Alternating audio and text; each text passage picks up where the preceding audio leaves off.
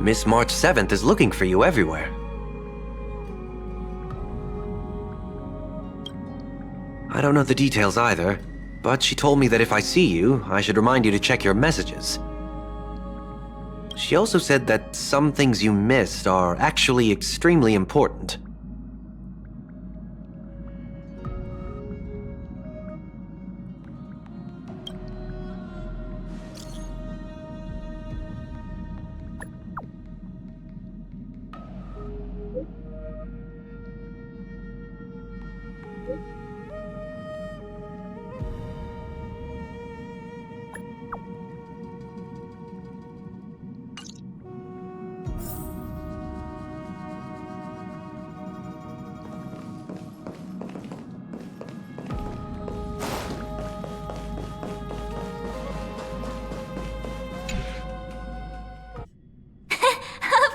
I like it. Big Sis Dahlia always knows what's on my mind.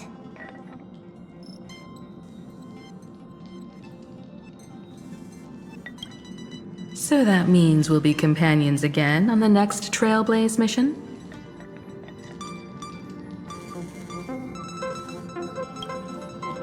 Of course. I deliberately picked up my pace for that.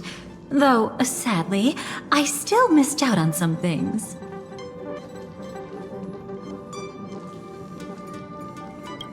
Indeed. Had you joined the Amphorian expedition, it would have made a lot of things easier.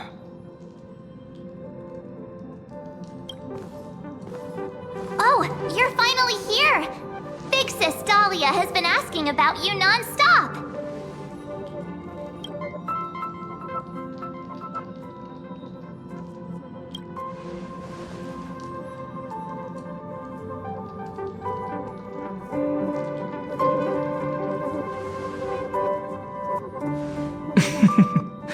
She's just been on a roll with these kinds of jokes lately.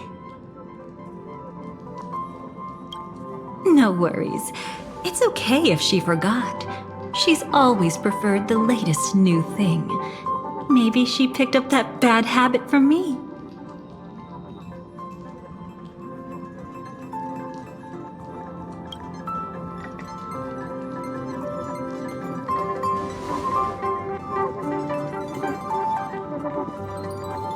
Long time no see. Now, does anything ring a bell?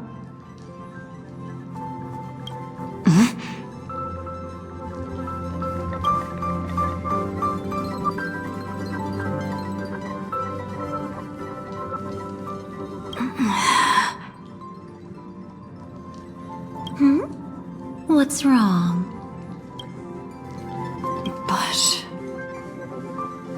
But what? Don't tell me. You forgot something? Who exactly are you?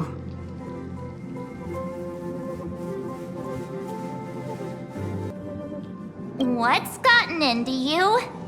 Did Amphorius give you amnesia? How could you forget about Big Sis Dahlia? She was the one who helped you suppress the rampaging Stellaron back at the space station.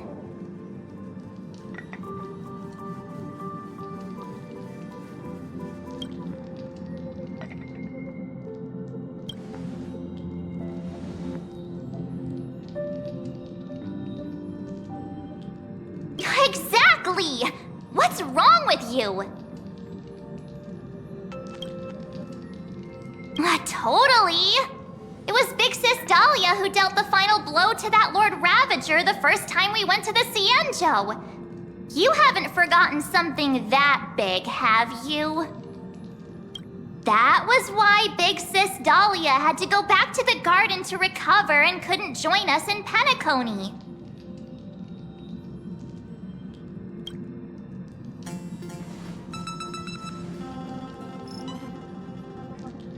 No need for reminders from us. She has spent more time with the Dahlia than anyone else. Why don't you let her diagnose you? She's the Express's resident expert when it comes to matters regarding memories.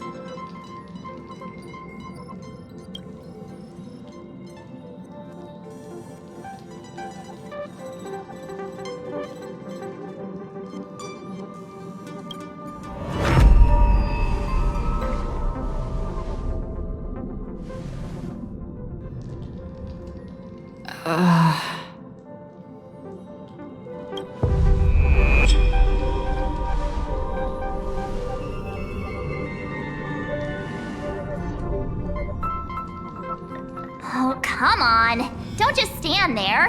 Hurry up and get over here. It's not like this hasn't happened before.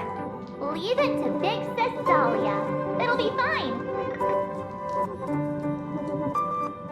I concur. If there's an issue with memories, then we'd better not waste any time. Why are you all...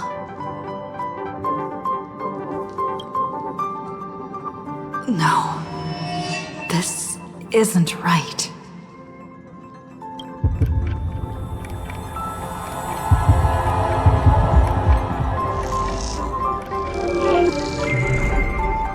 Listen.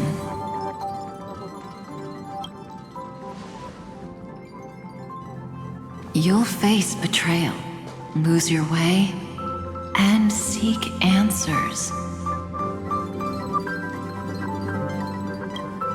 It was a wish from the cosmos that set you in motion. And in the tale where you are the protagonist, the stars themselves will defy the destiny of finality.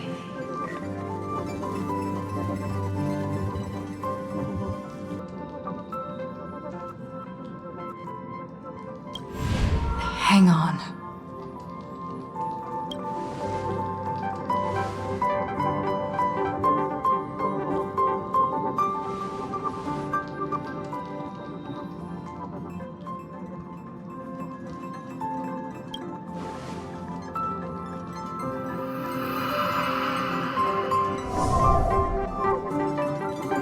Well, this is quite unusual. Your memories are quite tricky. Is someone protecting those memories?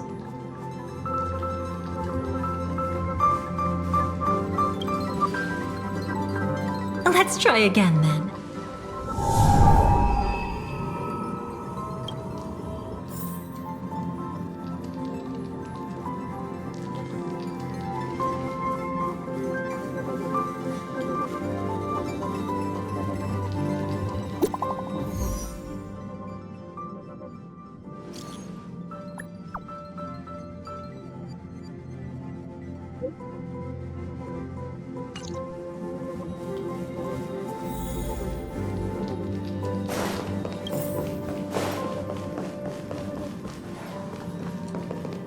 Destiny is much like memory. Since it twists and turns like a maze, even the vastness of the cosmos isn't too great for those fated to meet.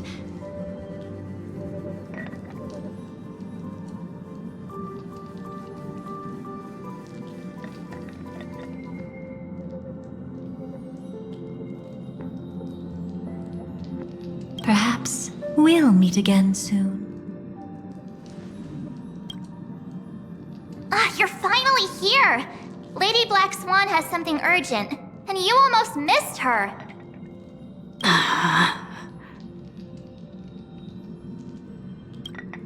Now's not the time for jokes. We didn't have to be this direct. Guess there's no point in wasting any more effort, right? Your memories are truly extraordinary. It's as if they exist beyond the bounds of time itself. But why take memories so seriously?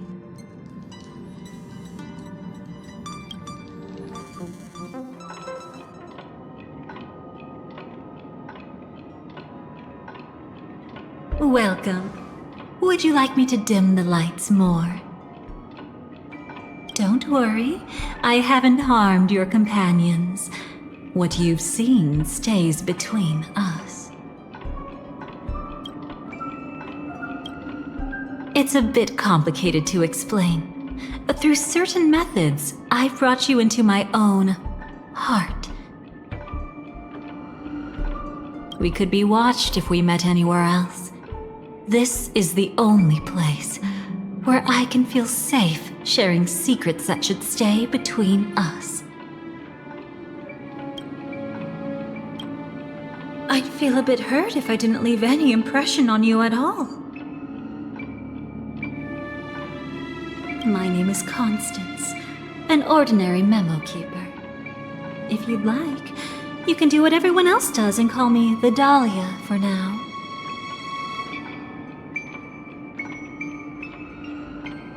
Let me apologize. I thought that becoming someone you are familiar with would make things easier. Or simpler.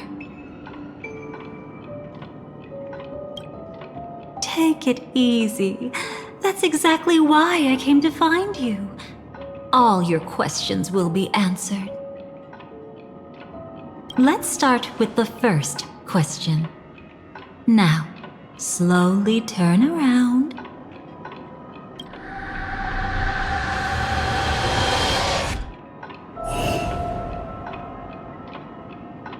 And witness your own death.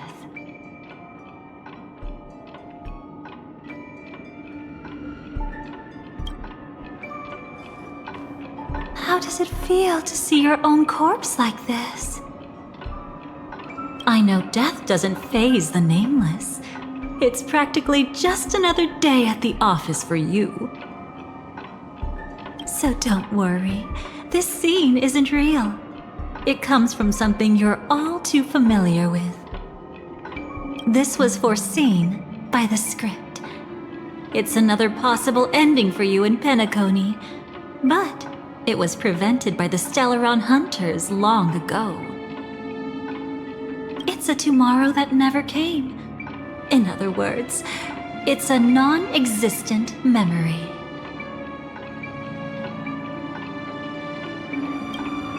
Actually, I'm one of them. That's quite the incredulous look. Like the others, I can't reveal too much. Even if we are hidden in this place, we can't escape from omnipresent destiny. But I trust you won't be surprised by a Stellaron Hunter's sudden visit. After all, that's what our two groups are. The Astral Express travels in pursuit of the light, casting long shadows in its wake.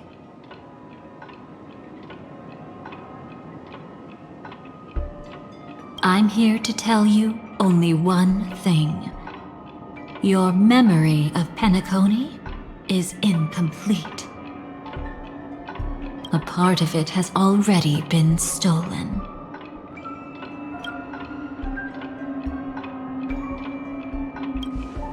That's hard to say for now, but the gravity of the situation is clear. Someone might have made you forget some critically important information. Either way, I must help you recover everything about the finality.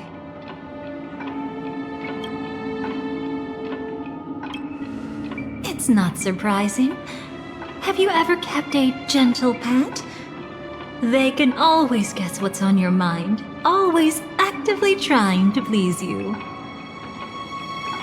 Memories work the same way, if you ask me. Once your brain discovers a void in your memories, it'll carefully fill in the gap on its own, whether you need it or not. I will keep my promise. I will awaken your memories and save the cosmos's future. Perhaps I can also take this chance to peek into your past, which, if you ask me, should be quite interesting. Don't worry, I won't do anything inappropriate. It's just strictly business. Please, let me touch you a little bit. It's the only way I can probe through memories. You'll need some gentle stimulation to recover your forgotten memories, so brace yourself. Let us now go back to where it all began and see what exactly went wrong. Take it slow. Don't let the memories overwhelm you, and don't worry about getting lost. Remember my voice. Remember the touch you feel at this moment. It will guide you back to me. So, what did you see?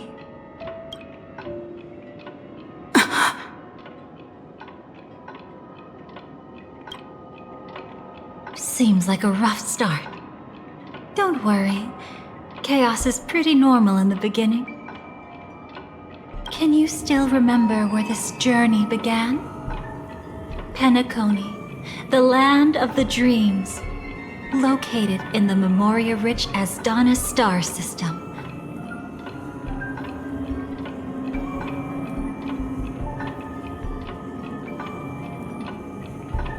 At that time, a grand celebration of the harmony was about to begin, and as fate would have it, an invitation found its way into your hands. The family's esteemed guests are cordially invited to Penacony to participate in our grand celebration.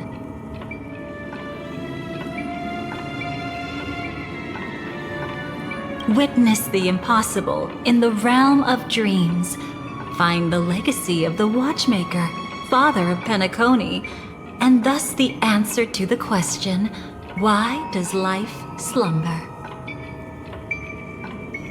There, you encountered Adventurine, an IPC executive who appeared to be answering the invitation alone, but was actually there to reclaim lost territory. He desperately sought allies, attempting to tip the family's scales with himself alone.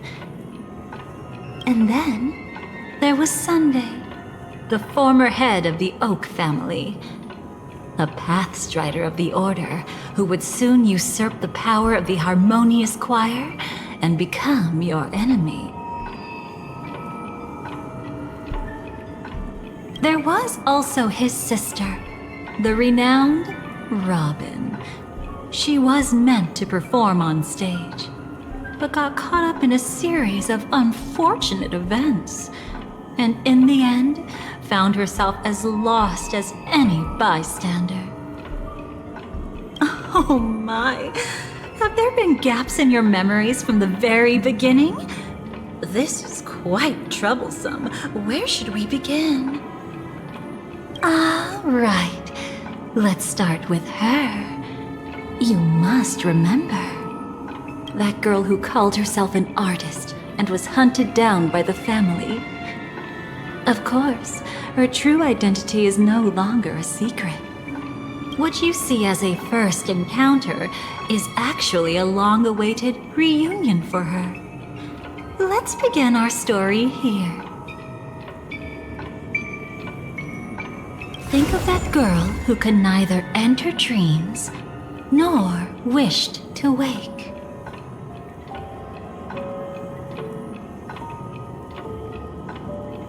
Why did she slumber with you?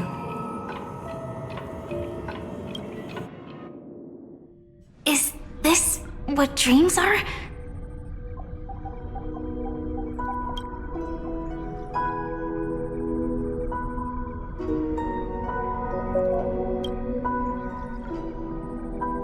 I can't see anything. Can't hear anything. Nothing exists except darkness.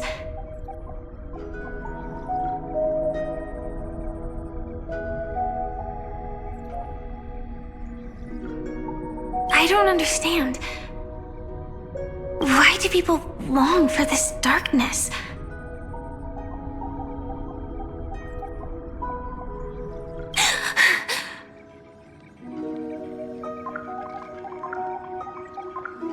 Don't move yet. It's going to hurt real bad. Is the surgery over? Yeah. As expected, you can't recover the ability to dream. Even after paying such a heavy price, we only get one shot at this. It's fine. One chance is all I need. Is there anything else I need to do? Just don't die. Take a breather. Once the calibration is done, I'll let you officially enter the dream. And then I'll be able to enter that land of dreams. Don't get your hopes up. It's just a nickname. Your dream might not come true. I've been waiting for this day. People always describe it this way. Once you wake up, it vanishes without a trace. That's why sweet dreams are so precious. Sounds like you're just trying to make yourself feel better. Maybe. But when the day we cross paths again arrives, I think I'll pretend we've never met and get to know you anew, as if starting all over. I made a promise with her. Our reunion is right before us. I have no reason not to give it my all. Even if she's already forgotten it? But I won't forget. No matter how this story ends, I want it to begin with a smile. In the future that Elio foresaw, we never had an ending. But I still have the chance to wrestle back from fate the right to have a beginning.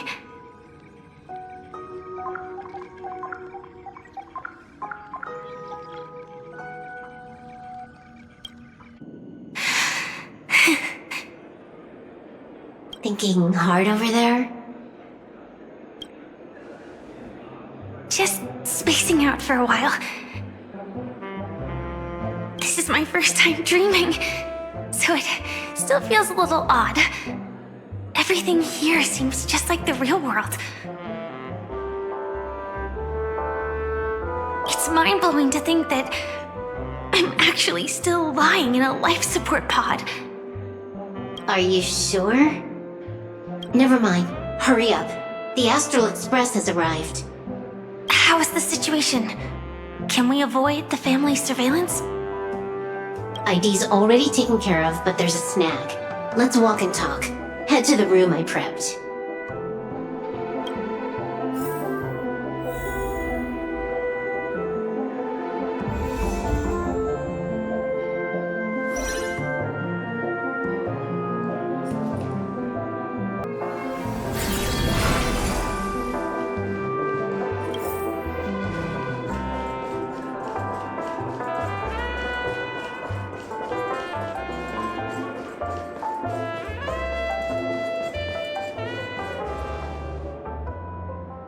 This time, I should be on the right path. Huh?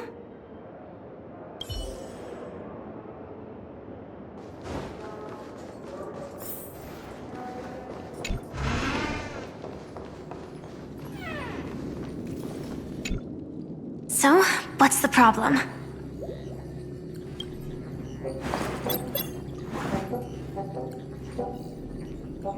I hired a helper to slip into Penacony ahead of time to snoop around. She just sent me some intel. There's bad news. The family is borderline all-knowing and all-powerful in the sweet dream.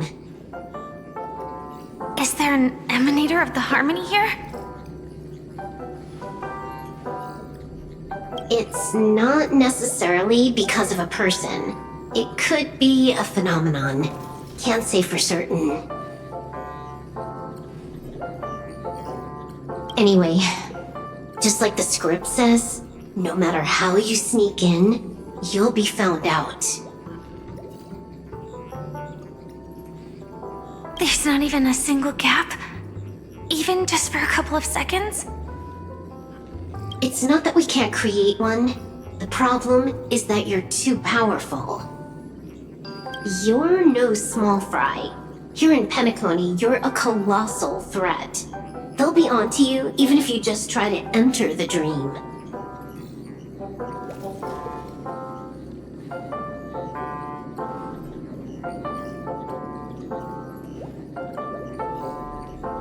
That means, even if I manage to sneak in, I won't be able to escape the family's pursuit.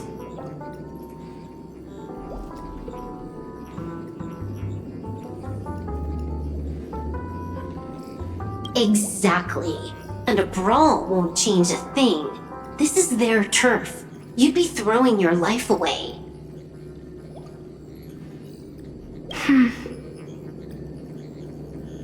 It might be risky, but I have a plan.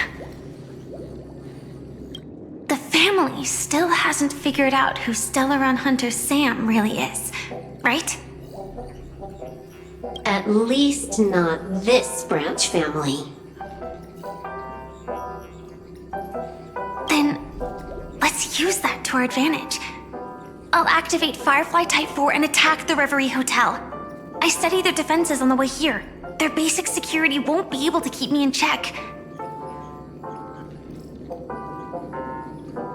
Create a commotion to force Sam in the spotlight. Then, I'll rush back here at top speed, and while the chaos is still fresh, dive into the dream as Firefly.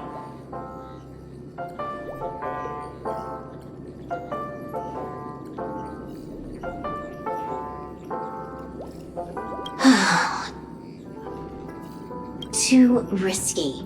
It's not worth it to expose our trump card Sam just for an uncertain gamble. But we're already here. Might as well give it a shot. Let me extrapolate the route and calculate the security response time.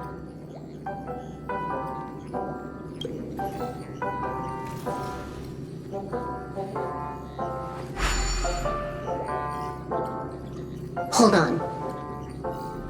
What is it? Weird. My readings show security is practically non-existent. That doesn't match what you told me.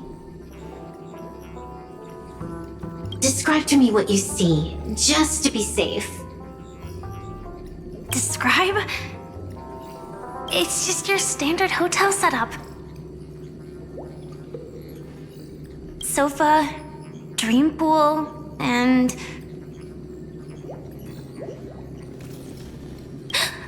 Who's there? Relax. There's no one here. Ah, I knew it. What you're seeing isn't quite the same as the surveillance I see. That is weird. How does that work? Let me fix it.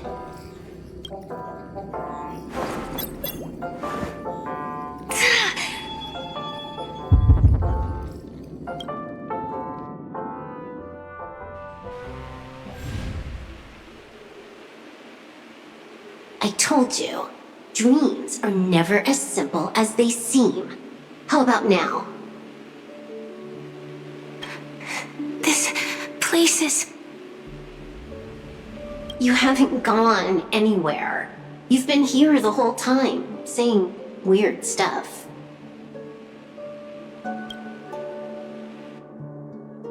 This is my first time dreaming, so it still feels a little odd. Everything here seems just like the real world.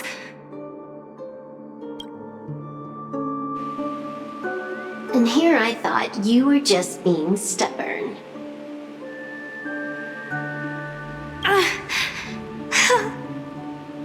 Sorry. Could you jog my memory again? It's a little fuzzy. Following the script, we secured a discarded dream pool. Wasn't easy. Some IPC lackey decided to fight us for it. IPC? Forget it. It's not like they won. I converted it into a life support pod. Right now, we're both drifting at the edge of the Astana system.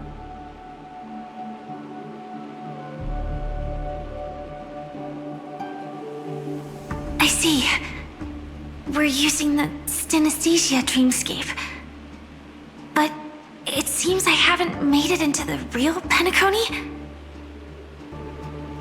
This scenery doesn't exactly scream sweet dream anyway.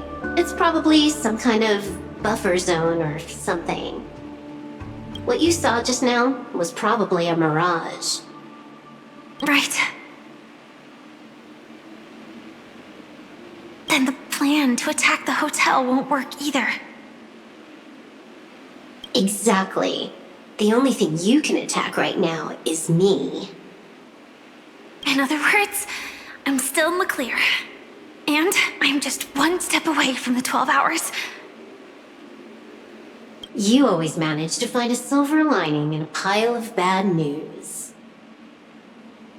At least things are much clearer now.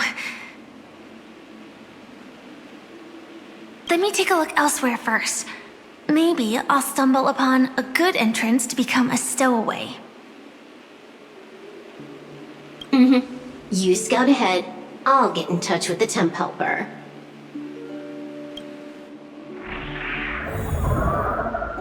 Silverwolf, did you hear something? I didn't notice anything. Strange disturbances in the memory zone are nothing unusual. They say many memories of the past will replay over and over again.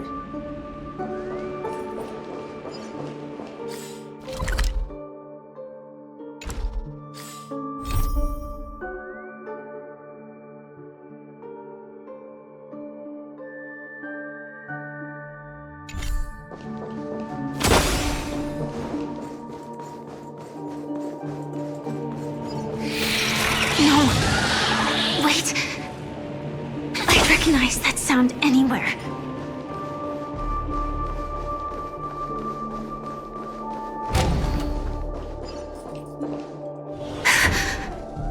Just as I thought.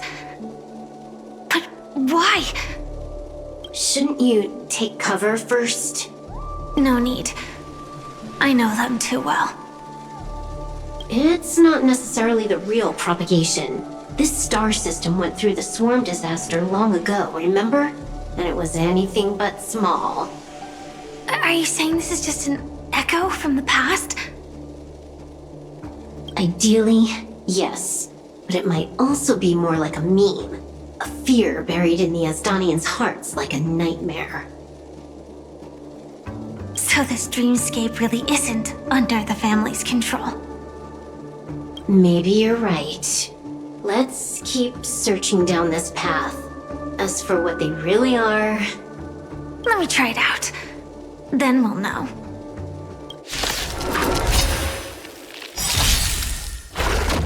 Don't worry, night falls. Good night. Mavis, dispel the gloom, restore the skies. Next time it rains, I'll be there, umbrella in hand. Show me the way. I shall remember this love.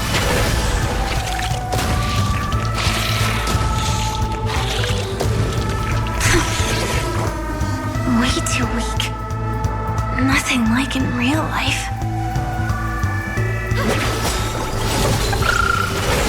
Mavis, dispel the gloom, restore the I skies. shall remember this love. Embrace a new life.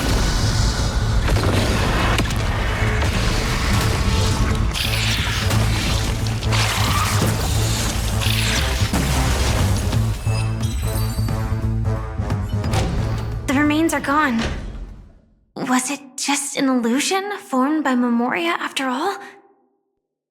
Figures. No wonder a scrapped dream pool isn't worth a dime. Without the family's protection, any regular visitor here is just begging for trouble. Better stay on guard. Not every illusion has good intentions. Got it. Also, you can actually just go around them. No one said you have to pay attention to the bugs. That's your bad habit. Sorry. I just can't bring myself to look the other way. Never mind. Everyone's the same. They all try to do something for the past even when they know it's futile. If If it makes you feel better, I'll leave it to you. Just be quick about it. Thank you. But reliving old memories isn't always such a bad thing, is it? Looks like this business trip has put you in good spirits.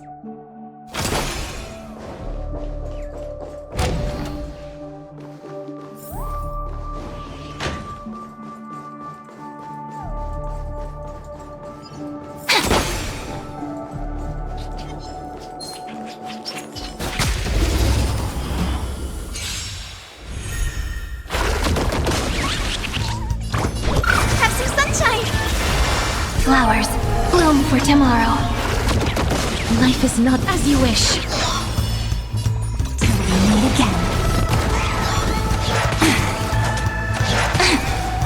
Stop messing around. Your time to shine. Show me the way. Next time it rains, rise and shine. Stars, shine for the heroes. Embrace a new life. Don't worry, night falls. Good night.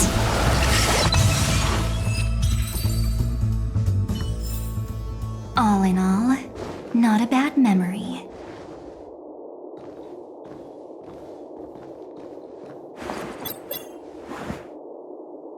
Oh, got a response from our helper. Head to the main lobby. She'll send someone to meet you. But watch your back. That one's a masked fool. Who knows what they might... Hello? The signal's gone. Here we go again. Huh? The mech won't start. Why? Huh? They didn't attack me. Are they running away?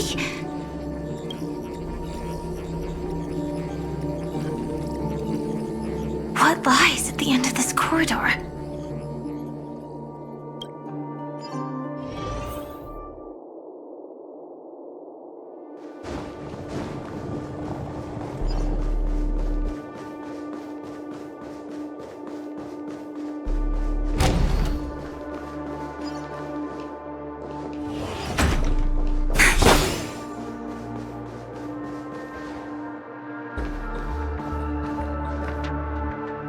Debris everywhere.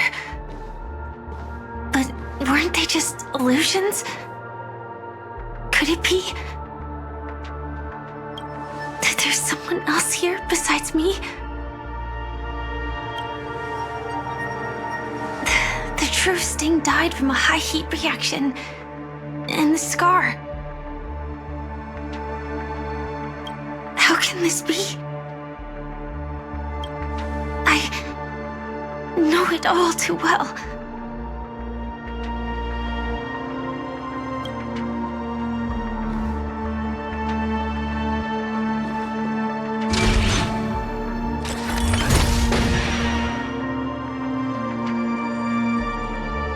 The swarm is one thing, but even for Memoria, why would Glamoth's Iron Cavalry appear in Penacony?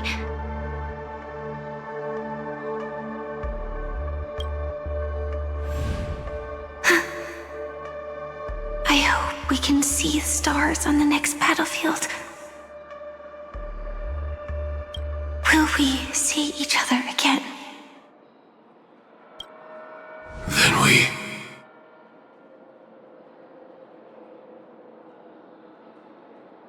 should be able to find each other.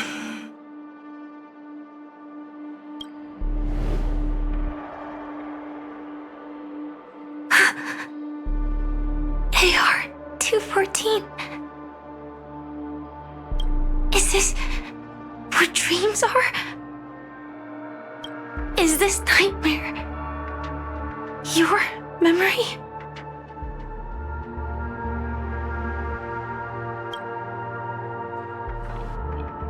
All right. Not the best timing, but that's as far as this first try goes. How are you feeling? Any discomfort? Strictly speaking, these are my memories.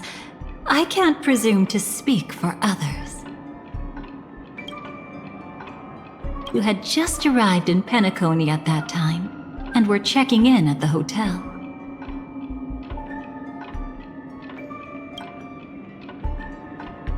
By now, you should know that memories are both precious and dangerous.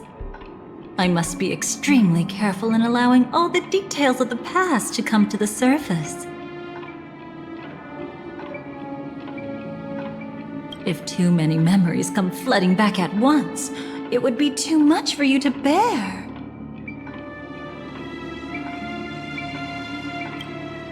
I'm afraid I can't tell you directly. Whether intentional or not, putting memories into words would only distort them.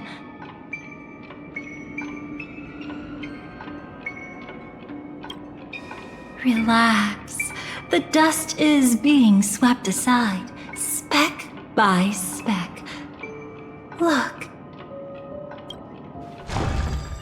Though part of it was stolen, the memory of Penacony has become clear again.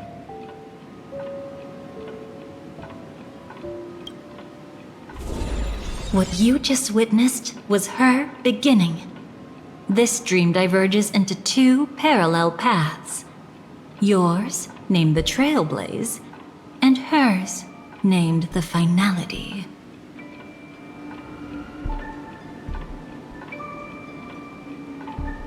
These two paths will eventually intersect, and to reach that moment, we must find more contradictions in the memories. You still remember her, don't you? Robin, known by all. You encountered her early on at the hotel, in reality.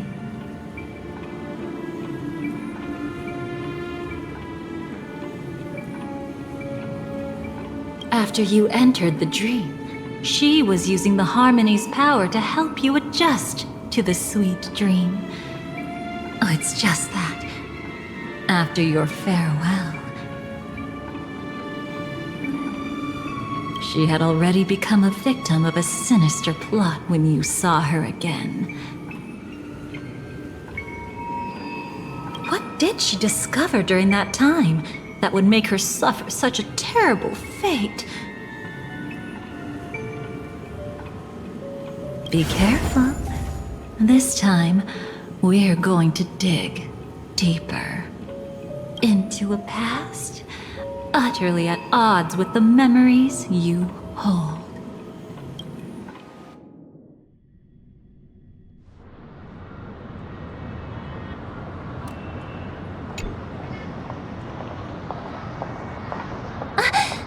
Are you all right? Surprisingly, I don't feel anything. Well, you are in the dreamscape after all. Seems like our guest here hasn't gotten used to the transition. Fret not. Feeling a sense of weightlessness is normal for new visitors. Robin, please guide our friend in getting more comfortable with the new environment. Robin? Leave it to me. Don't worry, just relax. You'll be feeling like your normal self in no time. Even so, tuning is still beyond me.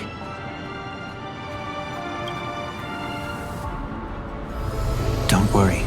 Keep going. I'll help you. But brother, this...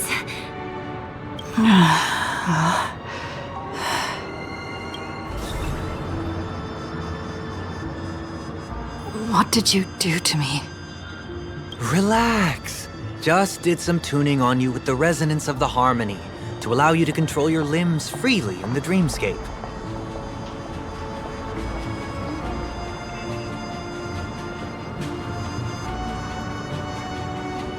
Essentially, The dream of Penacony is a world formed by Memoria. Only by fully understanding its nature can you move freely within it.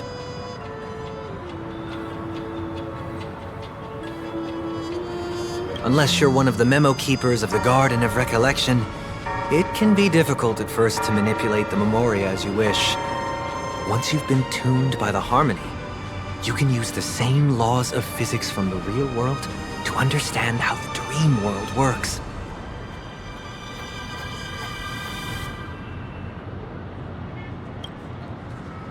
Oh, oops. I've fallen into my professional habits again. I just can't seem to shake off this urge to be a know-it-all. Don't mind him. He's always like that. Please, enjoy the beautiful dreamscape the family has built for everyone. We shall take our leave. Have a blast!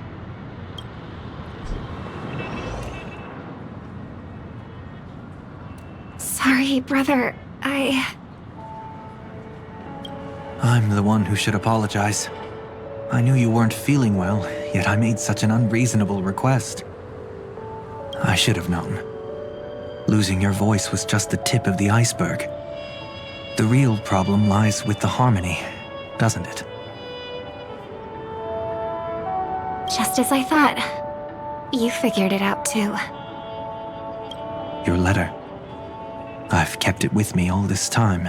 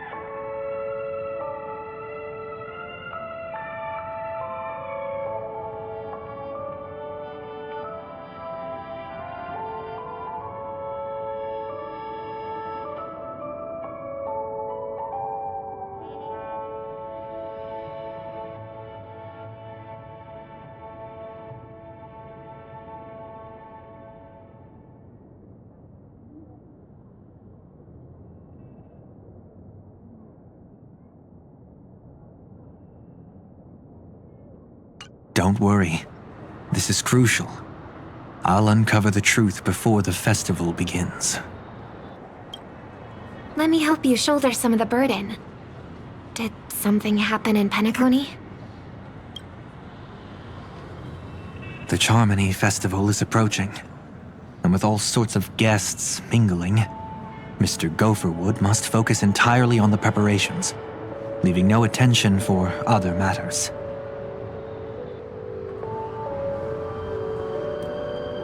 This creates an opening for some people to exploit. If there really is a traitor in the family, now would be the perfect time to make their move. I heard the Dream Master has fallen ill. Since I came back, I haven't seen him even once. There was an accident not long ago. He's gravely ill, and I'm afraid he won't be able to appear in his humanoid form for a while. That's why we need to help him even more. Leave the investigation to me. You don't have to worry about anything else. Just focus on the stage. But... No buts. Listen, Robin. Never get involved with death in dreams. You need to sing your heart out. I promise you, when the curtain rises, no noise will drown out your brilliance. Not even the shadow of harmony itself.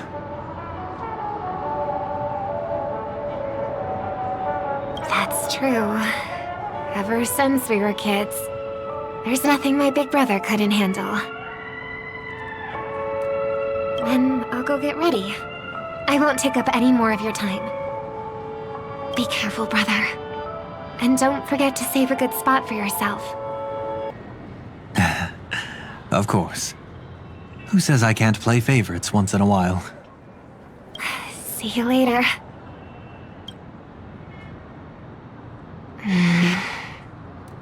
Big brother, you're always hiding your true feelings like this. You're acting like everything's fine. But I saw you at Daylight Pavilion. You were clearly at your wit's end. When I wrote that letter, I could still barely manage to tune. Later, things just kept getting worse. My intuition tells me that something must be wrong with the dreamscape. In my current state, I'm wondering if I can even sense any anomalies. I'll do my best. Let's hope this is just a false alarm.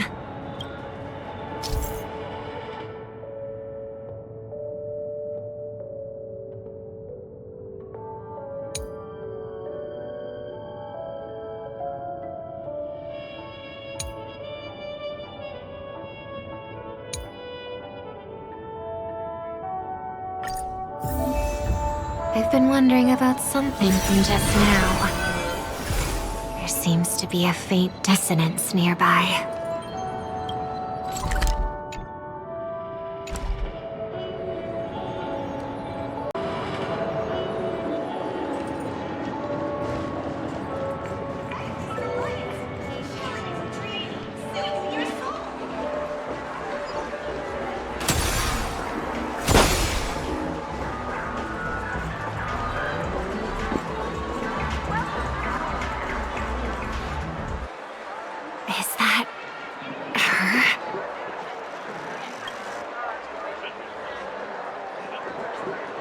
Don't even think about running away.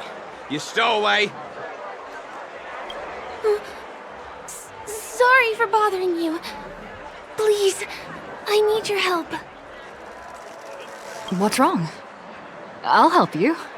I can't possibly ignore a beautiful lady in trouble. Hey, look!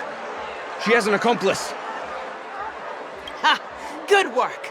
Now we can nab them both in one go! Stowaway? Seems it wasn't a coincidence. The Bloodhound picked up that strange noise too, just like I did.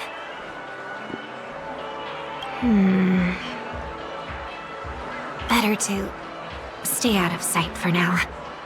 If that girl really is an outsider, this could be my chance. That's enough, boys.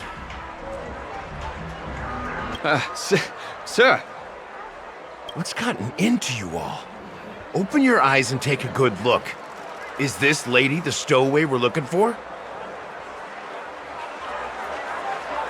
Huh? Who's this? Don't you know him? Look at his brown hair and grey vest. He's the officer, sent here by the family to maintain order at the Charmony Festival. I see. Sir, the thing is, we're trying to apprehend a stowaway. And that young lady there looks very suspicious. We're sure she's the one. That's nonsense. Take another look, will ya? The witness report says that the suspect is a lad with silver hair, and you guys are going after a girl with silver hair. Does that even make sense? She's our guest.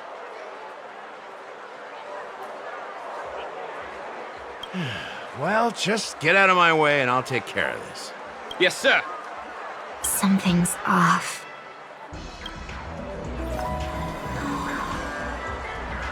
He's not lying. But why? An officer from the Bloodhound family shouldn't fail to sense something is amiss. Don't worry. I believe this is just a misunderstanding. How could such a lovely girl like you be a stowaway? Thanks. Without your kind help, I wouldn't know what to do.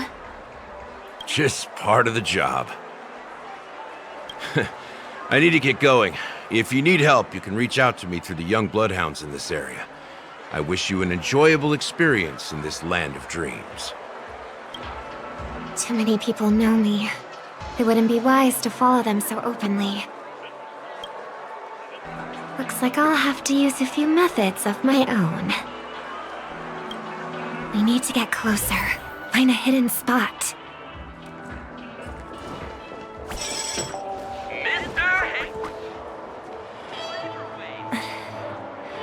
I hope I still have the strength to do this.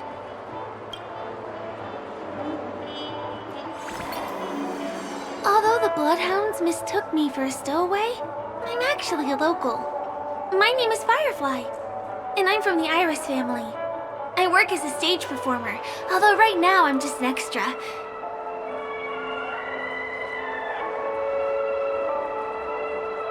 Success! Thank goodness I wasn't discovered. That girl claims to be an artist from the Iris family, but I can't hear any resonance in her voice. Well, we can talk about that another time. Right now, I want to give you a tour of the town. Here we go. If I'm wrong about this, I'll make it up to you properly afterward.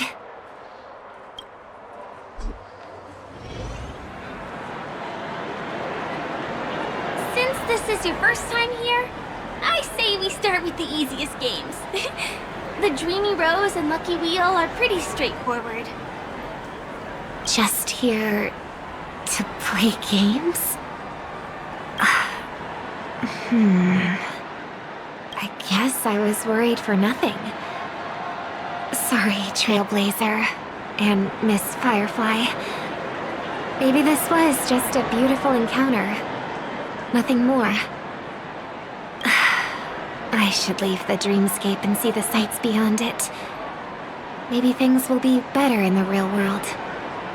Running out of time? Huh? They split up? Everyone needs to be here is here. Not to be a buzzkill, but just a reminder.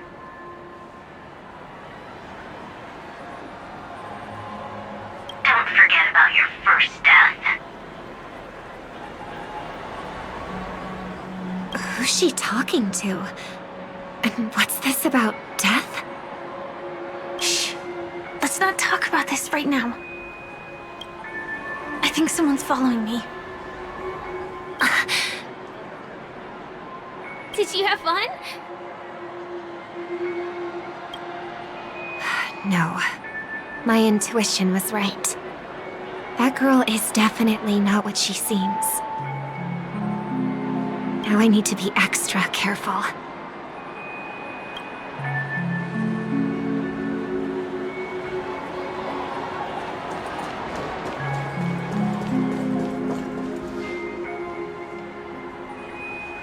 He's coming our way! Hey, well, if it isn't my most loyal customer, the Trailblazer girl. It's been such a long time, old friend. And who's this? A companion? I feel like things are getting more and more chaotic. Long time no see, superstar. There's someone else. Oh!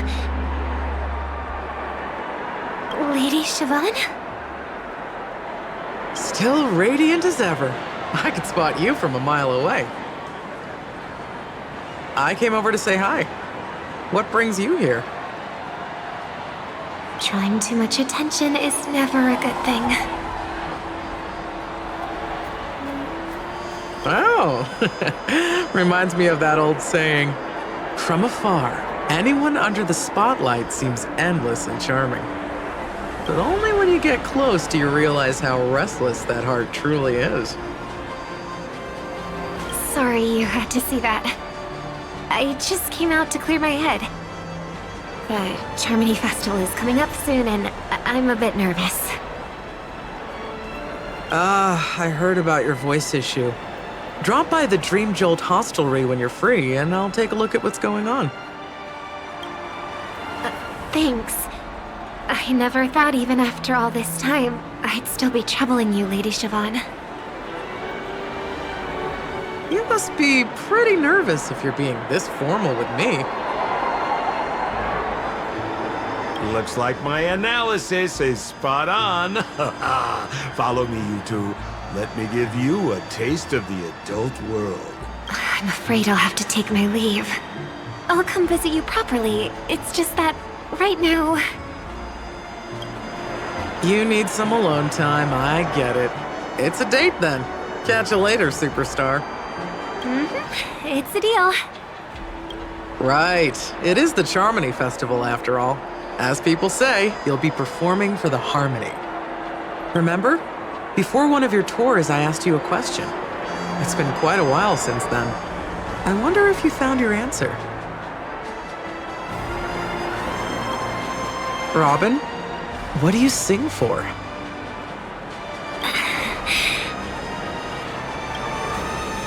I think I've got my answer now. But instead of words, I'd rather answer with a song. That would be more convincing, no? That's actually more convincing than a straight answer. Looking forward to your performance.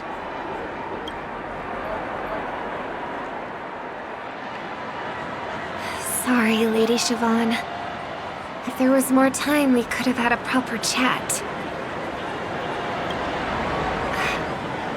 Now, let's get down to business.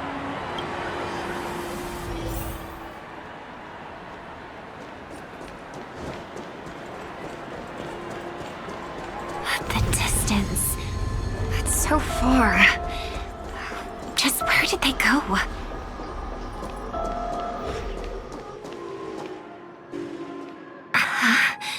The static's gone.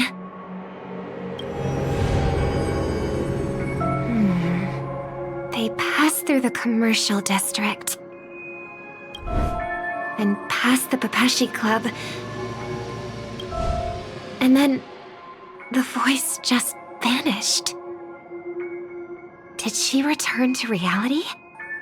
That can't be right. There's no entrance or exit there.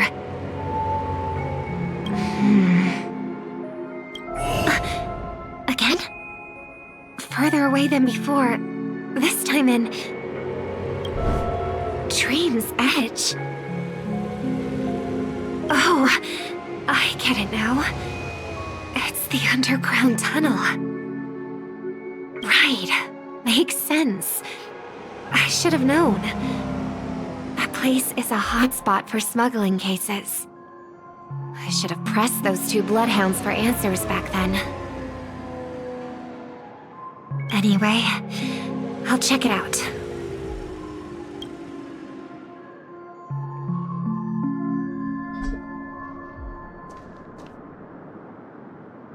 I can't navigate any further from here.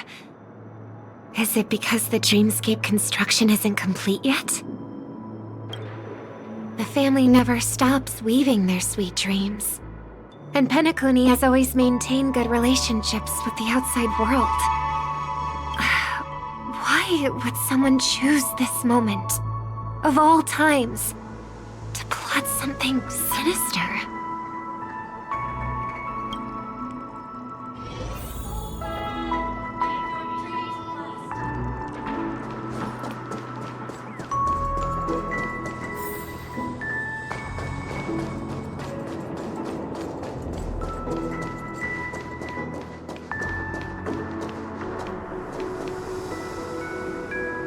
Excuse me, ahead is... Is that... Miss Robin? Hello. I never thought I'd meet you here. When I joined the Bloodhound family, you were the one who delivered the family's greetings. You probably don't remember me. No, that's too rude of me to say. I'm not worthy. Of course I remember you, Mr. Loka. This is unbelievable! I don't spend a lot of time in Penacony, and have even fewer chances to help out the Harmony. If I'm willing to go, I always make sure to get to know everyone beforehand. After all, family greetings can't be mere pleasantries. They must be heartfelt blessings for each and every family member. Miss Robin, you're absolutely dazzling. By the way, what brings you to Dream's Edge? Do you have anything you need from us? Pardon me, but have you seen two tourists? They both have gray hair, and one of them is a young lady wearing a hair clip. You're looking for someone? I don't really recall seeing them, but I can keep an eye out for you if you like. Oh, well... Don't bother. Ah. Mr. Sunday, what are you doing here? I heard someone's up to no good, so I came to check things out myself. Huh? Just kidding. Don't be so tense. Robin hasn't been home for a while, so I brought her here specifically to look around and reminisce about her childhood days. As for those two mentioned earlier, they were guests we met. They left some items behind, which I've already returned. There's no need to ask anyone else about it. Understood. There's a construction site ahead, so we won't go any further. Goodbye. Thanks a lot, Mr. Loka.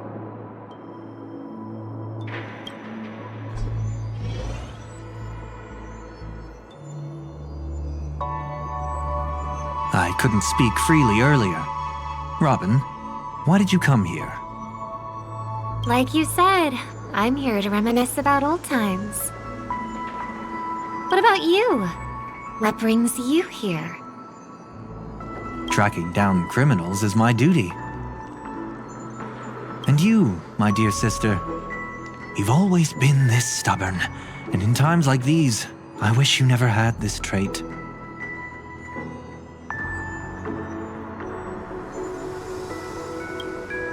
You're still investigating on your own, ignoring what I said? Yeah. I can't stop thinking of death, so I followed some people all the way here. After all, I witnessed that horrific scene at the Dewlight Pavilion with my own eyes. I can't let you bear this burden alone.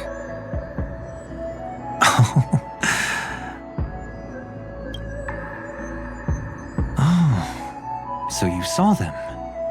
Those family members who were in the sweet dream, yet death took them away.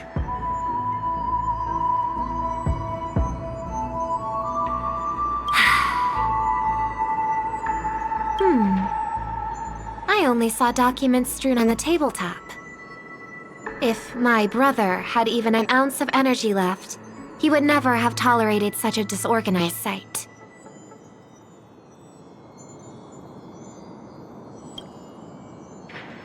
Just like now, if it weren't for getting the truth out of you.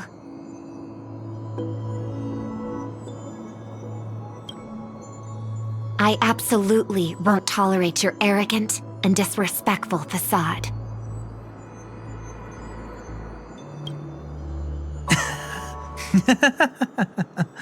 What are you talking about, dear sister? Just kidding. Don't be so tense. But my brother never jokes around with strangers.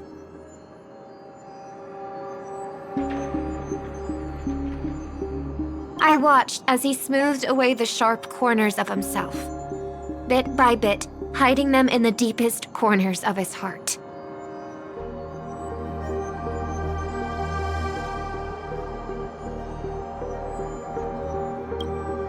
Stop insulting my elder brother.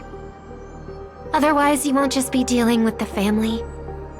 You'll be dealing with me too.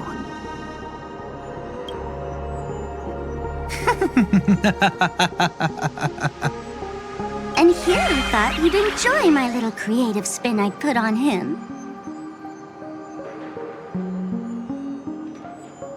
Don't you think he's more likable that way? I trust you're mentally prepared to face the consequences of posing as a family head on Penacony.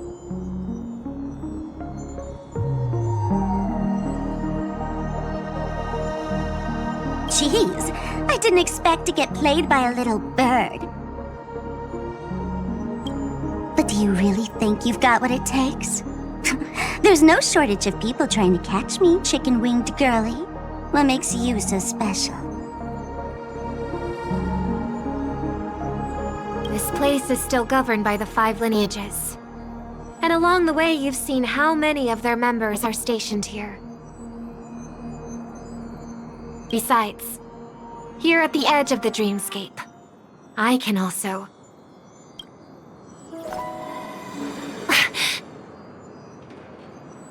What do you mean, can? You think you can get your lost power back?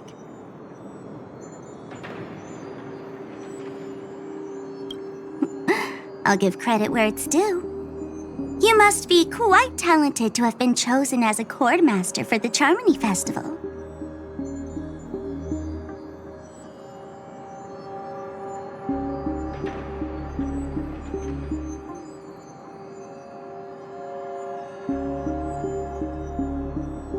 You're also quite clever.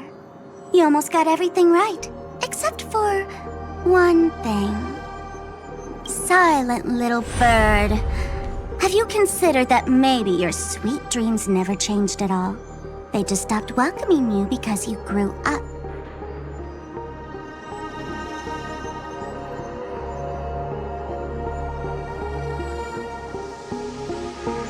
Like a mask. Once you wear it for too long, you can never take it off again.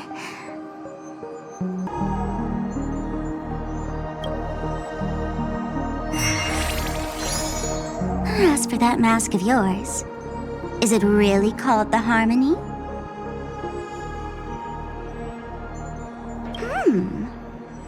The Twin of the Order?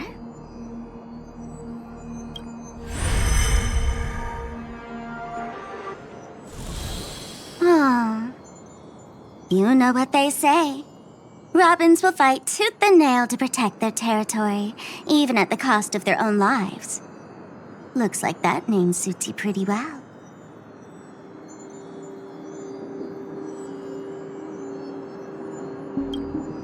Oh, right on schedule. Gray hair should be wrapping up soon. Miss Sparkle, time to head to the next scene.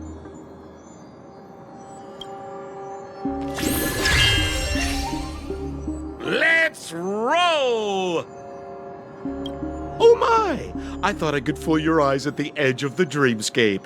But I guess there's no hiding from you on your home turf. What? You want to settle the score with me for messing with your people?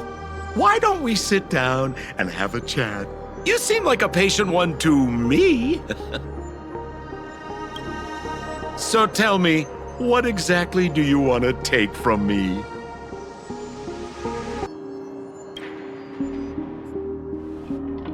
How are you feeling? Need to take a break? The fool killed her, and the crime scene you witnessed was staged by her. Of course, there's no such thing as true death on Penacony. For Robin, this is just a minor setback. That stage is called the Sweet Dream. Everyone upon it carries their own desires, striving to see them fulfilled. Yet when those desires intertwine and collide, the sparks that fly are dazzling, and clarity itself becomes obscured.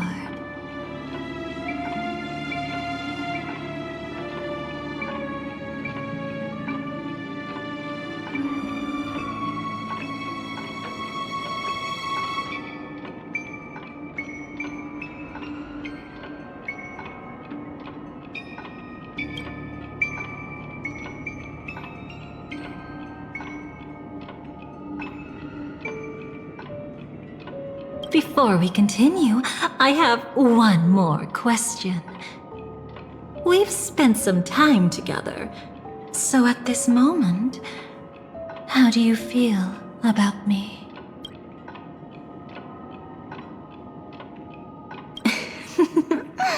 How delightful. A pity, though, because that's not the kind of feeling I was thinking about. How much are you willing to trust me? As a matter of fact, I've appeared in your memories before. And similarly, it was related to Penacony. That's exactly what I like to hear. Let's continue then. Let's follow that train of thought and delve deeper.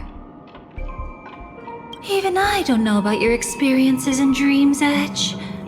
When I asked Firefly about it, she declined to give an answer. But judging from her expression, I believe it must have been a beautiful and unforgettable time that belonged to just the two of you. And Sparkle wasn't just here for fun. She's in cahoots with the Stellaron Hunters. She disguised herself as someone from your past, using every means possible to hint at the truth of the dreamscape. In the end, she simply sent you both deep into the dreamscape. What a kind-hearted fool she was. Thanks to her, you and Firefly managed to uncover a piece of Watchmaker Mikhail's past. And the dangers that lurk within. A memory zone meme, something unto death. At least back then, you mistakenly thought it was dangerous. With the help of a, let's say, graceful memo keeper lady, you managed to escape from there. But in the rush, you and Firefly got separated. And her experiences afterward might differ from what you remember. I was there at that time, too.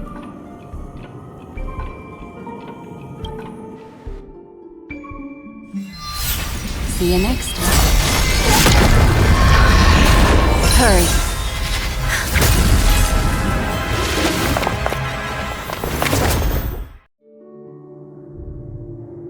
Don't worry, I've got you. How are you feeling? Passing through Memórias so suddenly always leaves you in a daze. That memo keeper had ulterior motives. She could have sent all of you away, but deliberately kept you behind. What happened just now? It's a memory zone meme. Some Penaconian legends mentioned it and called it death. I caught something unusual, but couldn't get a clear look at it.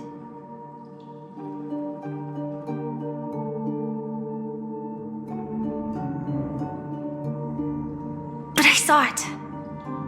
In that instant, before it was about to strike, a reflection of another dreamscape appeared in its pupils. It was somewhat similar to the 12 hours, yet the atmosphere was completely different. What if death doesn't exist in sweet dreams? Or so they say. But what if that's not a lie? Perhaps death is just sinking into a deeper dreamscape. Too bad. A nosy memo keeper had to show up. Next time we meet, leave it to me. I'll give her an experience she won't soon forget.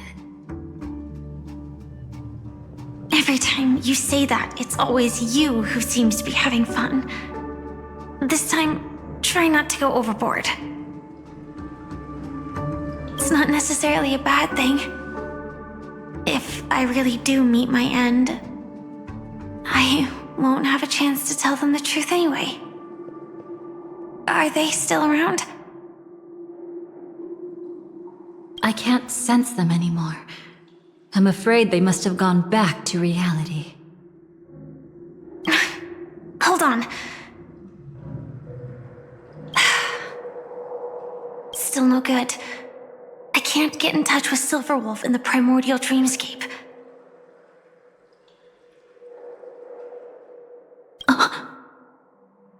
I left her a message. If she gets it, she'll help guide her back here. Or we could head back to reality first and get in touch with Silverwolf.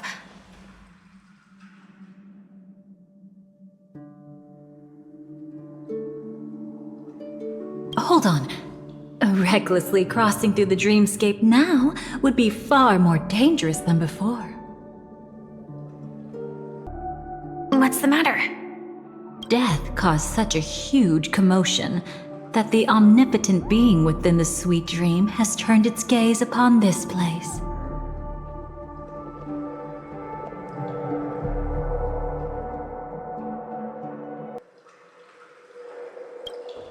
Then aren't we? We should be fine for now. Death has his attention. As long as we are careful, we won't be exposed. In fact, within this dreamscape, we might find a way to strike back against him. Before you arrived, I did some digging around. From what I've learned, he buried his darkest crimes right here. Whatever it is, I believe it'll be of some use. Let's go look for it before they come back.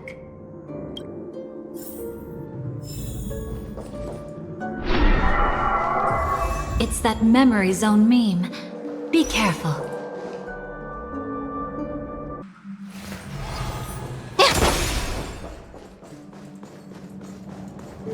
What's that?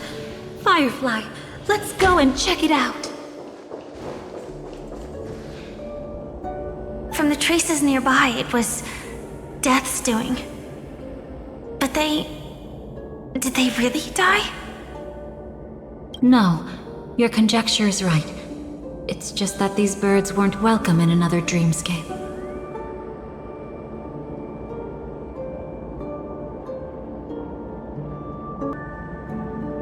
You've seen them before? Yes, but that's what makes this so intriguing. The outcome of the battle was the complete opposite of what I expected. That reminds me, there's something important I still haven't asked you yet. Would you like to die together with me? Today? Not really. I just love catching you off guard like that. It's adorable. Then, take a few steps back. I have a few conjectures. There might be some risk. If anything happens, don't worry about me.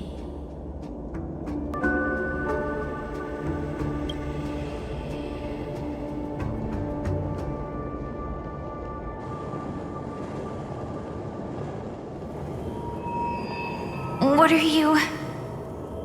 Just as I thought. So, what happened? These ravens are the incarnation of the Dream Master Gopher Wood, that omnipotent being in the sweet dream. In front of him, even death has no strength to resist.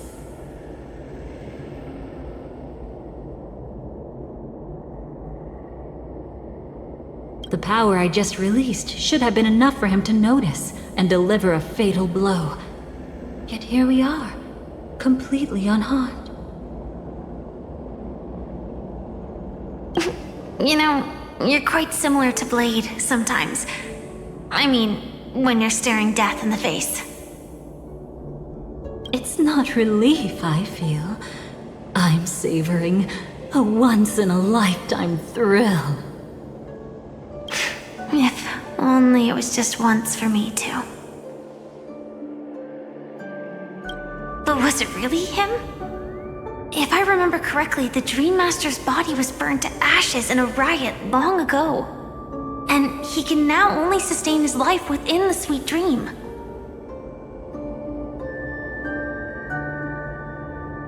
Not only that, over the long passage of time, he has merged himself with every inch of Penacony's land. The title Dream Master doesn't mean he merely controls the dreamscape. Rather, it means he has already turned the dreamscape itself into his second body.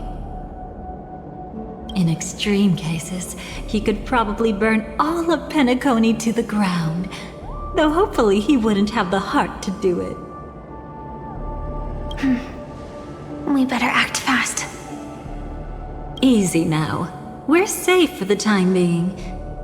Maybe it's not that he doesn't want to act against us, but rather that he can't. At least, not yet. Lately, Gopher Wood has been claiming to be ill, never appearing in the 12 hours. Yet just recently, he buried his darkest crime deep within the dreamscape.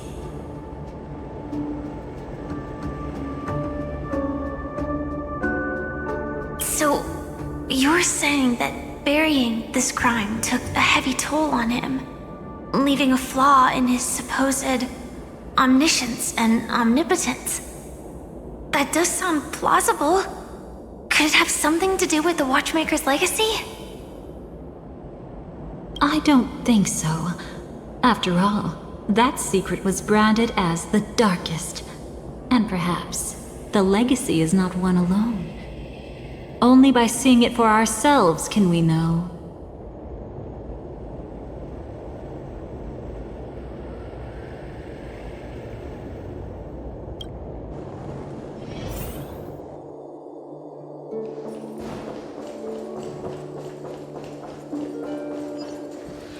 A mistake anyone could make. Setting up layer upon layer of security around a secret only ends up exposing its flaws. Why don't we give it a shot and build up some experience dealing with memes? There won't be any new experiences. I'll activate Firefly Type 4 and end this quickly. What a pity. I would have much preferred to see you in a pinch, so you'd have to rely on me all the more.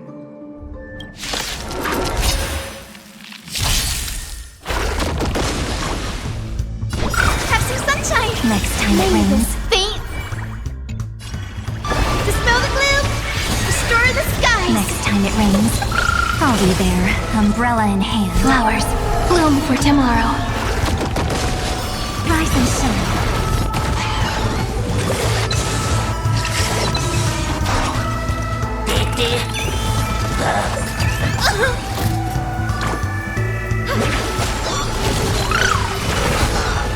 It's my stars. Shine for the heroes. Treat our guests nicely. Don't worry, night falls. Good night.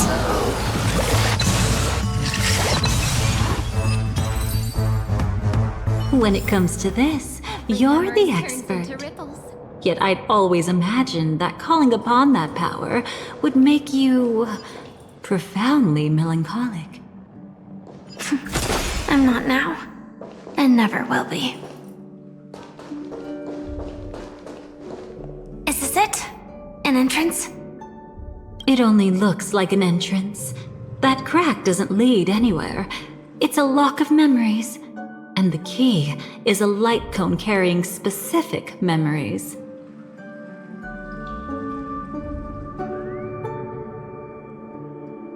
Clearly, Gopher Wood had help from a memo keeper.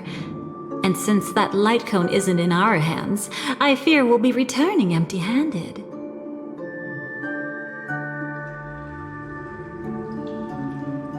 Is there really no other way?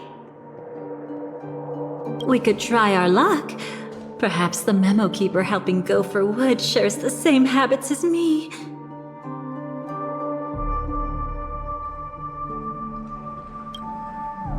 I'll take a look, but don't get your hopes up.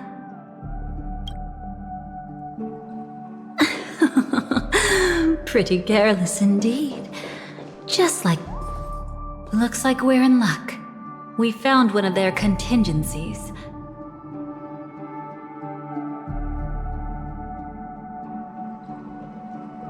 Do you have memories like that? A moment in time you never want to forget. One that you find yourself reliving over and over again. Of course. More than just one. What a shame.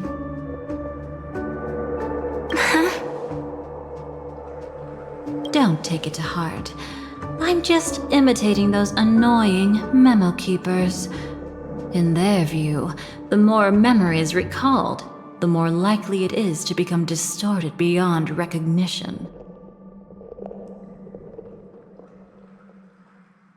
Each time you recall a memory, you risk distorting its true face. That's how they justify the necessity of light cones. How tragic. They never understood the truth. The more eternal a thing, the more it stirs the desire to destroy it.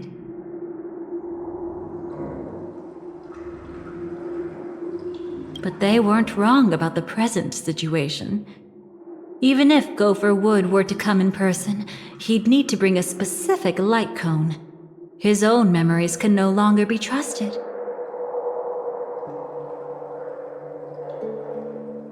That's exactly why we have a contingency plan right in front of us.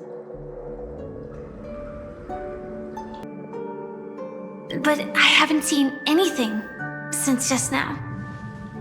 Oh, sorry.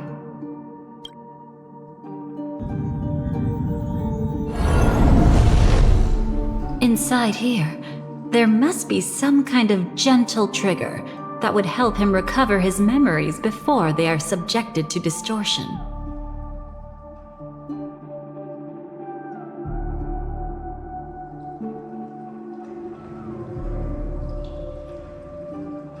But for us, that's probably meaningless.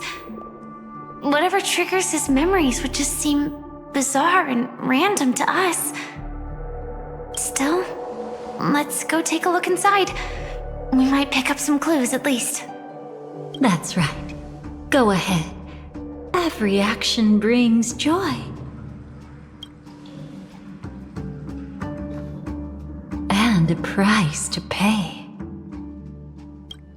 Paradise shall fall into this world of sorrow. And once dawn breaks, it will shatter in the light of day. How could anything golden abide in glory forever?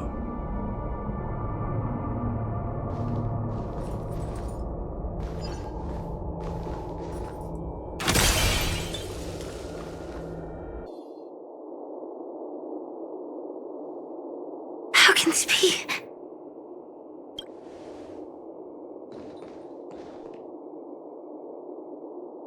AR 214. Is that really you? You don't have to force yourself. I can take care of it. No, it's okay. Was it her that you saw when infiltrating Penacony? Yes, I saw her fighting off the swarm. But it was just Memoria, and it vanished quickly. Silverwolf mentioned that Penacony had also faced a swarm invasion before. I kept telling myself that she was just passing by and lending a helping hand. And after everything was over, she had already left, safe and sound.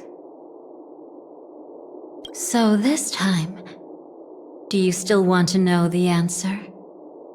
Would it be any different? I really want you to tell me that this is not real. It's just Memoria.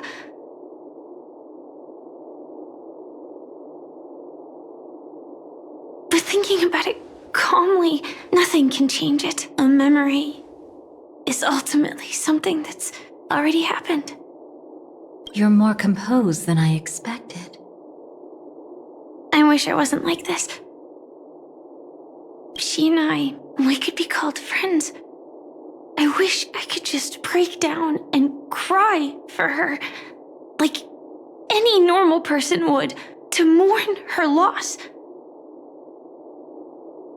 But what surfaced in my mind was that one sentence. This is our predestined fate, and one day, I too shall meet the same end. One day. Not today. Though it's already too late, there are still other things I can do for her. Maybe you should calm down first. Unfortunately, this isn't Memoria, but a real Glamoth night. Clearly, Penacony was her final destination. I'm surprised she made it to Penacony at all. Oh, the Glamoth regulations. She broke those prohibitions? Worse than that. She was the first and only deserter of the Glamoth Iron Cavalry. The Empire hadn't fallen yet, but she didn't want to accept a fate of dying in battle. So she left on her own. She said she wanted to choose how she would die.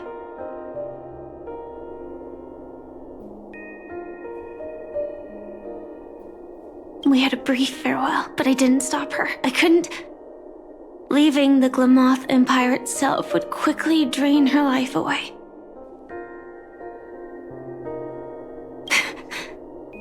If we can't change the outcome, why should I stop her from making her own choice? Quickly drain her life away. Oh, entropy loss syndrome. Yes, just like me. Leaving the cockpit without permission is strictly prohibited. Surviving knights must actively return to formation. These aren't just military regulations, they're the terms of our survival. When not piloting the Firefly Type 4, I must stay in the Crow Sleep Pod. Otherwise, my entropy loss syndrome will only get worse.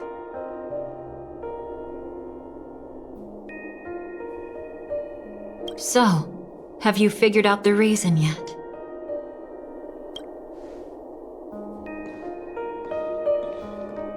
When she and Kafka found me, I had just finished my duties as a Glamoth Knight.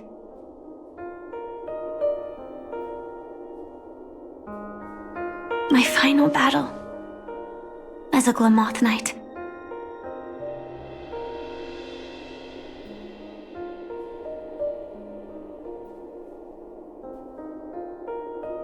The Empire fell, and all restrictions vanished. For the first time, green flames ignited upon my body, and for the first time, I touched the true path power that the Glamoth Knights wield.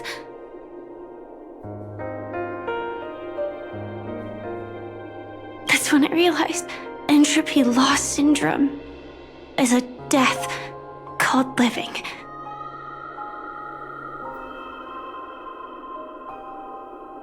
The propagation? That's the true source of the Glamoth Iron Cavalry's power?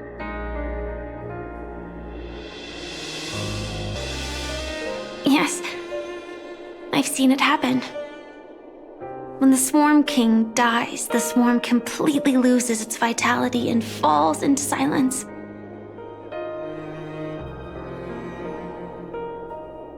Just like Glamoth's Iron Cavalry, they weren't given a sense of self. The moment they stray from the hive, they're already dead. The same goes for entropy loss syndrome.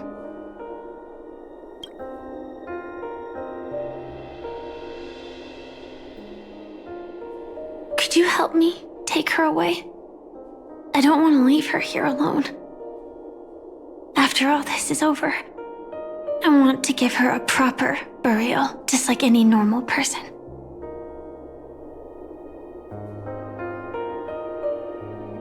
I'm happy to help. She wanted to escape her fate, but in the end, she died fighting against the swarm in Penacony. The detestable thing about destiny is that it brooks no defiance.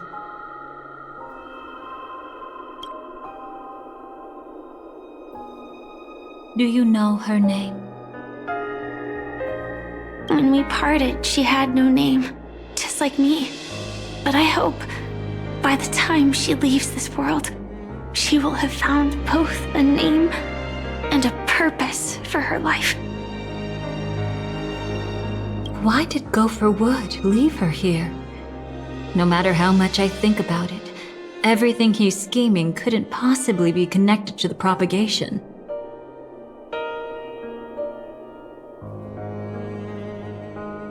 How deeply is your past intertwined with this place? It's not clear yet. But obviously she had multiple fatal wounds on her body. She didn't die from entropy loss. Before we left, Kafka told me, in her view, dreams are inherently a convergence of the past. It's the same for everyone, no matter how much you want to avoid it. No matter what you're seeking, you can't avoid it.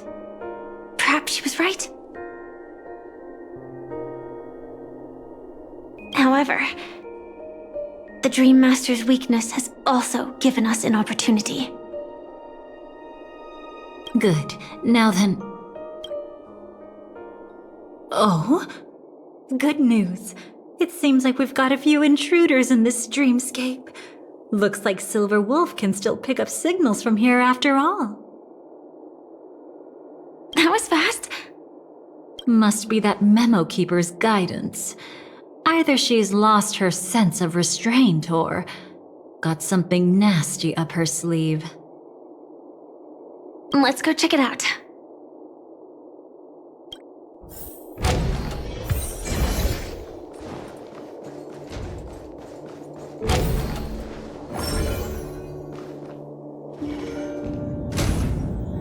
You aren't hiding anything, are you? Great. She's okay too. Hold on. There's a troublesome stranger here. She looks familiar. She's... Oh? You don't know? Setting allegiances aside, she's much more dangerous than the Dream Master.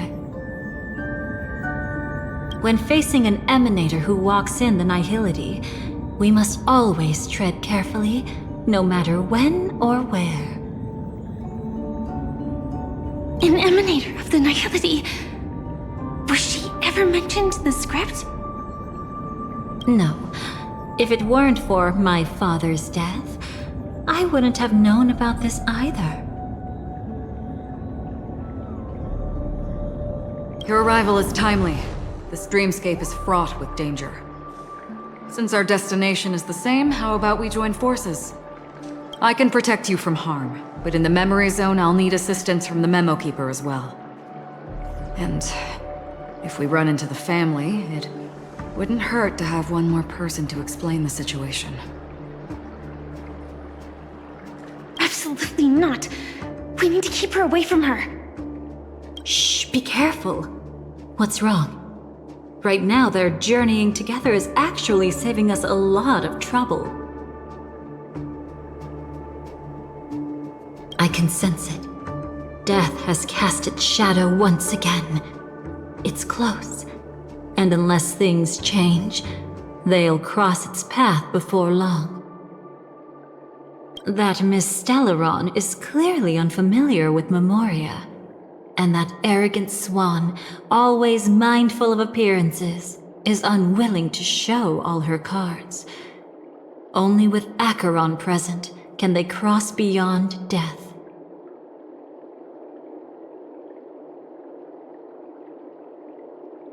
Then all the more reason I should find them right now and tell them the truth. There's no need for another conflict with death. But Black Swan is still here, with unknown intentions. If she chooses to twist the truth, you won't be able to convince the others. Here, a memo keeper's word carries more weight. No need to rush things. There's still time to reveal the truth later. Absolutely not. Have you forgotten? As a Stellaron hunter, I have a 0-point mission. One that must be completed at any cost. If there's even the slightest chance that Acheron might draw her blade, I cannot let her be there.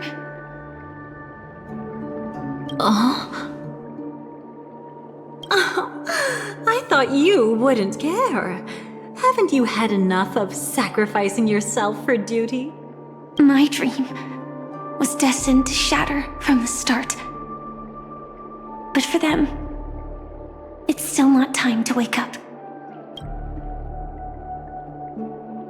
Can I ask you for one more thing? There might be a way to have the best of both worlds, but I need to find death before them. That's not hard.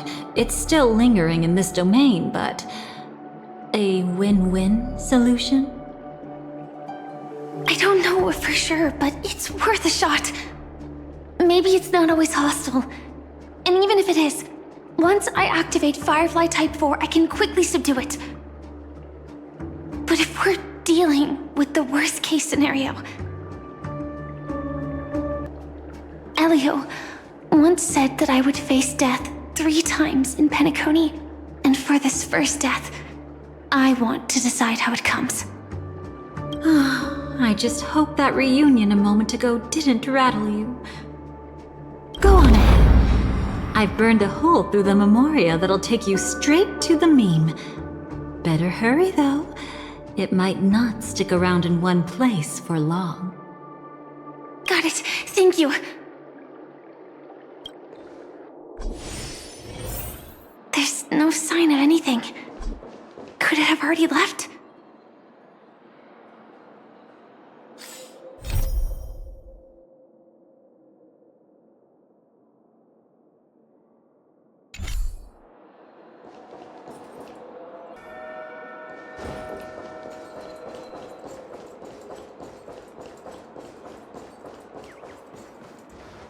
Nothing strange here either. Wait! It's right here! I need to end this quickly. Watch out!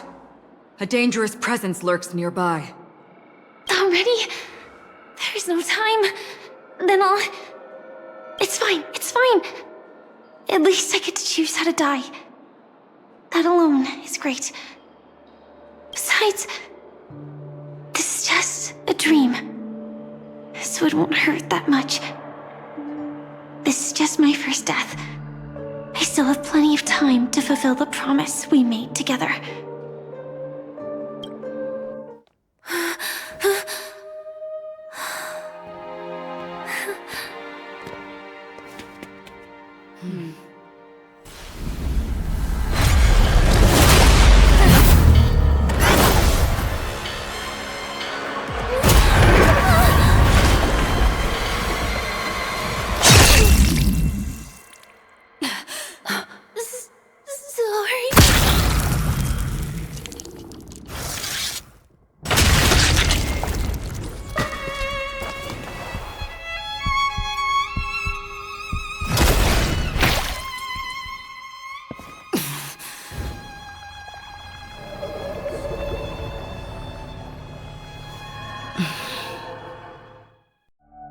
You should be able to recall at least some of what comes next.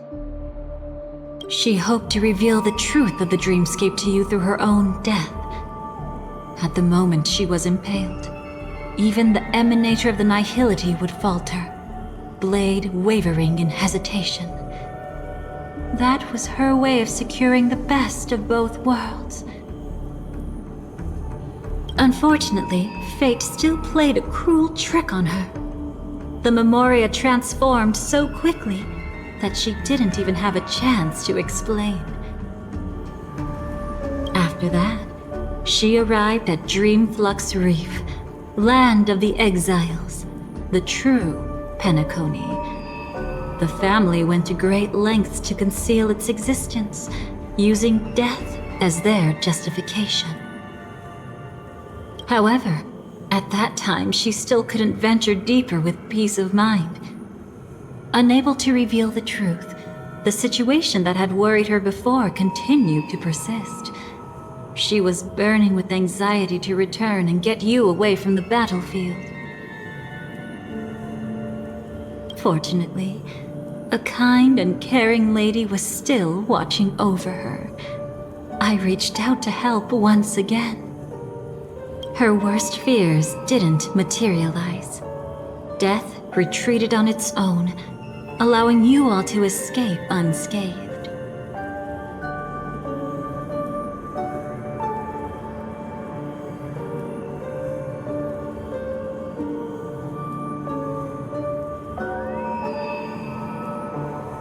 After that, guided by Black Swan, you tried to uncover the truth behind Firefly's death.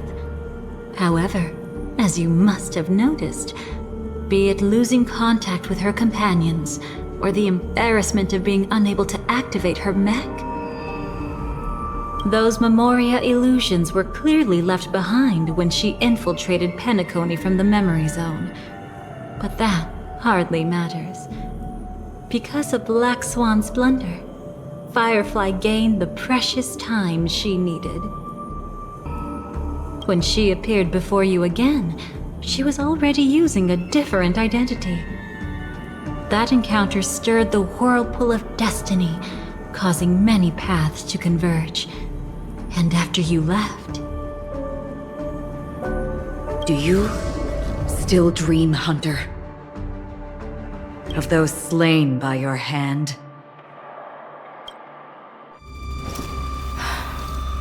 I still see them in my dreams. Hold it. Your time hasn't come yet. My time? I've seen many clever disguises that can conceal appearances, but they can never cover up who a person really is. And you're no different. You had no desire to kill the Trailblazer. You only did what you did to drive me and the Memo Keeper away, but... why?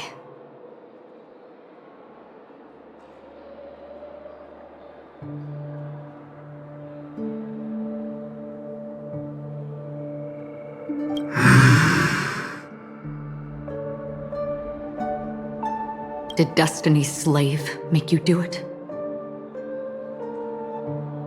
You know, Elio. I thought this is just the kind of thing that'd get written into your script. My script has always been brief. Other than that, anything beyond that is unnecessary. Now it's my turn to ask. Who exactly are you? Why ask when you already know the answer?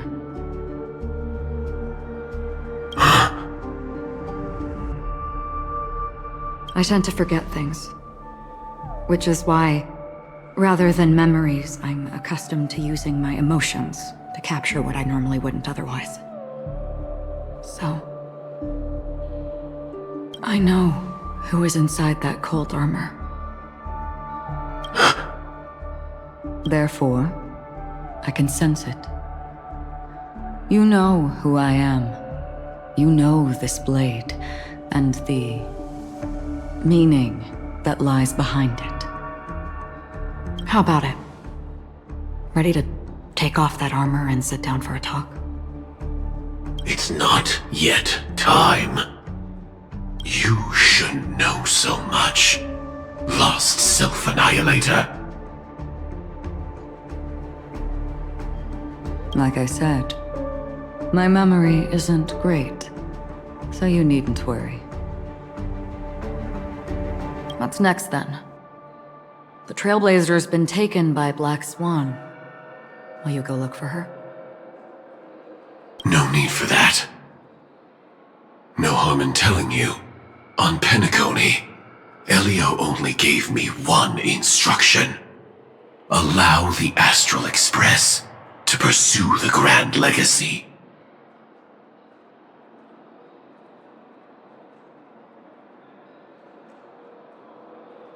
The Astral Express is not your enemy.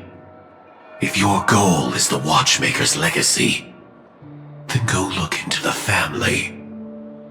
Not only are they covering up the existence of death, but they're burying the past and the truth about the dreamscape.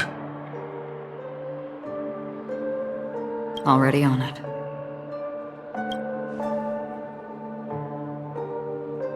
Before we part ways, let me give you a piece of advice.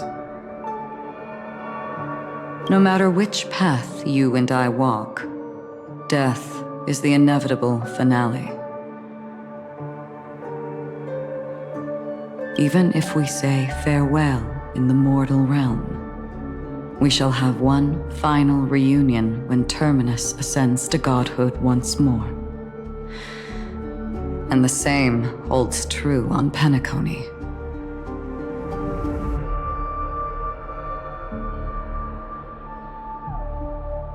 I've already been to the Dreamflux Reef. It's not a secret that's hard to uncover. Well, I'm afraid you have yet to realize just how awake you truly are.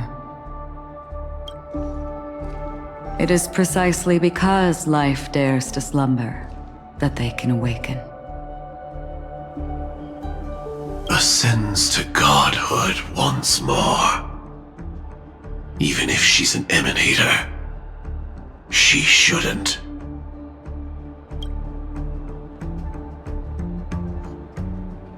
After today, Japella's name will disappear from cosmic history, and the Everflame Mansion will take its place. In the not-too-distant future, you'll receive an invitation. That's your next stop. Land of the Dreams, Penacony. I hope you find whatever you seek there. Be it answers or salvation. Thanks. I hope. Huh? A phone call? At a time like this?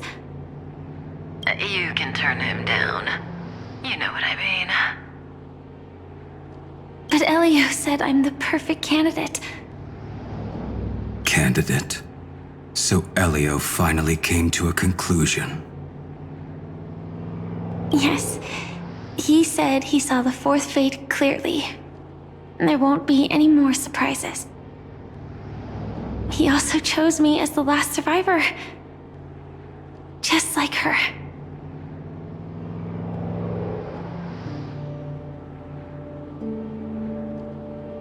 Which path is it? The Nihility. After it engulfs everything, I must be the last survivor. Giving my all to turn the tide.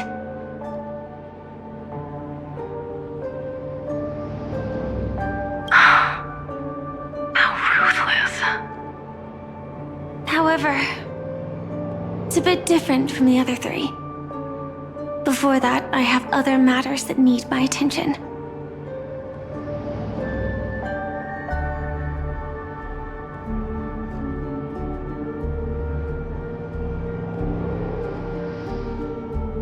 If possible, I must prevent her from being tainted by the power of Nihility. Even the slightest trace of it. After all, everything she carries is not only heavier, but also more precious.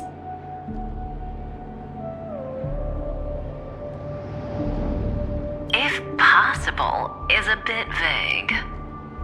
I suppose, if it comes to that, even if I have to die for it, I cannot run away. In the future that Elio foresaw, we never had an ending. But I still have a chance.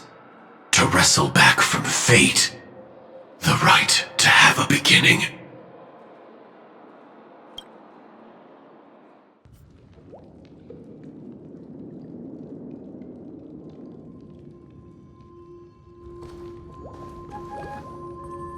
Your guest room in reality is surprisingly modest.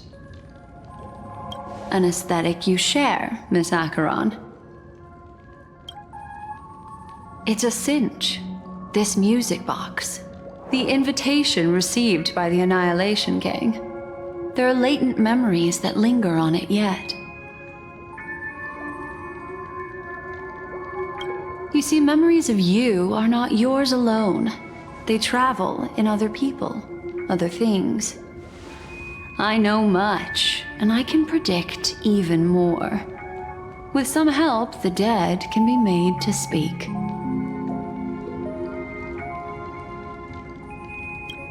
The Annihilation Gang, that band of desperados who all disappeared after meeting you. What exactly happened to them? Well, let me reveal all.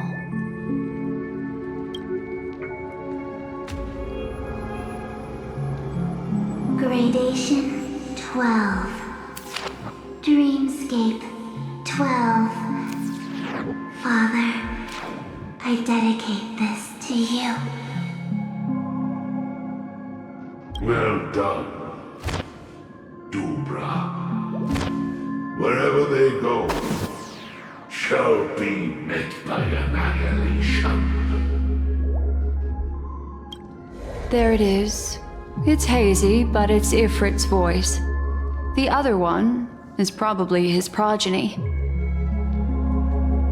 This is the residual memory from when the invitation was first delivered. They were abruptly interrupted. Then, what happened next is... They sought refuge in a land of sleep, merely wishing for undisturbed rest, away from the storms.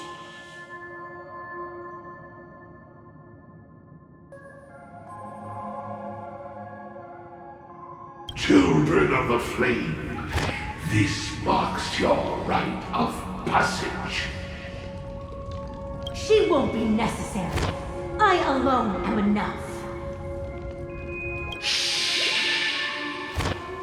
When have those on the path of destruction feared death? The Everflame Mansion has set out on a journey. Those poor people, they have no idea what lies in wait ahead of them. Memory recovery is going well, but slowly. She'll be here soon, and time is short. There's nobody else here, so there's no need to be delicate. In fact, I think I'd better go all out.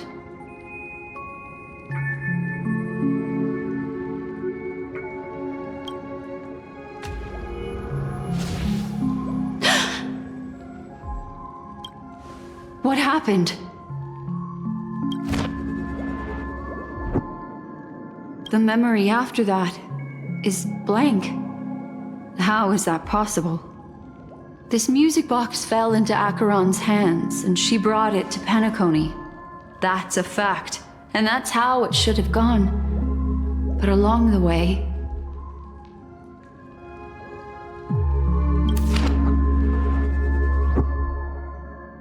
it's like it's been erased. Who's done this?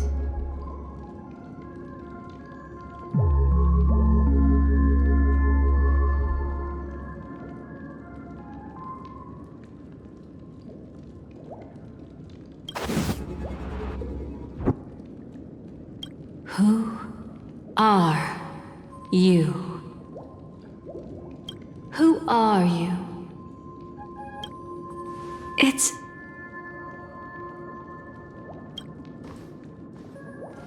no. Is this not a memory? Oh, a memo keeper. Do you serve the Garden of Recollection? Or the Cremators? My name is Constance. A pleasure to meet you. We were supposed to meet in Penacony and spend an unforgettable time together.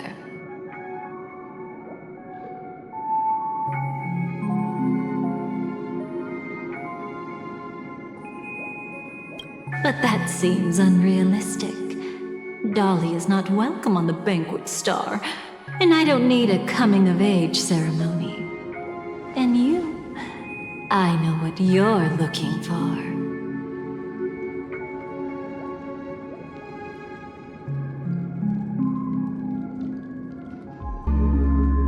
Want her secret? I can give it to you. And then, you can enjoy the banquet for me.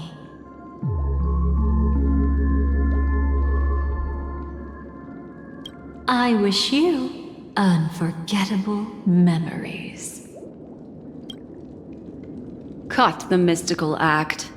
I'm absolutely certain you're not thousands of miles away. In that primordial memory zone, my acuity was blocked at every turn. I thought it was because of the family, but it turns out there was a colleague present. What brings you here?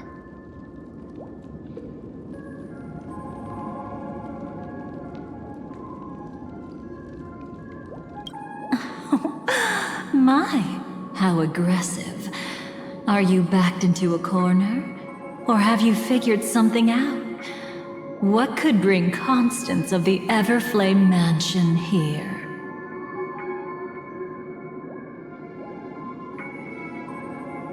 That's your fatal flaw, mysterious cremator.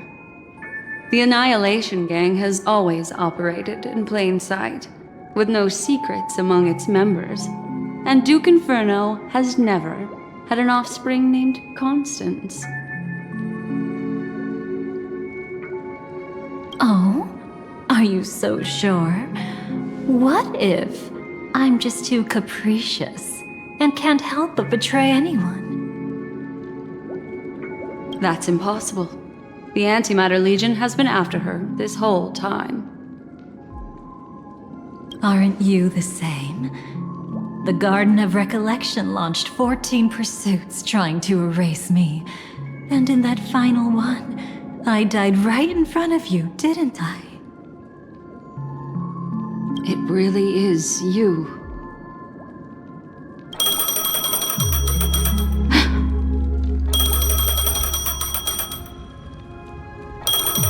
To interrupt another's reunion. Such a graceless act. But by all means. After this, we'll have ourselves a nice long talk about your ingratitude, my dear cellmate.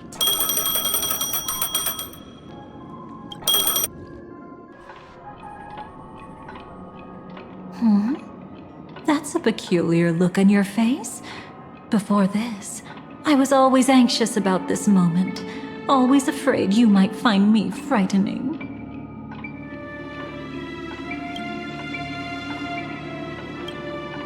Of course, everything about Penacony is more important than you think. To prevent other terrible outcomes, the Stellaron hunters were forced to use great power. If you're willing, and if you can endure it, I can keep going. Or perhaps... would you prefer to indulge in my double standards?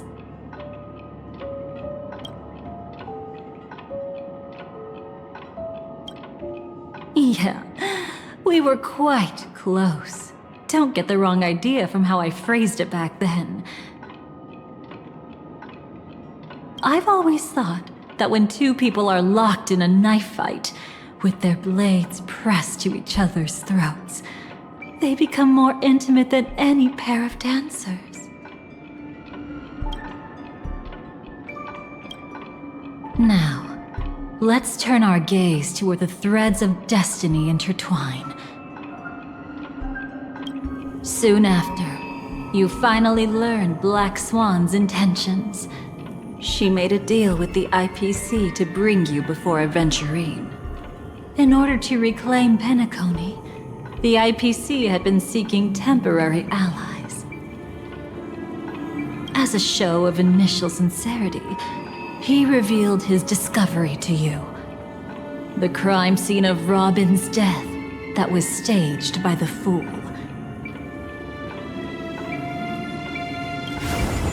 From that moment on, Aventurine embarked upon his great gamble.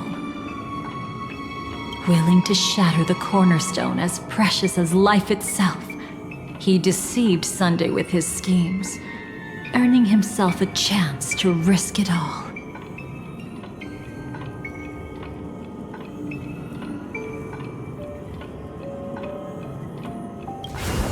With such a high-stakes gamble, he succeeded in provoking the Emanator's strike.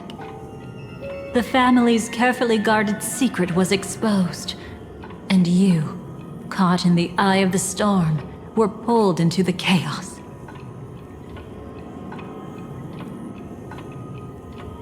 But that's all about the living. In the same moment, what became of those within the world of the dead? Miss Robin arrived at Dreamflux Reef ahead of you. But what awaited her wasn't the uncertainty of a gamble, but rather a destined life and a destined death. Brother, I don't understand. For a bird, does flying also need a why? Since it falls to us to decide whether to release it back to the sky, we must take responsibility for that choice. That really sounds like Mr. Gopher would. But I've made up my mind. Let it soar free and wild. If I had feathers and wings like it does, I definitely want to fly. Besides, Big Brother will help it, right? But It's truly reassuring to hear such words before parting. Come, Sunday. Your little sister will be walking ahead of you now. Mr. Gopherwood, how did you... The gods bestowed upon us heavenly fire, and with it divine tribulations. Let them be, for we are all mortals, born to love and to suffer. Today, more than one little bird will embark on their long journey. How could I miss the moment of your departure? Come here, child. I've prepared a farewell gift for you. What did she give you? Miss Robin? sorry. Where was I? In Dream's Edge, a masked fool attacked you and left behind a parting gift. Though it's hard to call it a gift. When the fool killed me, they put a mask on my face. But when I woke up in Dreamflux Reef, it was gone, and I couldn't feel any effects from it. As for that mask of yours, is it really called the Harmony? The Twin of the Order? She might be hinting at something, but I still can't figure out what she means. Speaking of which, how is that anomaly of yours doing now? I'm gradually getting better. There's no denying that Dreamflux Reef also spreads the Harmony, and it hasn't been affected by the family's traitor. As for my loss of voice, I still need to keep investigating. Perhaps I've been wearing a mask all along, without even realizing it. If you need any help, just say the word. Thanks for your help. I'm starting to get familiar with this place. But Dreamflux Reef is so isolated. Is there any way to know what's happening outside? I want to check on my brother's situation. That's easy. Just head to where all the action is. Want me to show you the way? I'll take a walk around by myself. Thanks, Mr. Micah.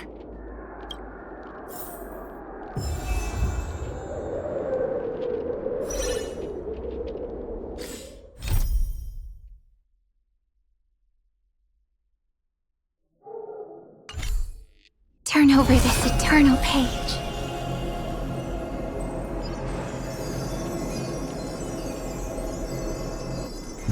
Miss Robin, can you hear me? That voice. Over here.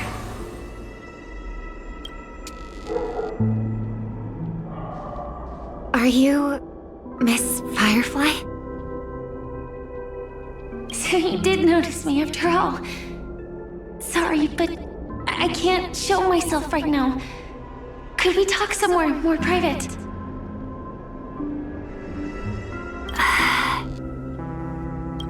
To be honest, I have no reason to trust you. I get it, but I can assure you this isn't a trap.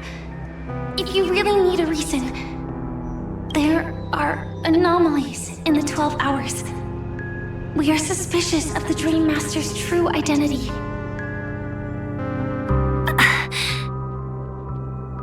Lead the way. But let me be clear. Agreeing to meet doesn't imply anything about my stance. Understood. My companion will show you the way.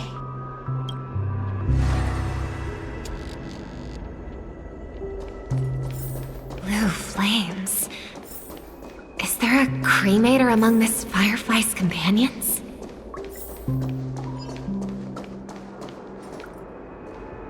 Miss Firefly, you can show yourself now. Sorry, just a moment. My companion will bring you this way shortly. This way?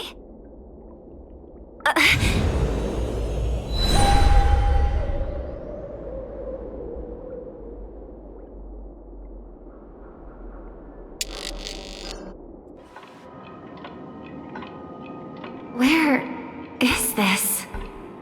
As expected of the Harmony's favorite, passing through such dense memoria without even being affected in the slightest. Hello. You may call me the Dahlia for now. This is our cozy new home in the sweet dream, where words may flow more freely.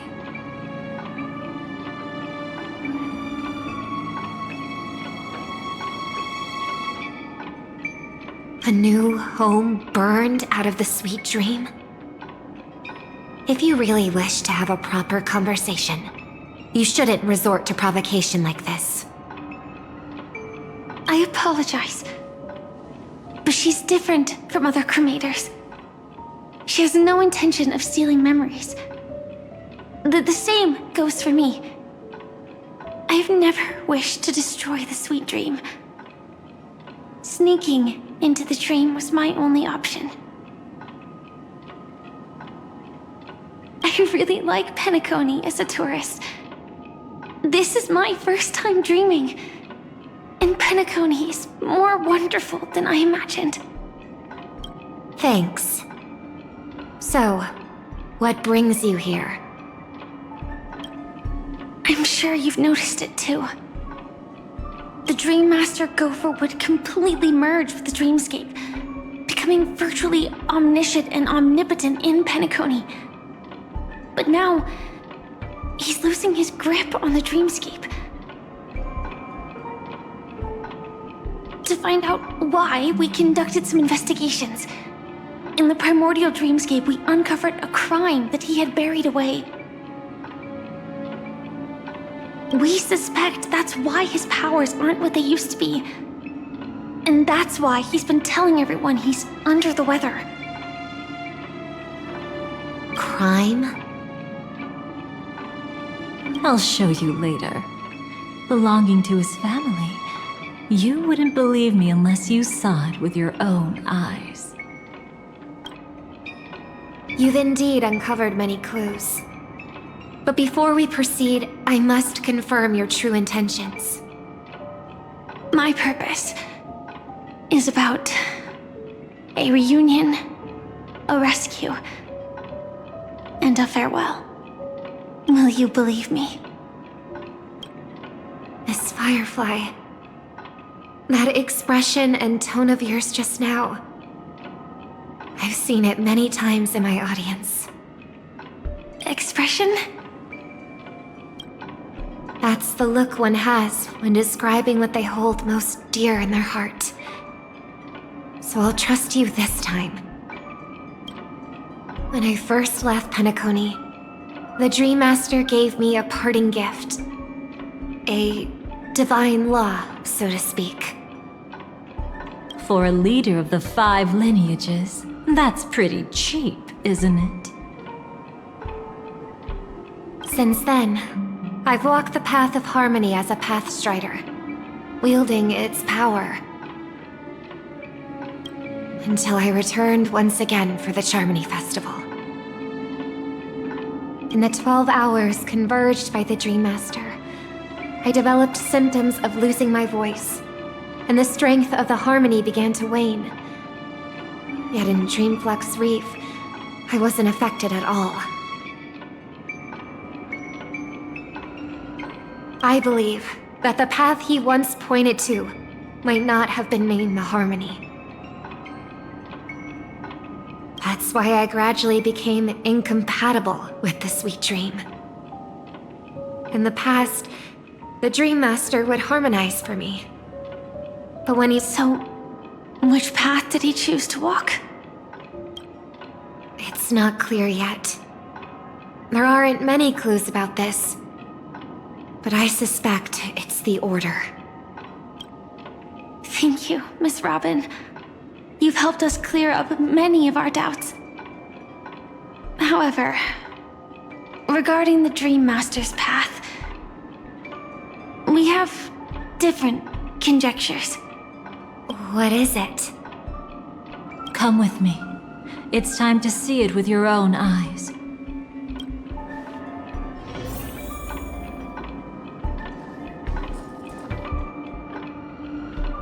Come with me. It's time to see it. Thank you, Miss Robin. You've helped us clear up many of our doubts.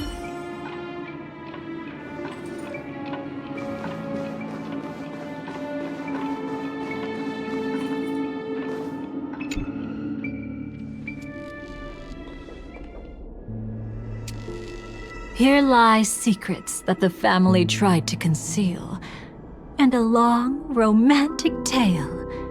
Sadly, most of it has nothing to do with us. Brooklyn Tiernan.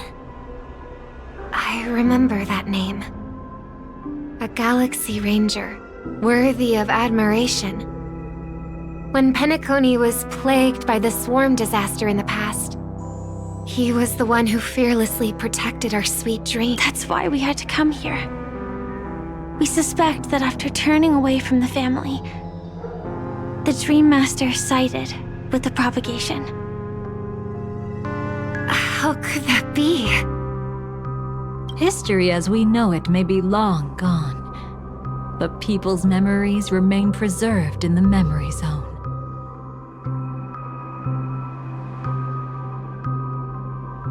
If we can master the technique, we'll be able to pierce through time itself and salvage the past from chaos.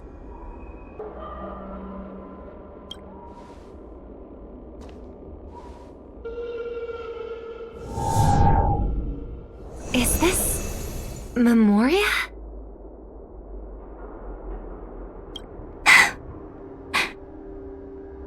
Every disaster brought by the swarm was accompanied by countless sacrifices. Some names were remembered, but others were not only forgotten, but betrayed. What are you doing? I am not your enemy. In Indeed. Our true foe is that abominable fate. Then why? Why?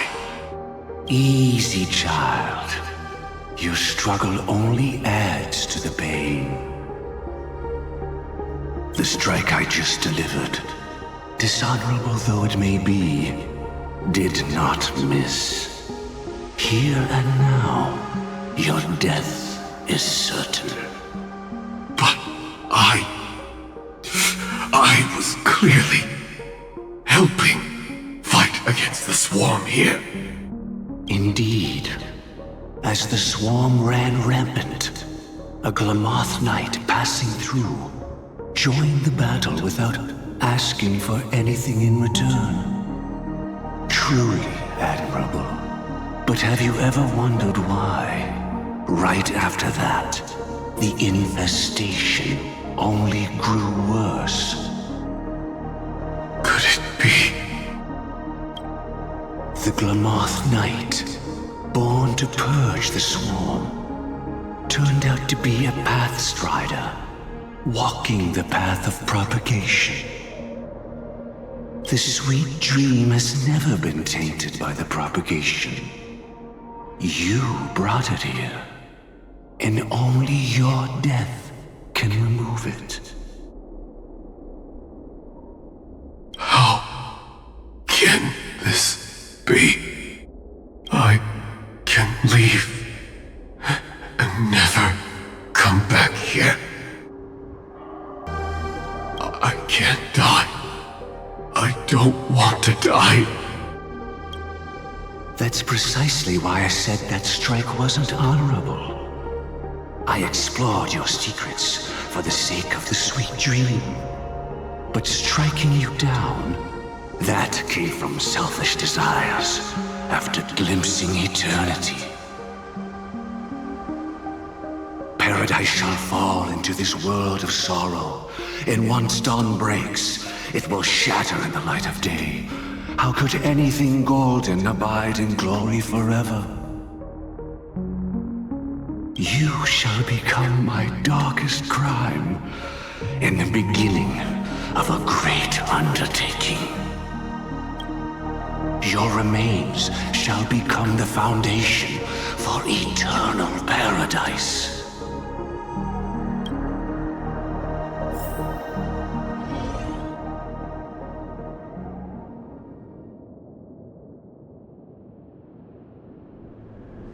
You're quite familiar with the Memoria, so you should be able to tell whether this memory is fabricated or not. Laying the foundation for eternal paradise? This... At that time, she was trying to escape her own destiny. But when the swarm was discovered on Penacony, she didn't just stand idly by. Even though she died while fighting against the swarm, it wasn't destiny catching up with her again. It was her own choice. Because like any ordinary person, she had a conscience and knew compassion. Is she your friend? Yes. And in many moments, looking at her is like seeing myself. I know it won't undo what's been done, but I'm sorry. No matter what purpose the Dream Master has, it doesn't give him the right to sacrifice anyone. I promise you, when all of this is over, regardless of the outcome, I'll tell everyone about her deeds. Thank you. But there's one thing I don't understand. Even if the Dream Master is after the power of the propagation, there are plenty of swarms left in the cosmos. Why resort to killing? That's exactly why we came to find you.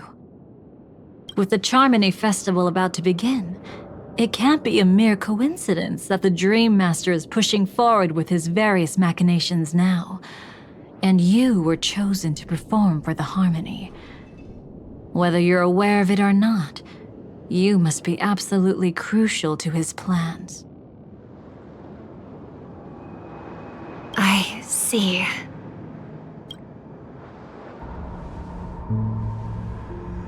You want me to become the conduit to retrieve the past from the memory zone?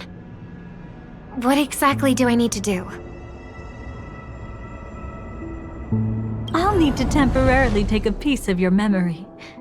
By letting it stir up the memory zone, I can follow the flow of Memoria and burn a path through, retrieving scenes from the past once again.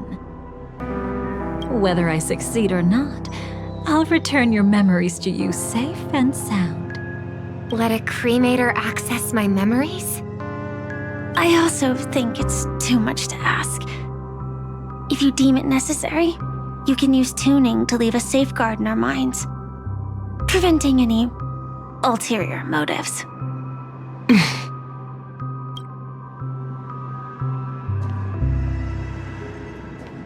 There's no need. Let's get started. May the harm that befalls you never lead to your downfall. This is a blessing that has been passed down through the family for generations. I don't want all trust to be built upon mutual threats. So this is what star power looks like. You've even made me a little starstruck.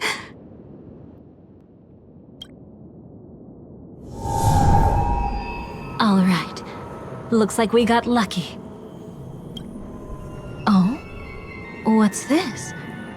A piece of worm-eaten oak? Found something new? This time, I'm afraid we've uncovered quite a disaster. Let's go see it with our own eyes.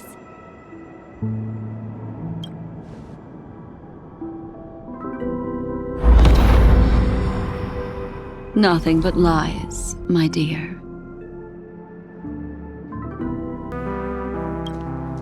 Hiding behind the title of a memo keeper? Tell me, how long have you been lying to them? You really seem determined to savor those unforgettable moments, don't you? Be smart and take a hint. I don't have time to entertain you right now. Oh, because you're busy, pretending to be a Stellaron hunter?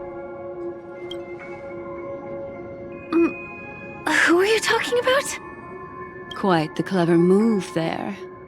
Miss Firefly, if you're willing to take my advice, why not to make a trip back to reality?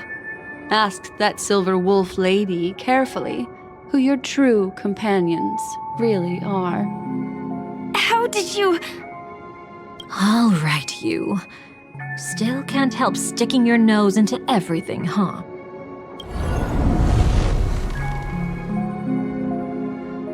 Who exactly are you people? She's just a cremator who manipulated memories and pretended to be a Stellaron hunter's companion. She fooled all of you. What about Miss Firefly? Is she alright? She might get lost in the memory zone's turbulence, but don't worry. She's quite something. She'll only be stuck there temporarily. I'm here to bring you back to the Oak family. Mr. Sunday is worried about your safety. He tasked me with finding you in the dreamscape. As for this Dahlia, she cannot be trusted. To extract specific history from the memory zone through just one memory? While there might be memo keepers capable of such feats, they certainly wouldn't be mere pathstriders.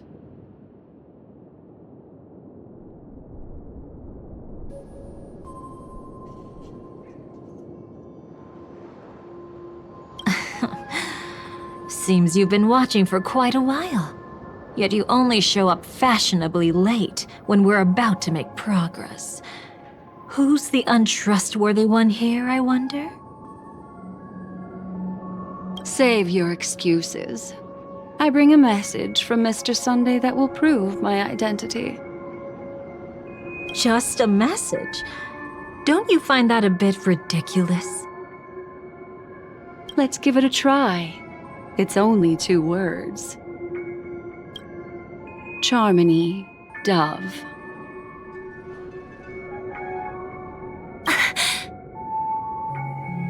I don't know the details, but Mr. Sunday said you would understand. Indeed. Unless it's an extreme situation, this is enough to earn my trust. The IPC, Astral Express, and now you're even taking assignments from the family? My, aren't you popular? But you just had to choose the path of your own demise? Back then, I not only kept Lady Acheron's secret, but also left you with your life intact. What? You're that eager to rekindle our past? Well, you are the Dahlia, after all.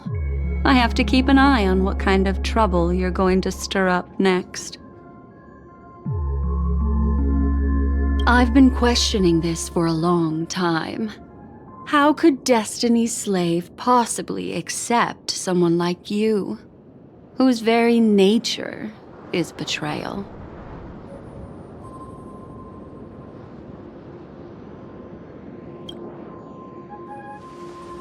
And what's the deal with the Stellaron Hunter? Let's get somewhere safe first. Then we can talk. She's too dangerous for us to let our guard down. Many thanks.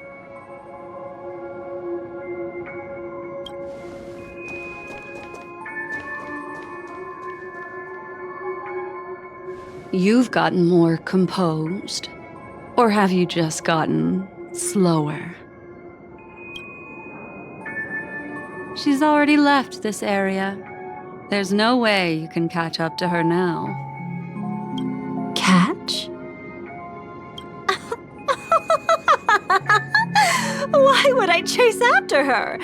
Arrogant swan. If I didn't take her memories just now, then what exactly did I do to her?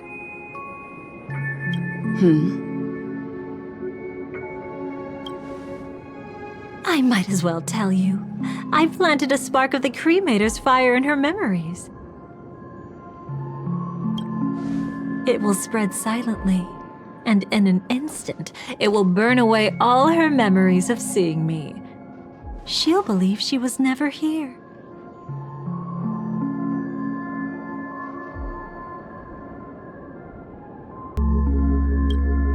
The suspicions that have already taken root in her mind will also gradually fade away.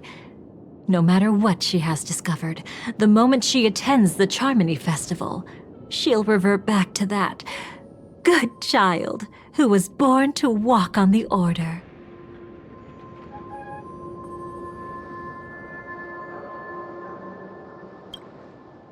You're the one who's run out of time. I see. Not a member of the Everflame Mansion, and definitely not a Stellaron Hunter. Your true ally is the Dream Master? Oh, aren't you clever? How about a little reward for that? Cut the act. Even with your usual reckless methods, you can't handle me alone. You're right. I can't do it alone.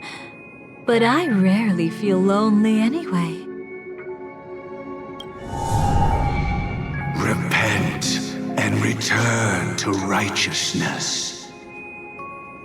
Though you soar like an eagle and make your nest among the stars, I will bring you down from there. Now, can you still keep your cool? He actually gave you strength through the divine law. The Dream Master would go this far for an ally? What can I say? I'm just that trustworthy. If he hadn't done that, how could my control over Memoria far exceed that of ordinary memo keepers? Let alone allow me to tamper with the Stellaron Hunter's memories.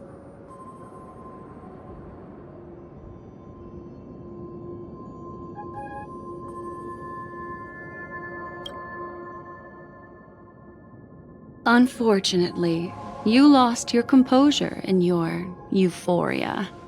In the dreamscape, I might not be your match. But if I want to leave, you can't keep me here. Harsh words. Want to test that theory? It's easy to throw away a flower, but the fragrance lingering on your hands won't fade so easily. I can be quite persistent, you know.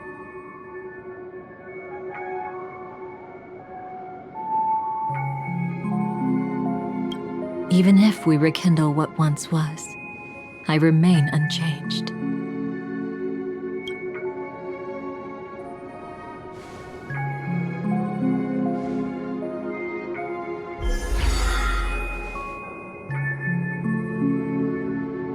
Run faster. I love watching people resist, love watching them flee. Let's savor this moment a bit longer.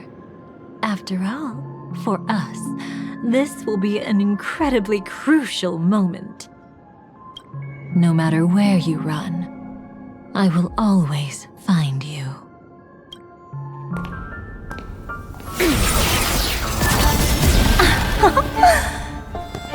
I have the numbers advantage. You have no chance of winning. I don't want to use a cremator's tricks. Not that I can't. I knew it. Your ever-shifting morals. Never changed.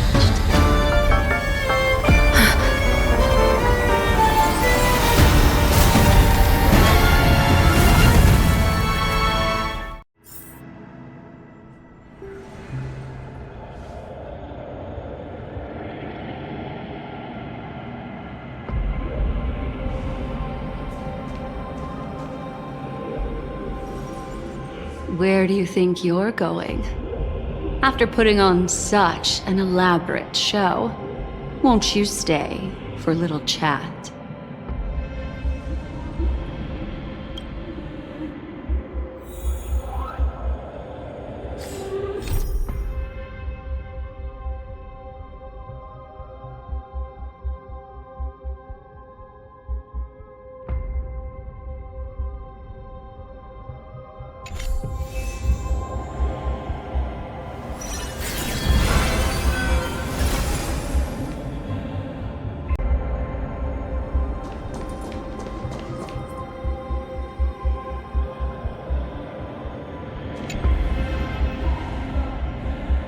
The most trustworthy thing about you is that you're never to be trusted, darling.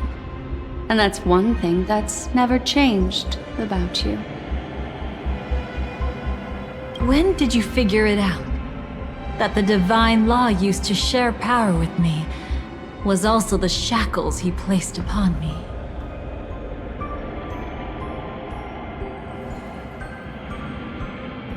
The moment you admitted to being the Dream Master's ally, I began to suspect your true intentions. Until now, you've betrayed every single faction you've joined, without exception.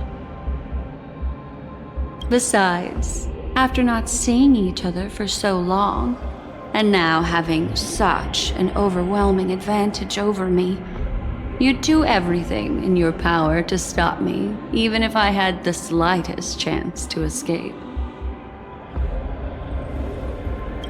The openings you deliberately left during our clash weren't exactly subtle. Rather than toying with me, you were leaving gaps everywhere for me to cremate Memoria.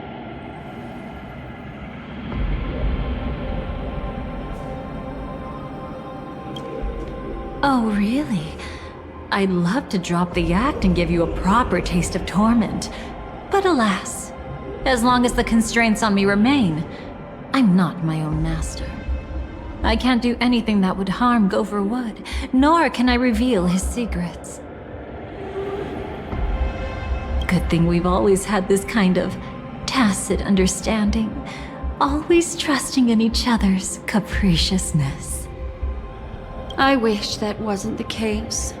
I'd rather not draw the garden's attention because of my association with you. Aw? Back to your old tricks again? It's an epiphany, dear.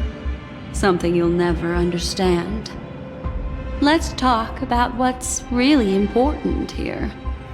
What are you hoping to get from the Dream Master that made you willing to submit to his control? After putting on such an elaborate show, using me to regain your freedom, which kind of memories are you trying to steal from the sweet dream? Why, of course. The distractions. Stop joking around. You abandoned that path long ago. You're still as charming as ever. So, let me show you a glimpse of the past. Just this once,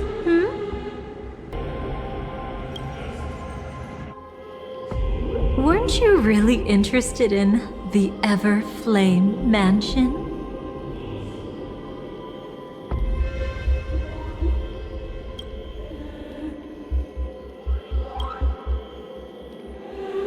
So you were the one who erased the memories from that music box after all. That's right. I kept only this scene as a memento. I wanted to remember how I felt at that moment. And look closer. It's not just the memories. The Everflame Mansion itself has ceased to exist. Those claw marks. You've long since strayed from that path, yet you can still wield the power of the destruction.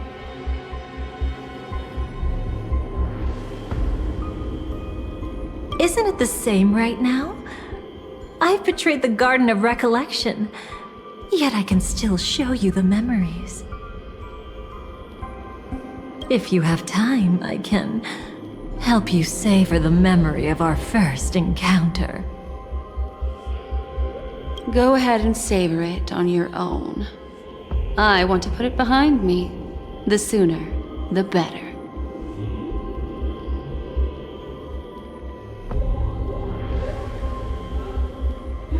But can't you tell me something I don't already know? You betrayed the Everflame Mansion. Is that really supposed to be surprising? Destruction is a glorious moment. As Duke Inferno's daughter, I will see his last wishes carried out to perfection, even if my role as such is only temporary.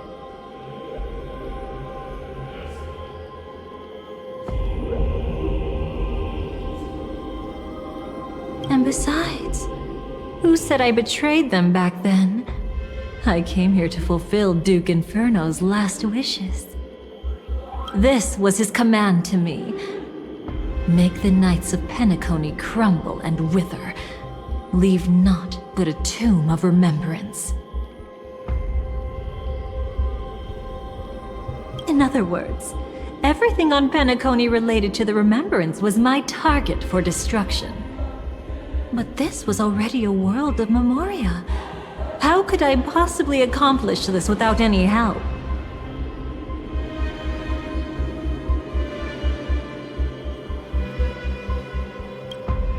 Working with the Dream Master may be like dancing with the devil, but I have no better choice. Oh yes, everything tied to the remembrance includes you, of course. Grateful? You should be. My whim is the only reason you're still alive. I won't be grateful for that. You couldn't have done it anyway.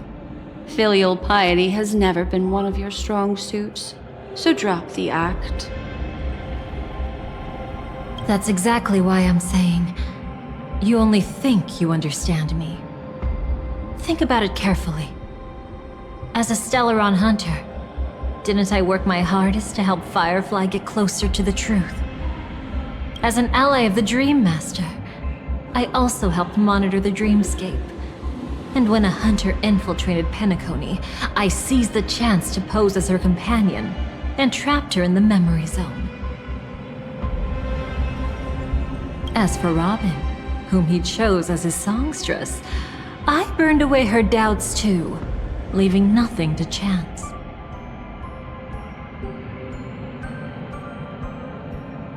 Like the destruction, betrayal is but a fleeting moment. And before it came, whether with Duke Inferno, Gopher Wood, or Firefly, I wasn't pretending.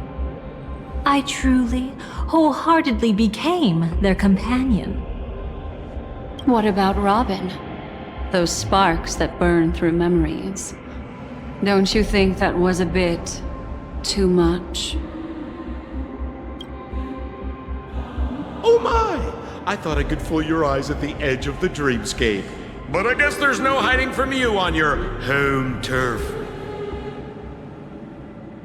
What? You want to settle the score with me for messing with your people? Why don't we sit down and have a chat? You seem like a patient one to me. So tell me, what exactly do you want to take from me?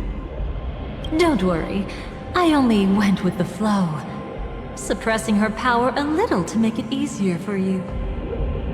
I trust. You're someone who knows how to return a favor, right? There's this thing called the script. Now that, I find quite intriguing. Stellaron Hunter collaborator. Soon, Robin will understand the true purpose of those sparks, and thank me for it. I can hardly wait. Even though I'm not a Stellaron hunter, this time, I might have a chance to betray destiny too. So stop thinking you've figured me out. I don't want to miss out on any possibility life has to offer. Betrayal isn't in my nature. Greed is. Darling, are you fatally wounded or terminally ill? Unless you're on your deathbed, I don't believe you're actually being this honest. I can make an exception for you, but most people, I certainly don't want them to remember. Sometimes I resent memories, because some people don't deserve to witness my radiant bloom again in their memories. And besides, you're no better when it comes to greed. On my deathbed, I suppose that's not entirely wrong. I was hoping a little honesty could talk you into dying with me. No, thank you. Too late. You're already caught up in the secret. Come on, just a few steps more. Even if I tried to turn you away, you wouldn't want to.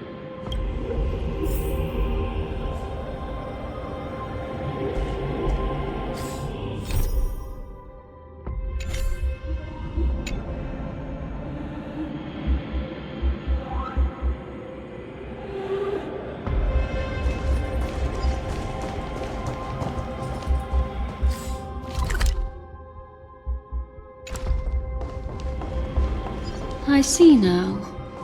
A piece of worm-eaten oak. You weren't just making that up. Oakwood is prone to insect infestations. Nothing surprising about that. Ta-da! If you find any treasures, please share them with me.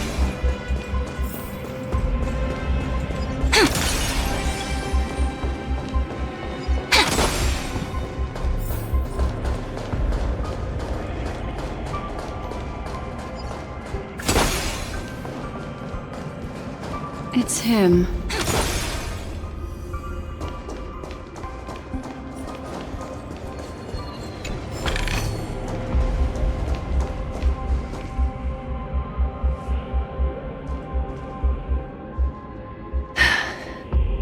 Just look at this place. Shouldn't be this lively here.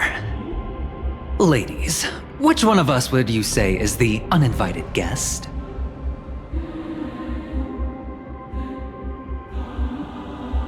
Mr. Aventurine, what are you doing here? Well, the game's over. And I scored a big win. Oh, what did you get out of it? The Nihility Emanator cut me, and I died in the most spectacular fashion. Oh, speaking of which, you must know exactly how that feels. My dear lady who loves to dance. Still better than having no invites at all, my dear helpful lady.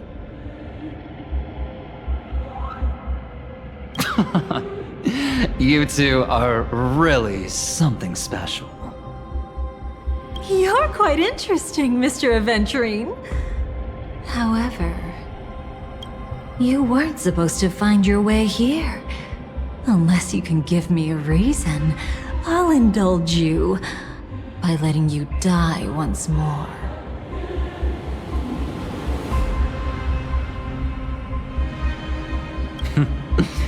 That confident, huh? You haven't hidden your weakness well, even though you're one of the 10 Stonehearts.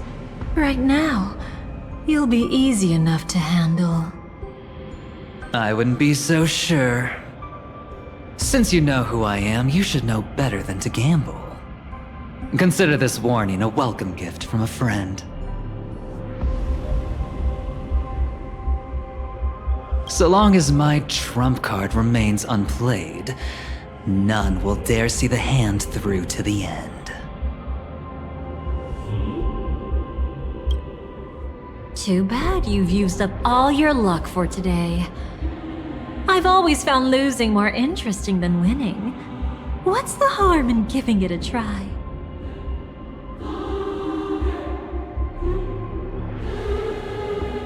Hold up. No need to rush into making enemies. Mr. Aventurine, congratulations on uncovering the truth behind death. But from what I know, you should be at Dreamflux Reef instead. Well, after taking a solid hit from the Emanator's blade, I never got the chance to enjoy a good nap. Thus I sank into the chaotic memory zone, and then my desire led me here.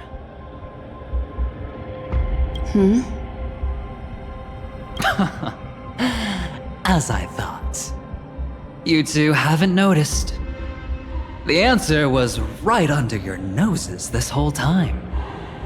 You can traverse through Memoria without relying on roads, which is exactly why you missed it. Ladies, you didn't think the IPC would enter Penacony unprepared, did you? Backed by a most attractive package, I quietly assembled a team to research the memory zone. And I only asked for one thing in return.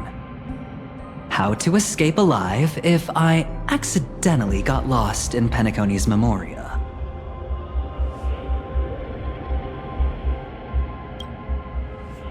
To be honest, they didn't contribute a thing. But they did help me discover a certain legacy.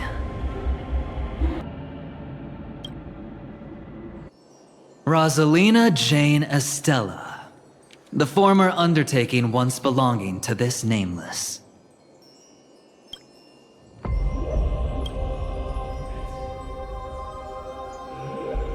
She once boarded the Astral Express as an outstanding surveyor. Years ago, in pursuit of the primordial dreamscape secrets, she ventured alone into the memory zone and was never seen again. Everyone believed she had perished, taking the mysteries of the dreamscape to her grave. But that wasn't the truth.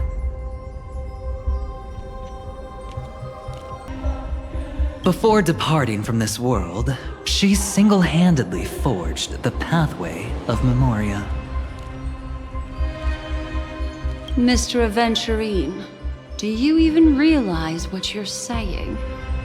Look, I didn't believe it at first either. But the Nameless, as it happens, had quite a unique background that led her to devise a brilliant solution. Using the technology from the Zarina Erd system, she gave her life to the memory zone, giving Penacony's dreamscape a unique signature.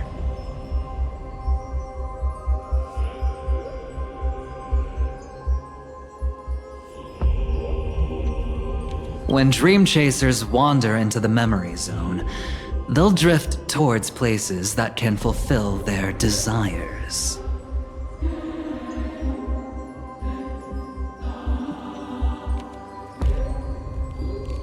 Those who yearn for freedom will witness the form of the primordial dreamscape. Those consumed by obsession might encounter certain special dream bubbles.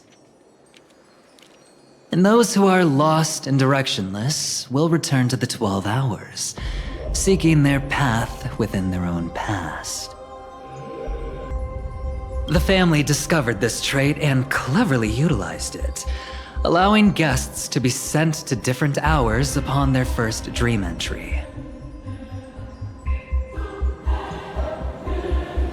In other words, this Nameless is the true founder of the planet of festivities.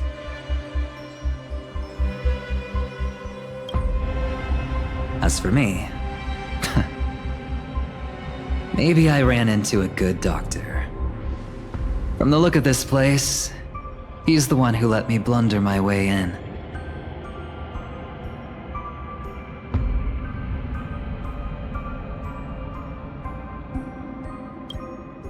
The impossible in dreams is not death, but dormancy. Do stay alive. I wish you the best of luck.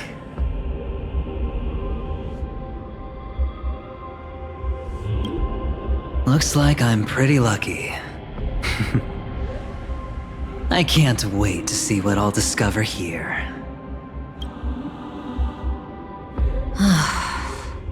It would seem luck favors you still, Mr. Aventurine.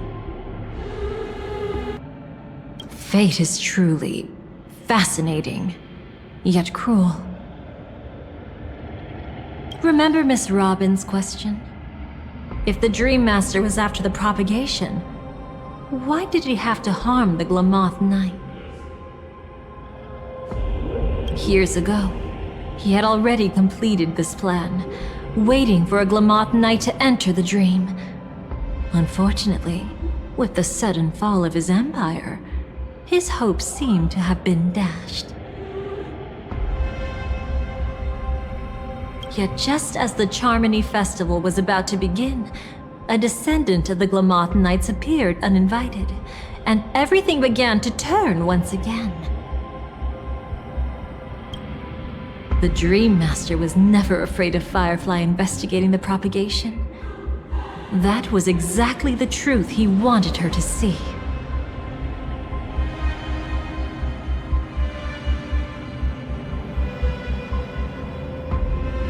Wait, is that why you trapped her in the memory zone?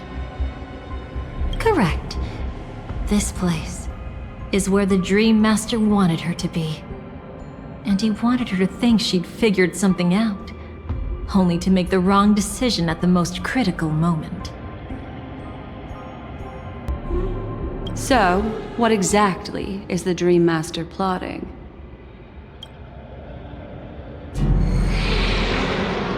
It doesn't matter anymore. We've missed our chance to stop him. Even if we catch him in person? From the very beginning, he never existed anywhere at all. When he attempted to merge with the dreamscape, he transformed himself into 4 primordial divine laws.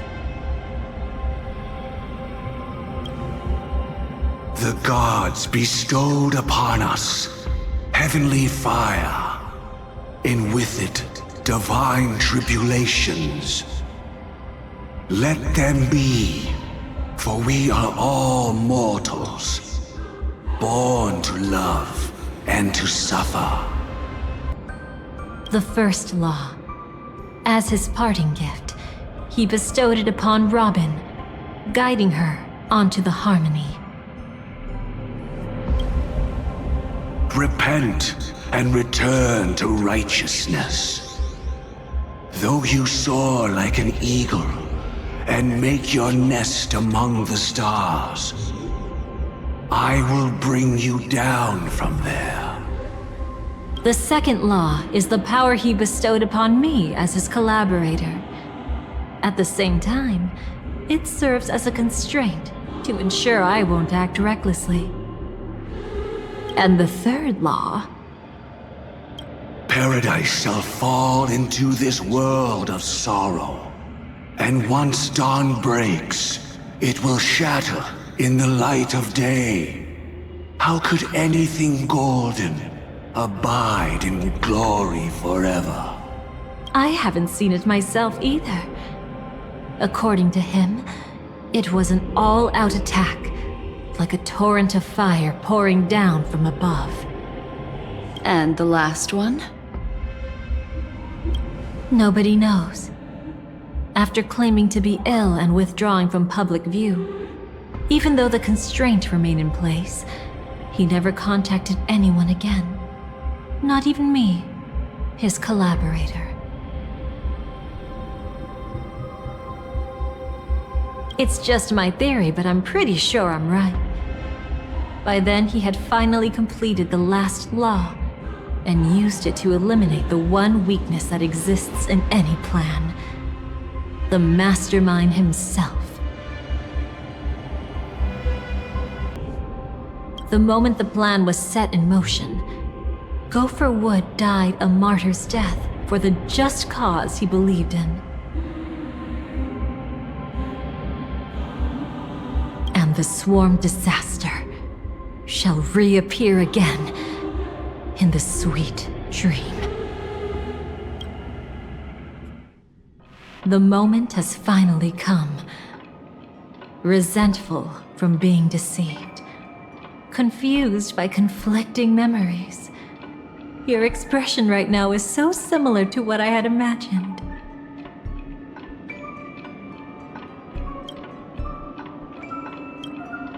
Every side. I'll try to fulfill Duke Inferno's last wishes. Advance Gopher Wood's plans, and yes, indeed, I've helped the Stellaron hunters uncover the truth. Don't be too mad. I wasn't a Stellaron hunter back then. But wasn't everything that happened in Penacony the perfect opportunity to join?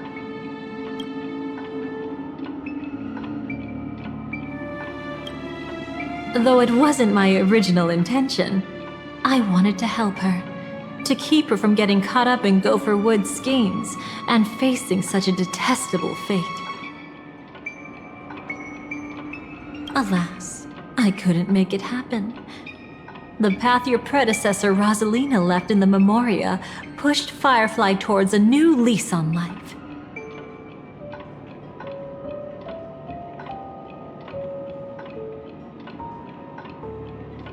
Indeed, how could a nameless who walks the path of the Trailblaze leave behind a legacy built on evading destiny?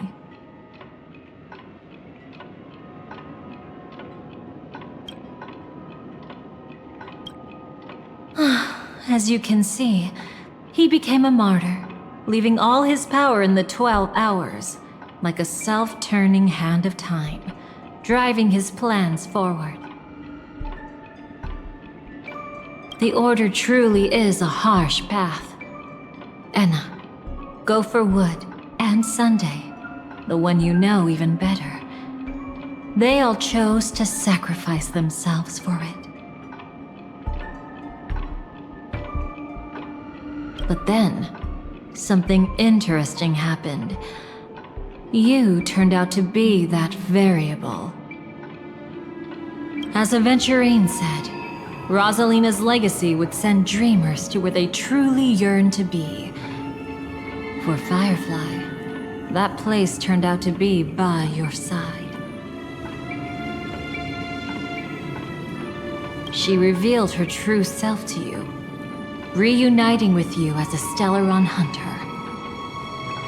Then, guided by a history fictionologist, you witnessed the life of the watchmaker Mikhail. It was truly a life worth remembering, worth giving everything for. I would have loved to raise a glass of hello and goodbye to him, just like the one who saw things through to the end, Mr. Gallagher. What a shame I can't do it properly here. Sunday also came here, feigning cooperation, to reveal to you the truth about Penacony, the foundation of the sweet dream, hidden behind the Grand Theater's curtain, was actually a Stellaron, and the true mastermind behind everything was none other than the Dream Master Gopher Wood.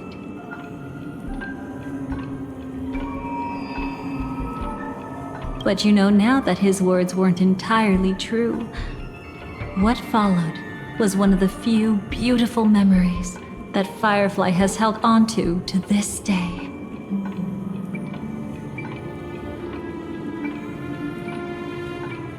In order to win tickets to the Grand Theater, you and Firefly participated in the Moment of Scorched Sand auditions. Your coordination was so perfect, like you were companions who'd long shared the same rhythm.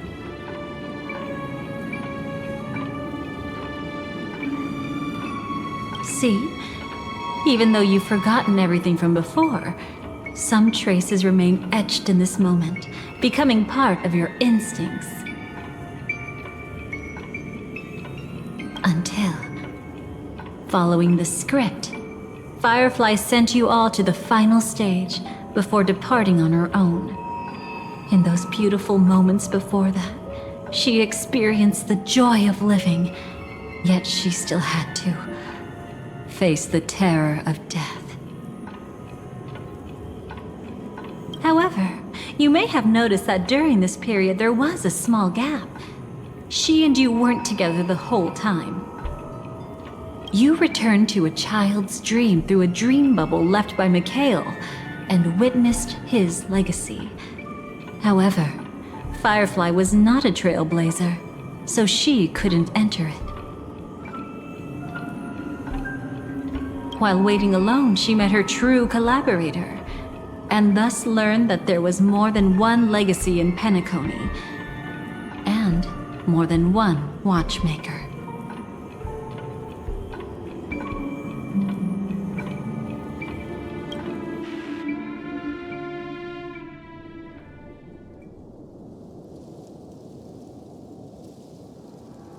Did they enter that dream bubble? That's right. Unfortunately, you won't be able to follow them in so easily, even if you've traveled together as companions. That old man can be so stubborn sometimes. He'd rather have the Nameless be the ones to witness his legacy. No, I think it's quite romantic. A legacy left in the past will give them the courage to continue walking towards the future. Even if I can't walk alongside them, I'm content in knowing this. Huh. You're quite like the Nameless. Awkward, but admirably so. Maybe we can't walk the same path, but... Passphrase, respond at once. Why does life slumber? Huh? Ignore that. Must be some meme. How did it end up here? Sorry, I want to go check that out real quick. Be right back. Oh, so you're into fluffies too. You've got taste. Better not wander too far, though.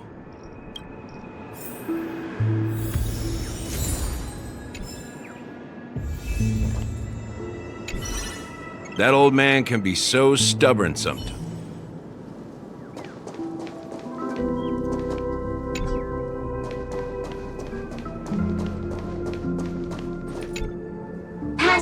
Passphrase, respond at once.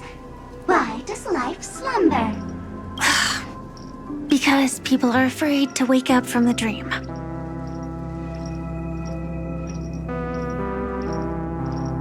Perfect! Identity confirmed. Welcome, Agent Mech Tycoon. Please proceed to the next rendezvous point. Our people will be waiting for you there. Is this really necessary? Gotta stay in character. Follow the instructions, Mech Tycoon.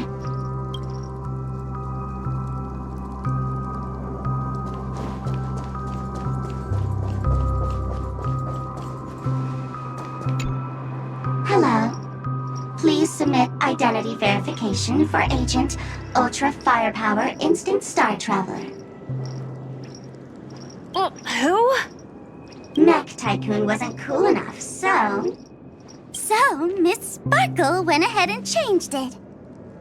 Masked fool. You shouldn't be here.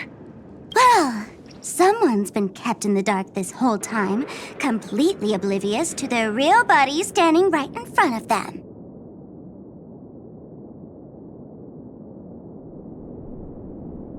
Buddy? Don't tell me you still haven't noticed. That memo keeper has already stabbed you in the back once. No way. Silverwolf never mentioned me. But she's the one who invited me to team up. The family's omnipotence in this sweet dream, that was my intel. Now you all are going back on your word? Your intel? With Kafka's spirit whisper, my cognition shouldn't be susceptible to distortion. Could things be different now that I'm in a dream?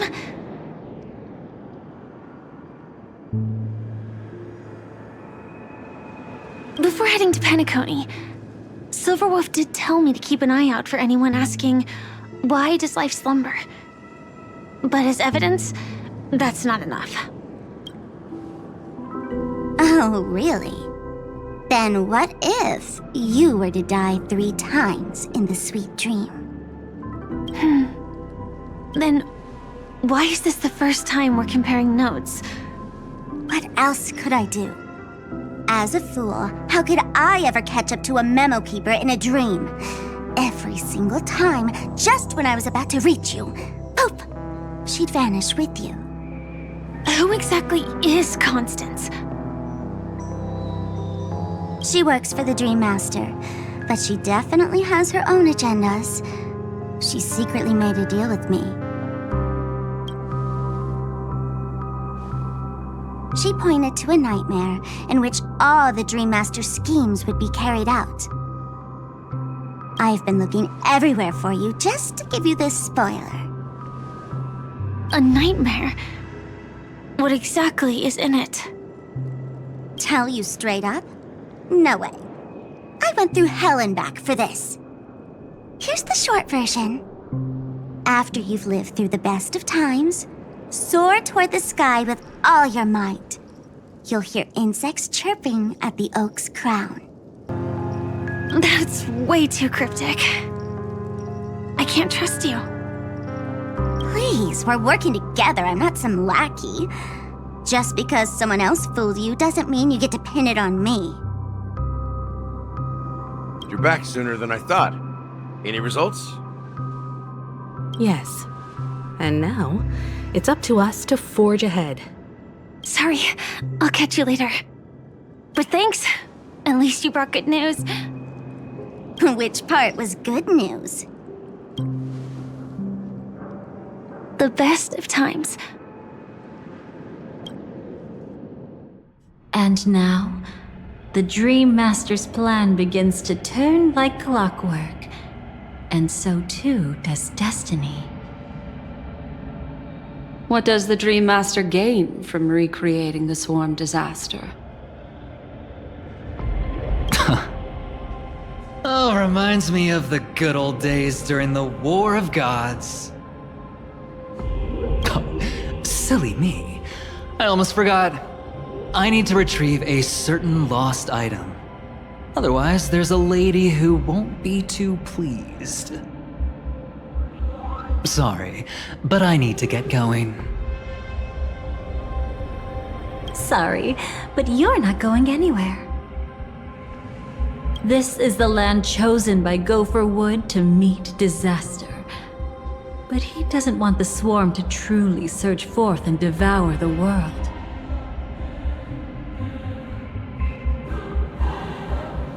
The swarm disaster will be trapped here, and so will you in your weakened state. Unless a kind memo keeper lends a helping hand. Right? But I can't find a reason. So far, there hasn't been a single case of one of the 10 Stonehearts being killed. It's driving me crazy with curiosity.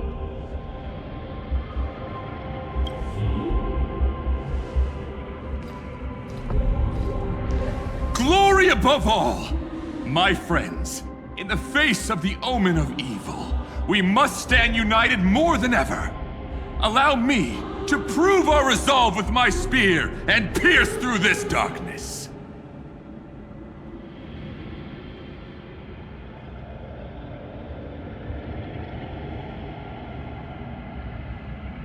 Huh?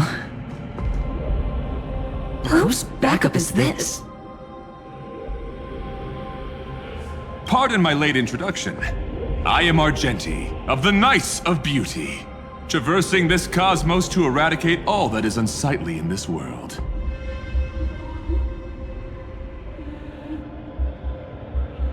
In the name of beauty, the one and only has brought me to this place. Perhaps it is destiny's guidance that led me here. In this dreamscape tainted by the propagation, I shall uphold the name of beauty and clear the path for all of you.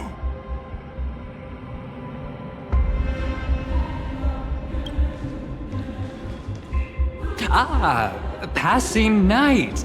You found just the right person. I am an IPC envoy trapped here. Lend me your aid. For Adrilla the Beauty is the most peerless beauty of them all. Someone's a quick learner. Nothing else to say. This is far too much of a coincidence. What else is there to say? Would this Sir Knight even listen to us try to reason with him? That's the fascinating thing about destiny. Some people are just born lucky. Let them be. We should get moving now.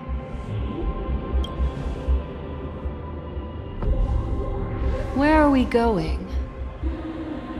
To find your dance partner, darling. By an unexpected turn of events, the Dream Master's plan is about to come to fruition. And to deal with him,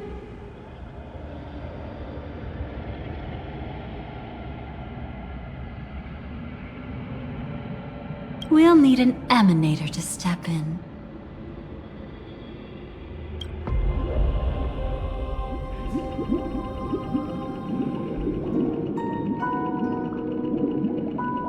Since the future of the Stellaron, Penacony, and even the entire cosmos is at stake, let's draw a conclusion there, in all fairness.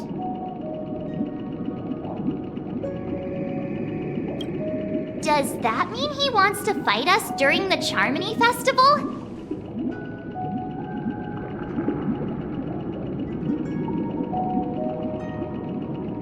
I'm afraid so. Anyway, we can't leave the Stellaron unchecked. This is about trailblazing a bright future for Penacony, and fulfilling the long-cherished wishes of Mikhail and our other predecessors.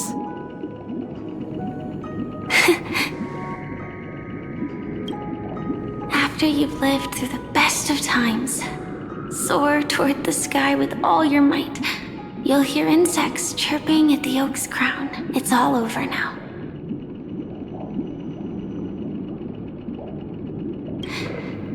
So that's how it is. Well then, it's time for me to depart. They've harnessed the will of an entire planet to create an eon. This confrontation is far more complicated than a simple power struggle. To secure Penacony's future, fighting on the stage alone is not enough. What do you mean? Are you not coming with us? I believe Firefly is trying to say that she's heading off to another battle.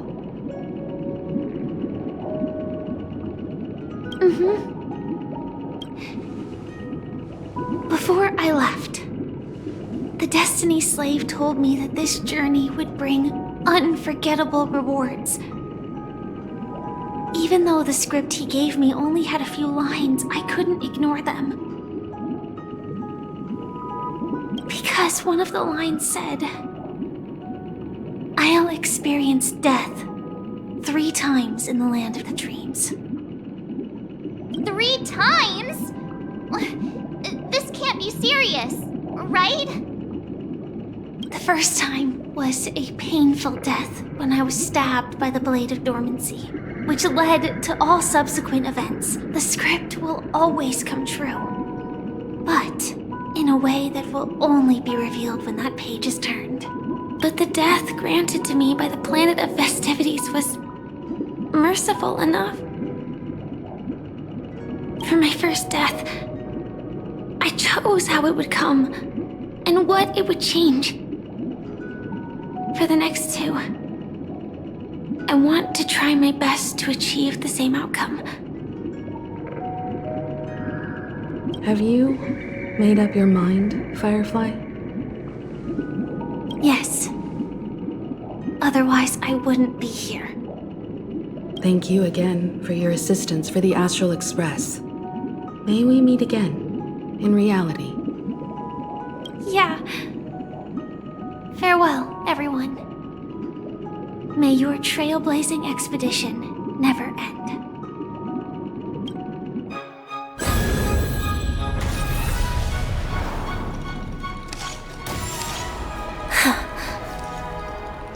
I dreamed of a scorched earth. Everyone, are you ready? A new shoot sprouted from the earth. It bloomed in the morning sun and whispered to me.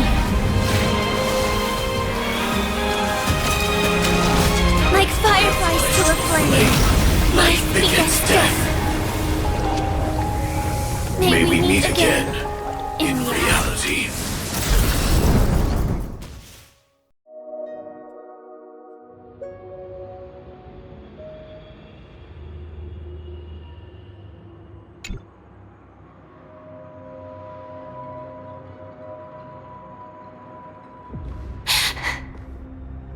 Is this the place where the Dream Master executes all his schemes? Or perhaps it's the place where he'll find redemption.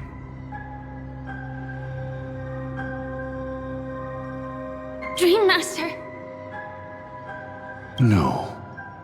Just one of his divine laws. Don't think I'll let my guard down. I know your true nature. Whatever your goal is, I will stop you. No need to be so tense, Miss Firefly.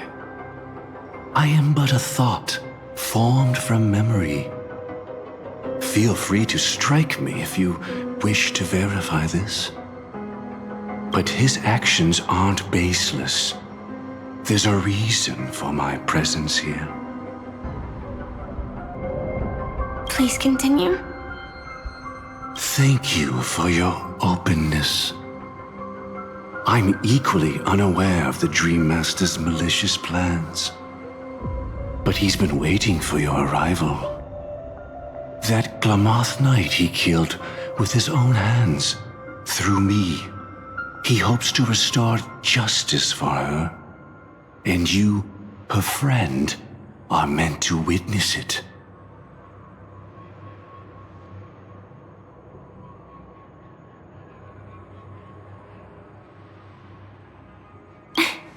Justice? Indeed. I'm quite familiar with this place, and can guide you. This has its own significance for you, too. Witnessing his confession is tantamount to unveiling his crimes.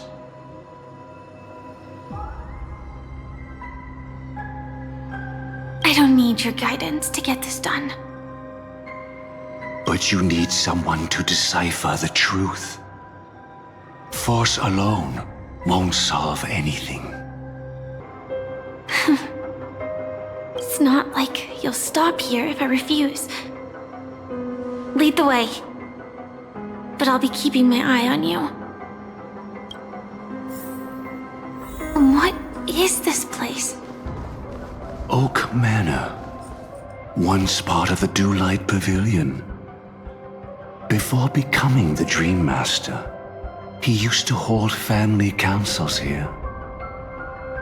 But it's been abandoned for years now, sinking into the primordial memory zone.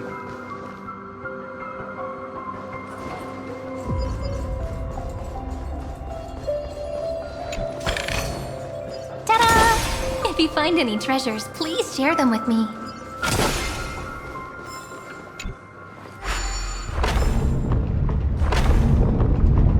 Is that... I'm afraid it's pain.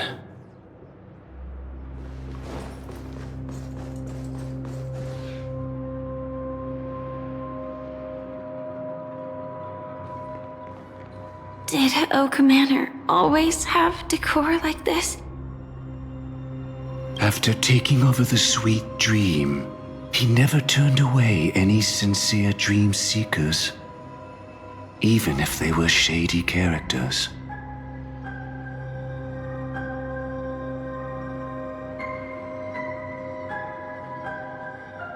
Walking along the Harmony, he firmly believed that even villains could be transformed by Xipe's benevolence to show mercy, act with justice, and walk with humility.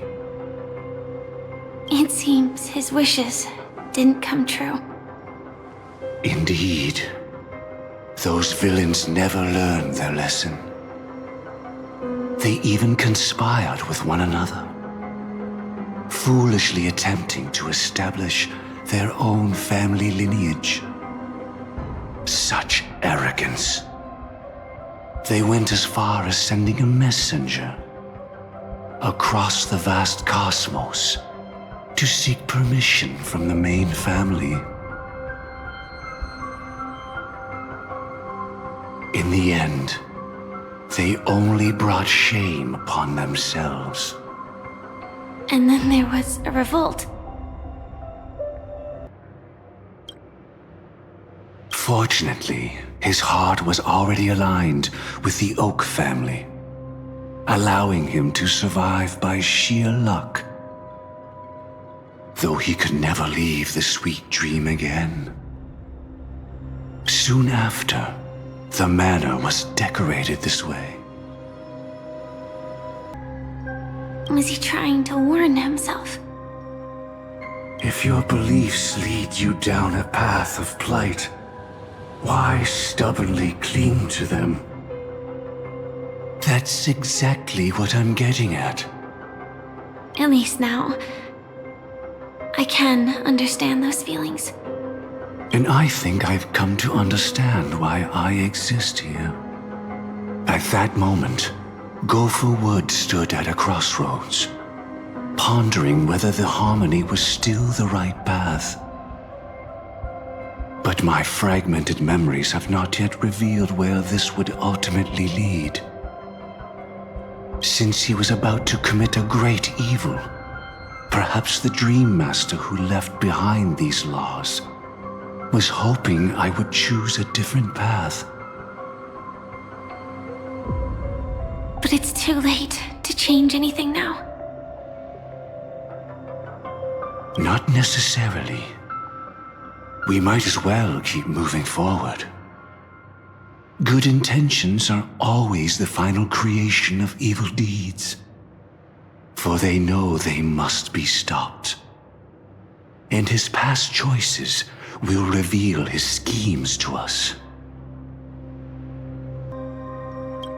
In your opinion, which path would the Dream Master choose? Probably the path of force. But Miss Firefly, feel free to do as you please. I have no other thoughts today.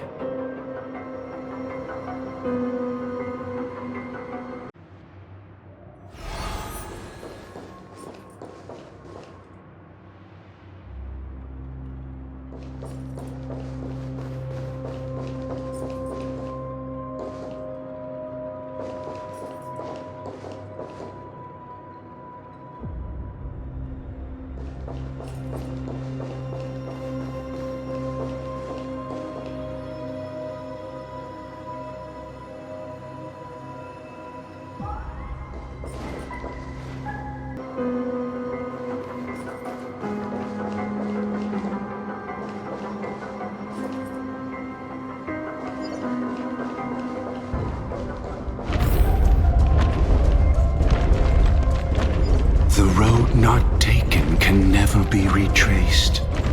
Even in dreams, this truth remains.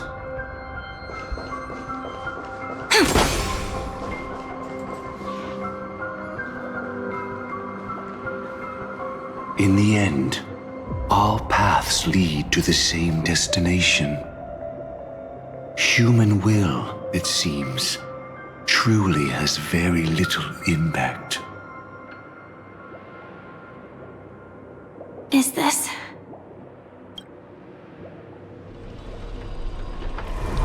The manifestation of Nanook and the fall of the Eternal Centurion. Such news has shaken the universe, and I've long since known about it. So why would a messenger of the main family take the trouble to visit this frontier? Just so you know, I'm here to deliver punishment, and you're the guilty one.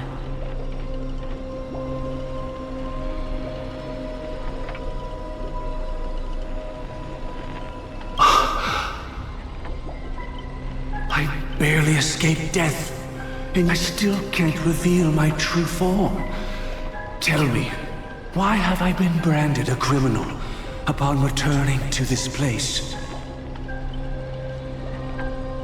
You've already confessed to your crimes.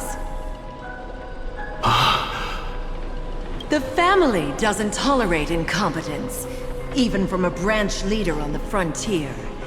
Not only did this one fail to quell the situation, he was even murdered. If it weren't for Nanook's manifestation, the Eternal Centurion would have descended upon Penacony to eliminate these villains.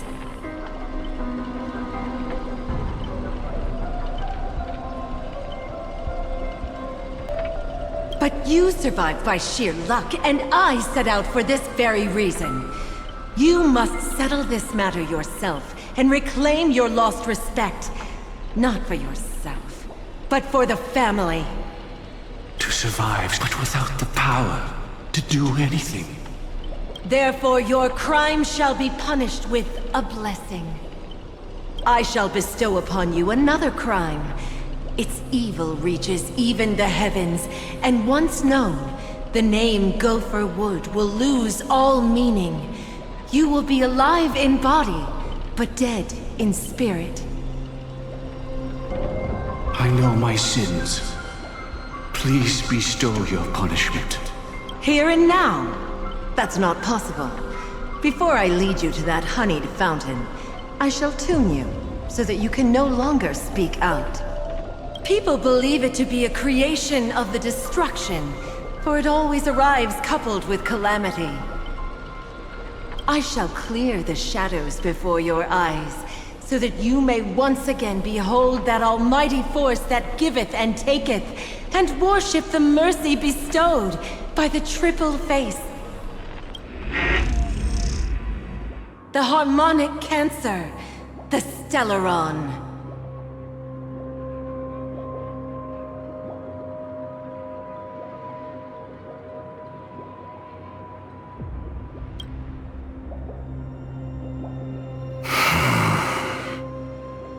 Did the Dream Master already know back then that the Stellaron was actually a creation of the Path of Harmony? Was he forced to manipulate the Stellaron under the family's orders?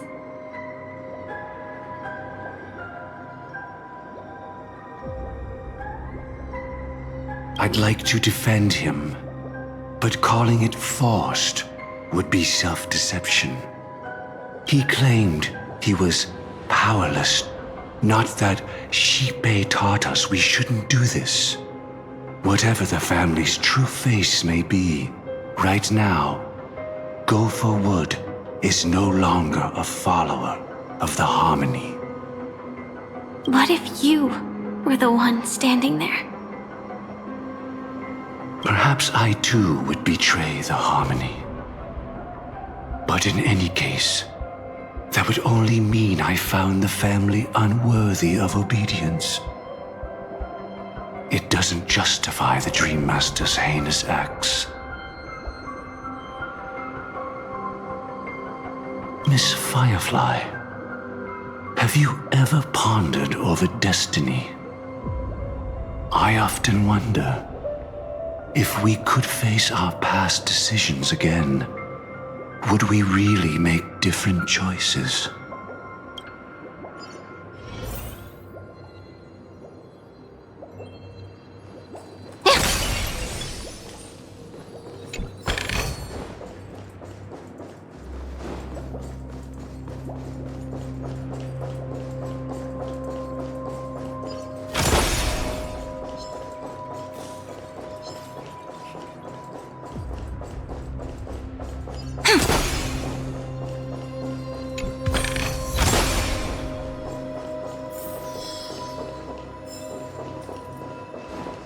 It's in that puppet's hand, Lady Firefly.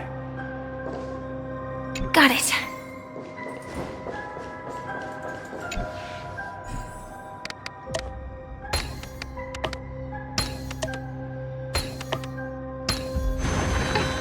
Aren't I smart?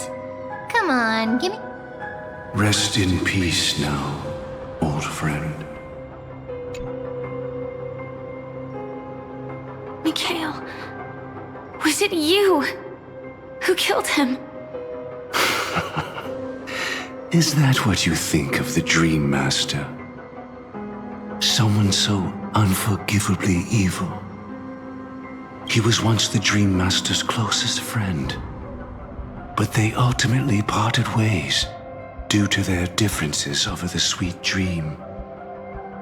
Mikhail once gave the Dream Master a wristwatch. And even though it's broken now, he still treasures it to this day. I came for confession, old friend. I wonder, what did death feel like to you? I died once, yet returned to the mortal realm.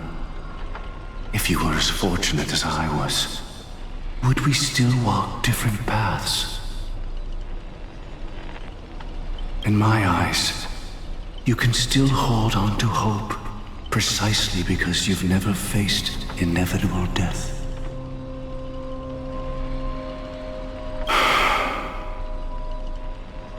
Would you blame me? Would you, Mikhail? I tried to unveil Xipe's third face, but I was wrong. It wasn't the propagation. Yet destiny was so merciful, making me realize the propagation was able to continuously evoke people's prayers for the Order through the fear brought by the Swarm. When the Swarm disaster ravaged the universe, that was also when the Order reached its unprecedented peak. But after that, the Great One deliberately ignited a war among gods, leading to their own downfall. They would rather fall than let the Order ascend upon a staircase of falsehoods. They were wrong too. The Great One wished to restore justice to the mortal world. But what people prayed for wasn't justice. It was freedom from fear.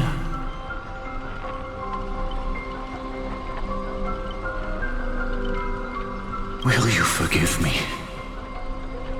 Will you, Mikhail? I shall commit an act of transgression, mending the errors of the gods. I will restore the missing hand to the celestial clock and show mankind death.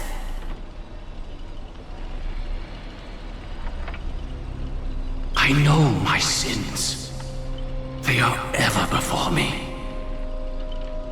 But I shall never repent.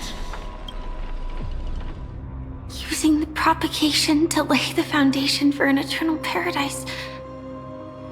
So what he meant was recreate the Swarm disaster using fear to force people to pray for the Order's return?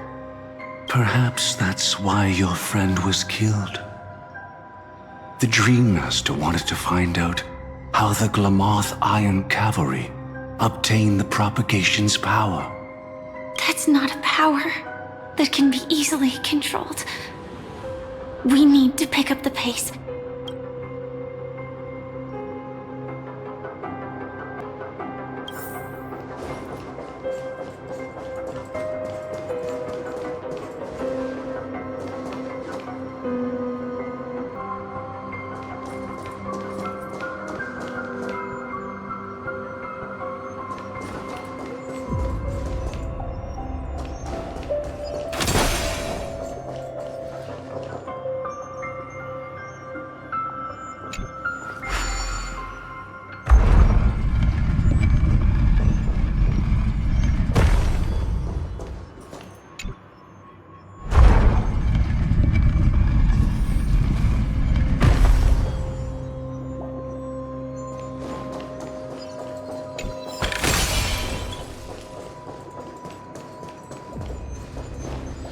Past this point lies the Grand Hall at the end of Oak Manor.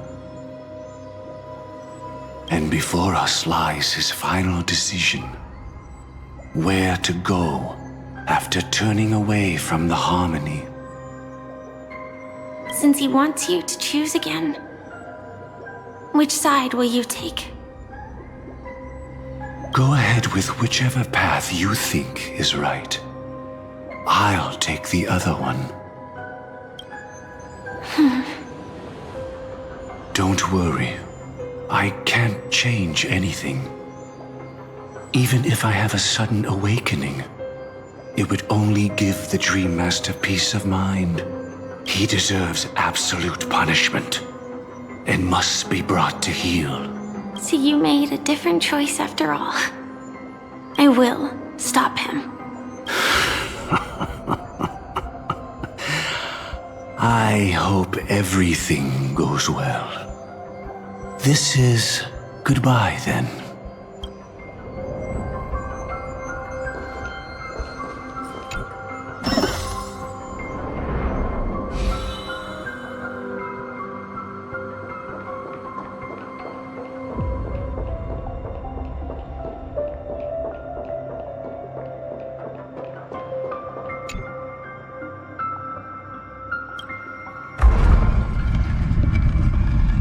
Let the propagation rain down heavenly fire once more, heralding the mournful cry of death.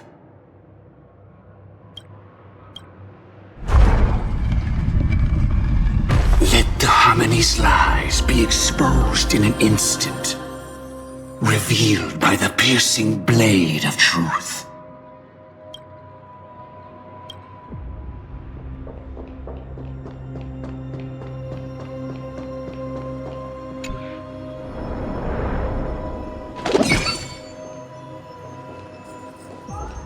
Well then, our paths diverge here. You go towards life, and I towards death. Which path is better? Only the gods know. Time flows up.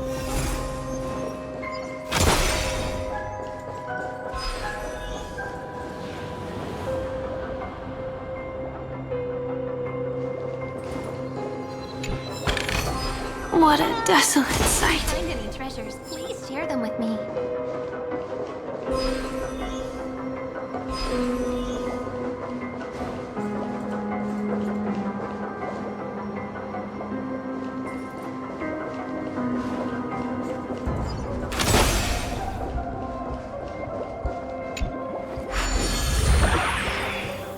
Nothing seems out of place. Did I pick the wrong one?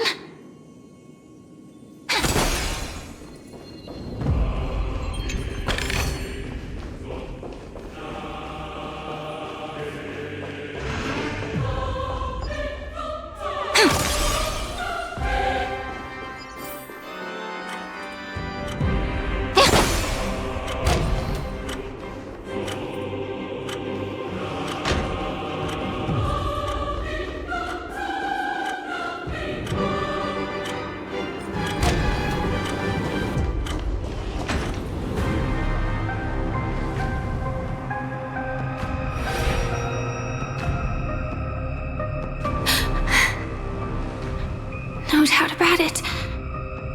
This is the place. My apologies for keeping you waiting, Lady Firefly. Huh. It's you. It seems the other path leads here too.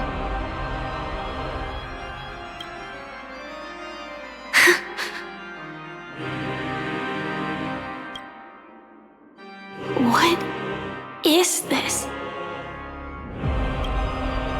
It's the terror that humanity dares not recall. The swarm disaster's chrysalis of extinction. The Dream Master's devastating strike, like a torrent of fire, lies hidden behind the stained glass, waiting to shatter it and unleash the swarm disaster once again.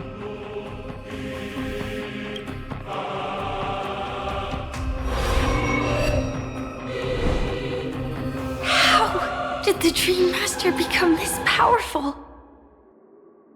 We need to stop him.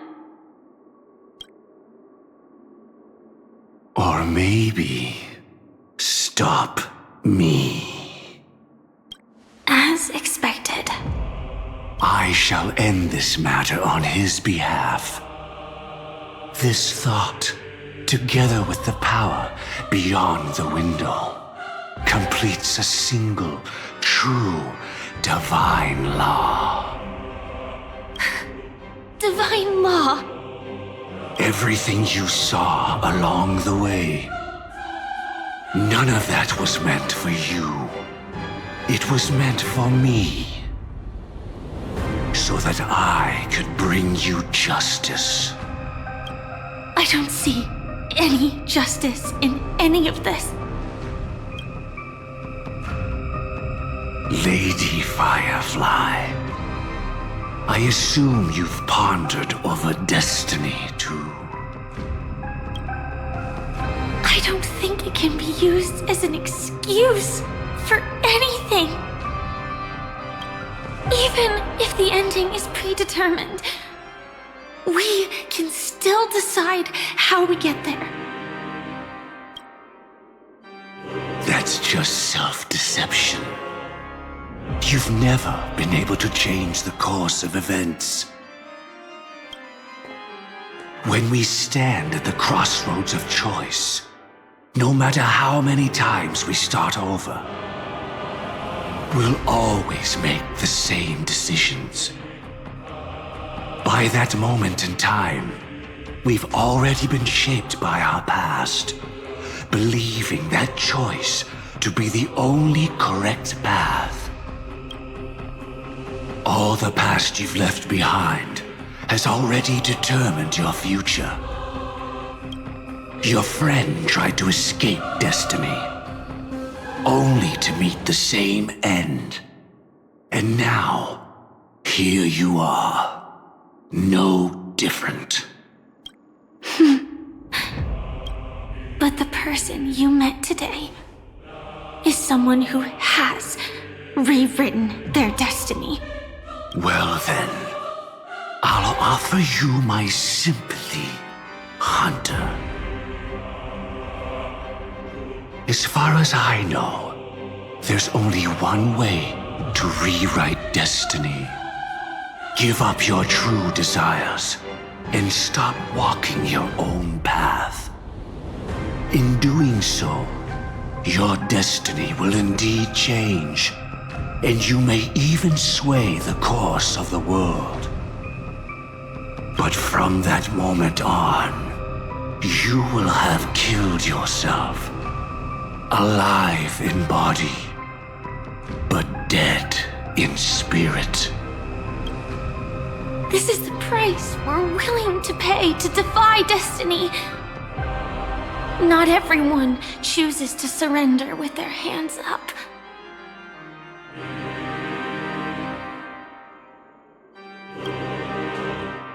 Everyone has the power to see the world as it is, and to bear that weight. This is the true meaning of sacrifice. I admire your resolve. Since you don't mind sacrifice, that's enough talk. Stand down, Hunter. You can't stop that strike. I won't let you get away with this. Oh, really?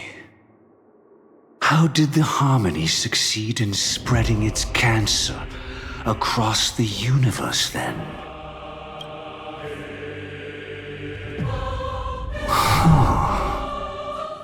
Though she wasn't my true companion, the cremator left me with a spark of her flame.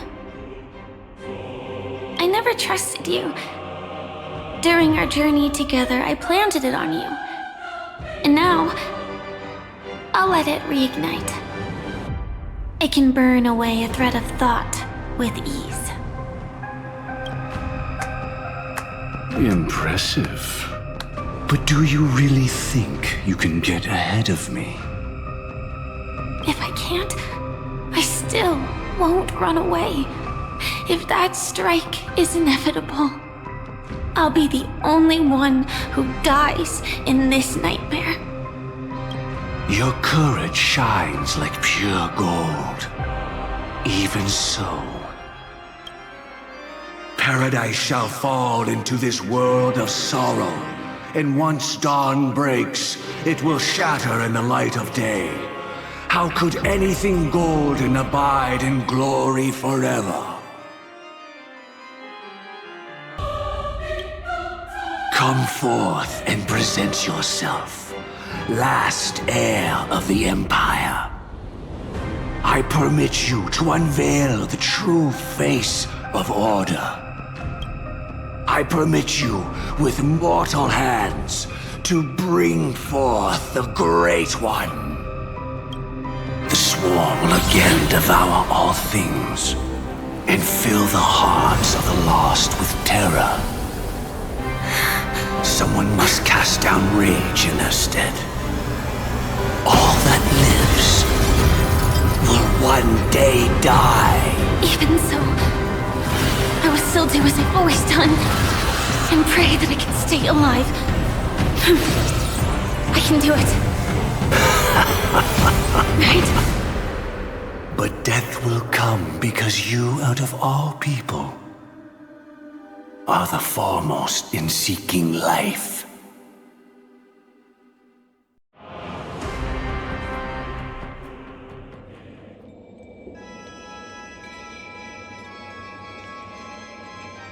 Your last confession took me by surprise.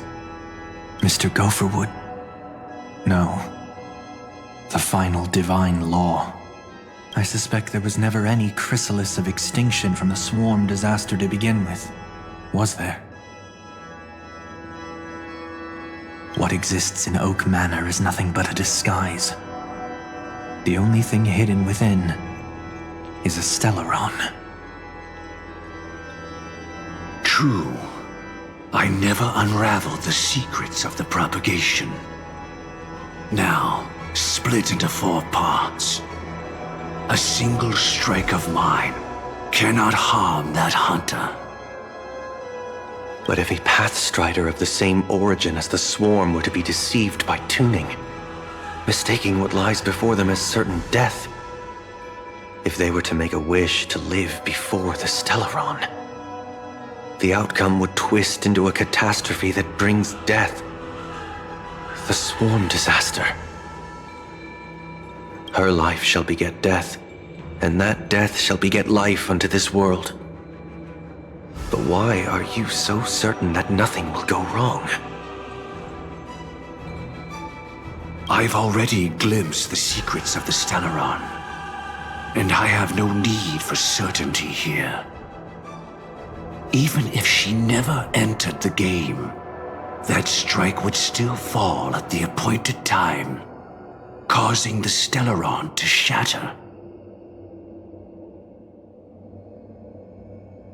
The dreamers will learn that the power to destroy their own lives comes from the harmony, but that it is ultimately the worst option.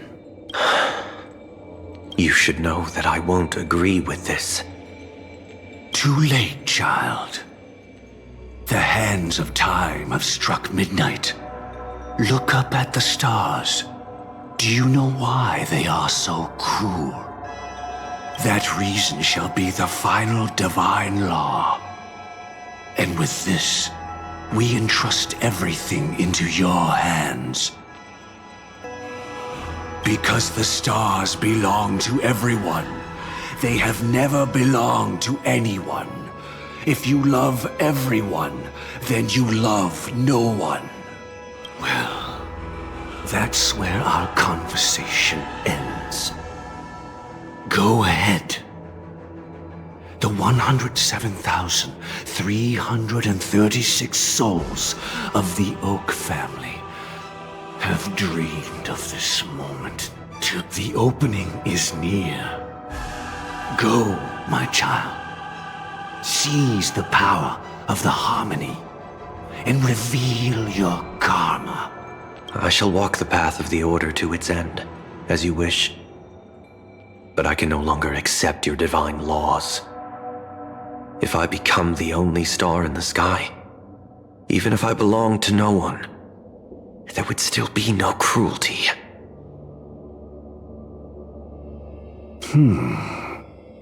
The stars are cruel, only because they have never shared their heat with the masses, burning fiercely only for themselves. Well, there can't be 2 suns in the sky. I'll step up and take down the other sun if necessary. Moreover, how could I allow other stars to shine during the day? Paradise shall soon be created, not at midnight, but at noon. I shall initiate the first and only divine law of the great Septimus. I shall ascend to the heavens, becoming the scorching sun. Bathed in my light, my people shall flourish, while all evil shall be eradicated.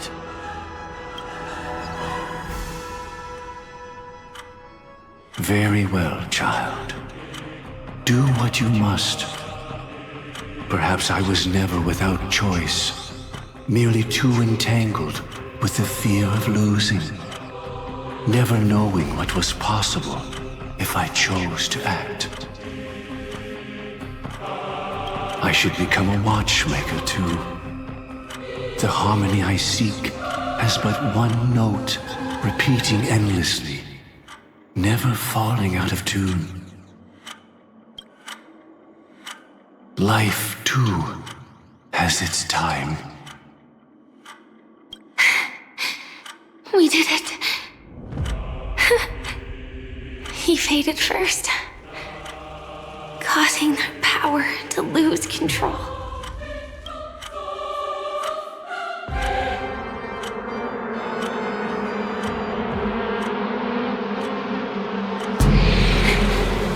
Is that...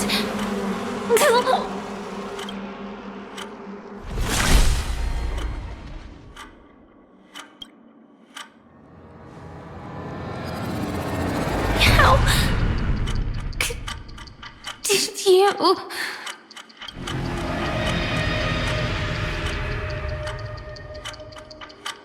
Death comes for us all, eventually. I'm starting to hate how powerless I am. How I wish that I had some way to comfort you right at this moment. Oh, don't worry, that was all in the past.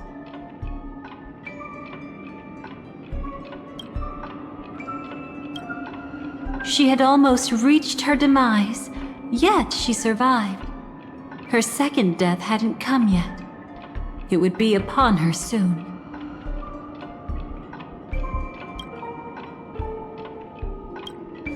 He lured a Glamoth Iron Cavalry to face a Stellaron after years of plotting. Though everything Firefly had learned since entering the dream was true, they were only truths that the Dream Master wanted her to see.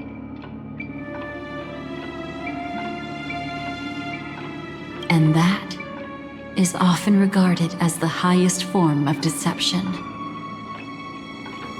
The Stellaron answered Firefly's desire to keep living. In response, it recreated within the sweet dream the Swarm disaster and the Eon Enna. It was confined within the dream. Even a Stellaron could not truly revive the Swarm disaster. The Dream Master's actions could only evoke fear in those already dreaming. Yet this swarm was frighteningly real when you consider the next steps of his plan. Enna's dream had enveloped the entire star system, which meant the swarm disaster would gradually become indistinguishable from reality.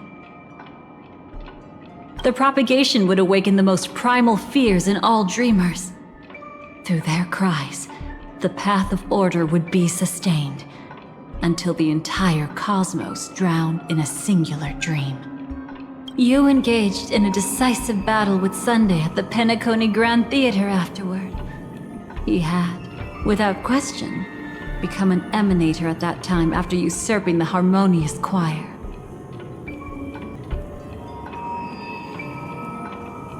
But you showed no fear, and gave it your all in your fight against him. And you emerged victorious with the help of your allies.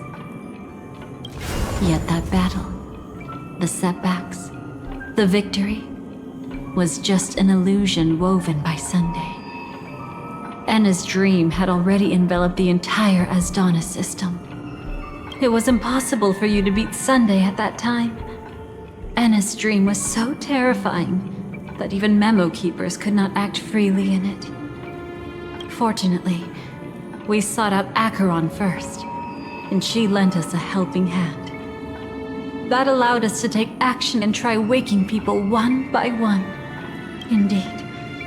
Don't forget that, even within the sweet dream, there were still many people yearning, striving, and pushing forward with all their might. At that moment, you too would face a similar deathmatch. Being woken up by Black Swan was a watershed moment. Due to the existence of Enna's dream, your memories from that point onward can no longer be viewed from the same perspective as before.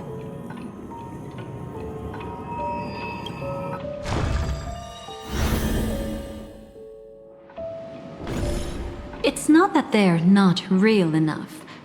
Things always look different when viewed from different angles. Ever thought about whether we've truly seen our authentic selves in a mirror? And from that moment forth, I would also no longer be able to help you. Your memories belong to you alone at the end of the day. Destiny only allows me to intervene this far.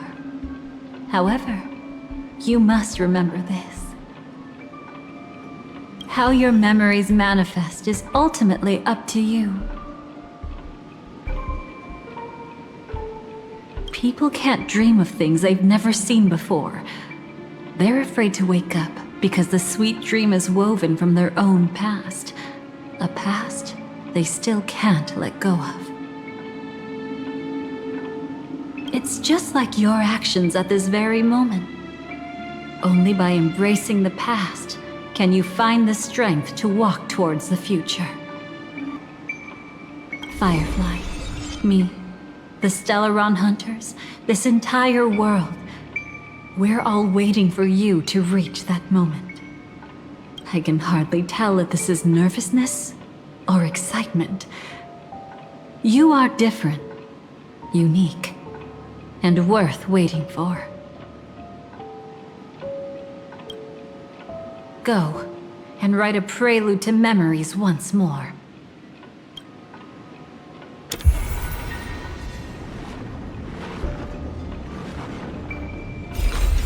From within the ashes of time, you must reignite destiny.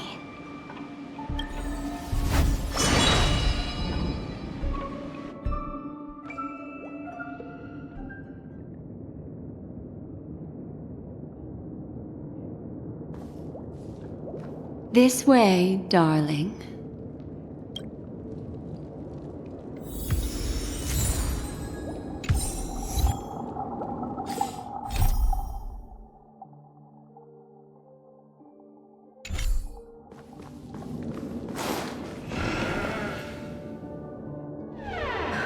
Not another one. Thank you so much, Black Swan. Finally, I can breathe a sigh of relief.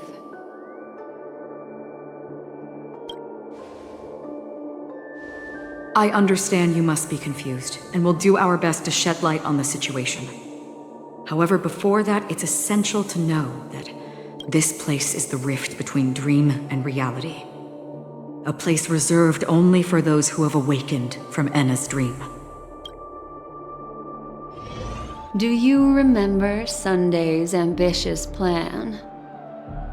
He intended to harness the power of the Stellaron, the collective will of over 100,000 Oak family members, and the desires of everyone in Penacony to usurp the harmony and restore the order. Unfortunately, it didn't stop there. From the early days of our journey into Asdana, we were already affected by the Stellaron. That strange dreamscape where we met. Maybe it was a sign that your thoughts were beginning to drift away. I don't think the goal of the Order was to put everyone into a deep sleep. Quite the contrary. They used the Stellaron to catalyze the leakage of Asdana's Memoria into the material world, allowing the dreamscape to blend with reality. People think they are awake, but their spirits have long since stepped into the Temple of Order. This is what makes Enna's dream so powerful. In this paradise governed by the Order, everyone indulges in their delightful dreams and lives happily ever after. I believe what you experienced in the sweet dream, except for that flaw, was real. Only in this way could you reach the destination, lifting the crisis in Penacony and embarking on your next trailblazing expedition. If it wasn't for Acheron's plan, we might have been trapped in this dream forever.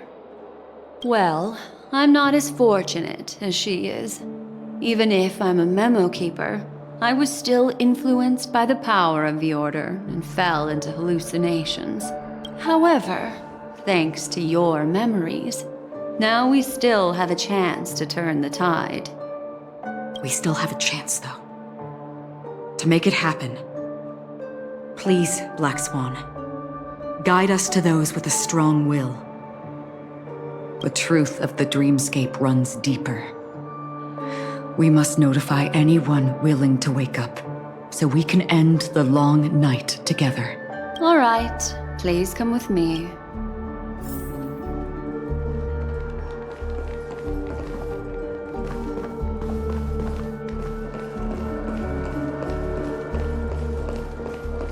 Stay calm.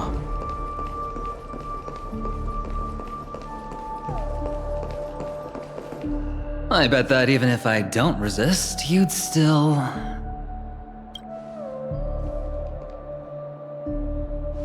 Time to get down to business, cowboy. You okay?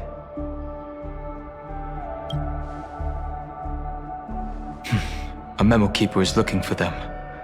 We must do everything we can as well. Quite the fateful encounter we have here, friend. Seems you're also a light sleeper. I'll send you some of the IPC's sleep aids one of these days. Unfortunately, we need to stay awake right now rather than sleep. We're still nowhere near capable of breaking free from Enna's dream. Let me break the bad news first. The enemy we're up against isn't just Sunday anymore, nor the Dream Master has awakened the swarm disaster within the sweet dream, and cast shadows into the hearts of all dreamers through Enna's dream. The primal fear taking root in people's hearts had led them to call out to the Order for protection. The path of order is gradually being restored, and this has transformed Sunday into Enna. Specifically, he's just one step away from becoming an Eon. The IPC starships converged here at an opportune moment, and the power of the preservation seeped into the sweet dream to prevent him from completely ascending. However, that is only temporary. With the IPC around, the cosmos doesn't need a second order. But it doesn't make much of a difference for us. Sunday's true form has broken free from the dreamscape, becoming as vast as an Eon. The Astana system is no more than a plaything in the palm of his hand. Indeed. Forget about stopping him. We can't even manage to face him again.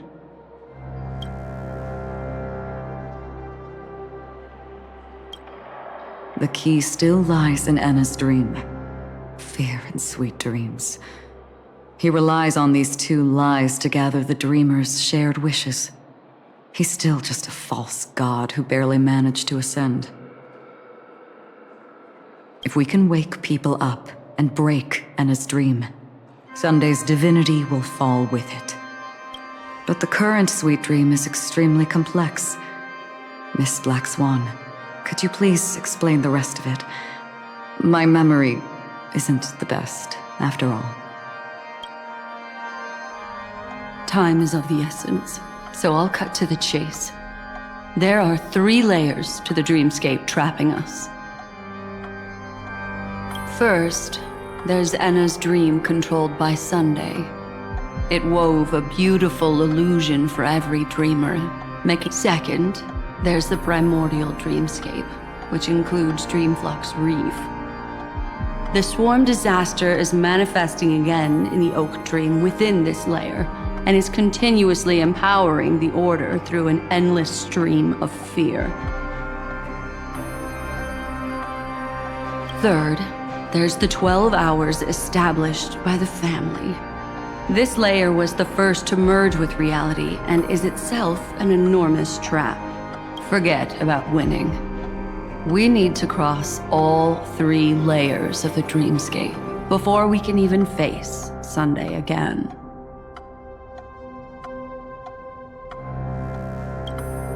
Unfortunately, we're still in the first layer, which is Enna's dream.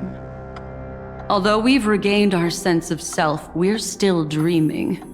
We've only managed to connect our individual dreamscapes, but have not escaped. To destroy it, We must make everyone in Penacony want to wake up from their dreams.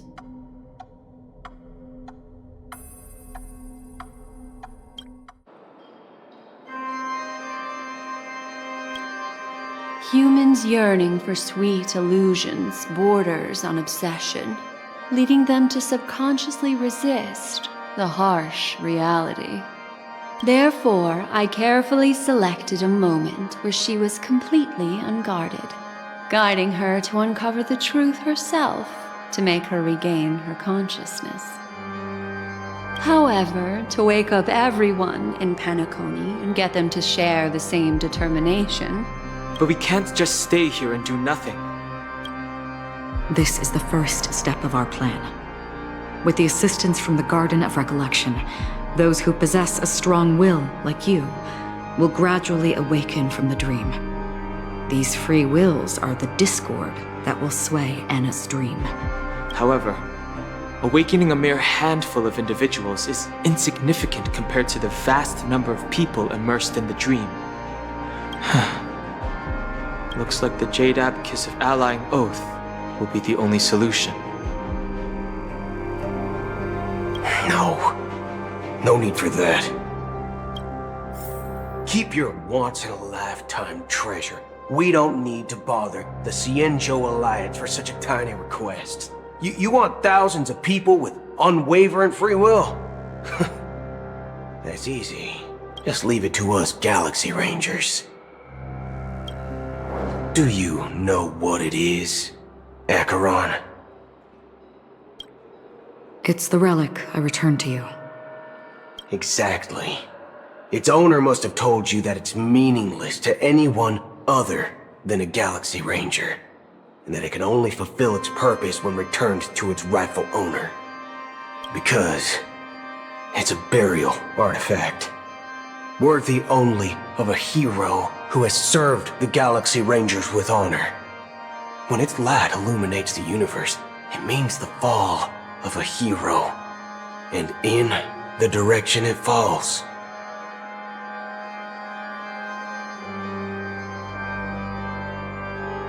Countless meteors will streak across the sky. Those meteors are Galaxy Rangers, coming from all corners of the cosmos, driven by a shared purpose, without questioning the cause or counting the cost, because we abide by a bottom line.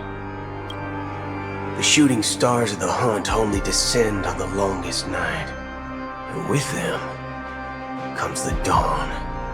We've stayed silent for far too long. Now, it's time to remind all the cowards, oppressors, and villains of the universe of our presence. I'll be the one to ignite the first spark. This should be enough to delay his ascension to godhood. As for the foundation of Anna's dream, it would take an immense power to shake it in an instant.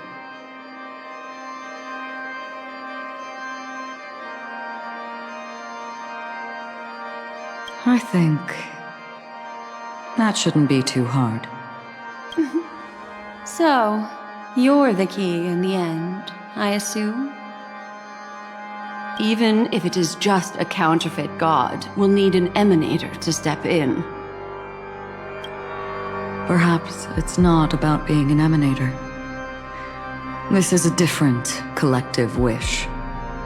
I will do it. What about the other two dreamscape layers? There's nothing we can do about them. They're even more dangerous. Unlike our current gathering, the dissipation of Anna's dream will take time. Exactly. Once we enter the next layer of the dreamscape, we'll be facing an eon's strength head on. But by...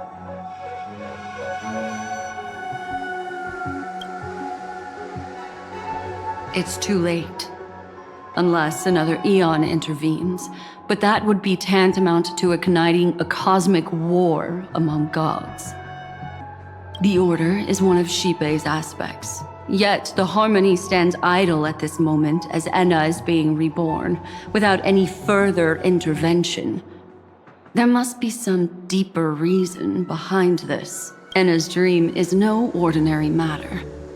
Even with Constance and me giving it our all, we could only reach the few of you here. It's impossible to find more help. But time is of the essence. We must take our fate into our own hands. In other words, those who only want to survive by playing it safe will die, while those who dare to face death head-on will live. I like that.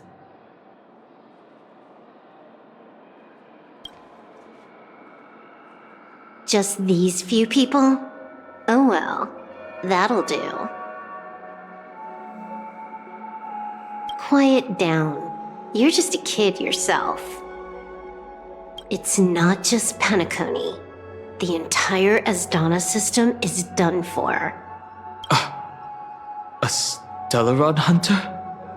She was at the edge of the Asdana system, but she still got dragged into this mess.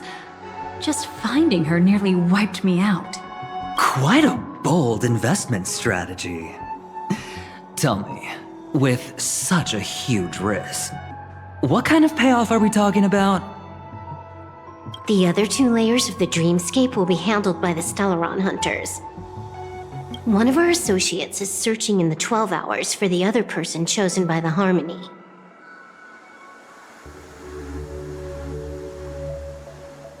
Oh? Miss Robin? She broke free from Enna's dream through her own strength, and left behind a song for those in slumber. It's true that some people are born strong, and others are born weak. If the Trailblaze is the target of heroes, then the Harmony will guarantee that the strong help the weak. Only the people of Penacony themselves can be the saviors of their homeland. Their path of happiness should be forged by themselves. While I may not be a nameless, I'm willing to instill courage in all those who need it.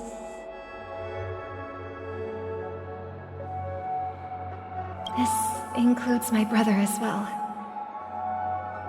Enna's dream is too cruel for him and everyone else. I see.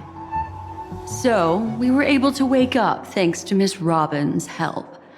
But the flaws rooted in human nature can't be eradicated overnight. Do you believe that these efforts alone are enough to convince everyone to choose the right path? I agree with you, Black Swan. That's why the most critical aspect of this plan is not to convince everyone to choose the right path, but to inspire them to save themselves. They'll stir up something big to help break you free from the 12 hours. As for the primordial dreamscape, Sam is standing by, just waiting for you to break free from Enna's dream.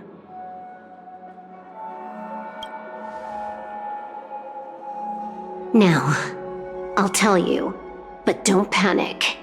She will die. She will die a second time, facing everything she wants to run away from. But her fate will be determined by you. She will help you break through the second layer of the dreamscape. Then, she'll fall into Enna's dream, which hasn't fully dissipated yet.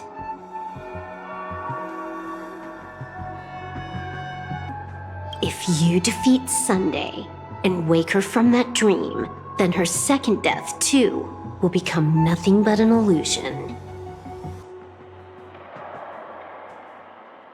But if you fail, the dreamscape will ultimately merge completely with reality, and her death will become a fact. But that still doesn't solve the fundamental problem. What about Sunday? He could wipe out all our efforts with no more than a glance the moment we cross the 3 dreamscape layers. Oh, Miss Memo Keeper. It's time for a game of recall. I once said something to you lot back in the Oak Dream. So long as my trump card remains unplayed, none will dare see the hand through to the end. And now, it's time to reveal that ace. Let me point out 2 mistakes. One of them is yours. Having personally been to the heartland of the Dream Master's plans, wouldn't I have already found a way to inform the IPC? The fleet's deployment was never meant for a direct confrontation.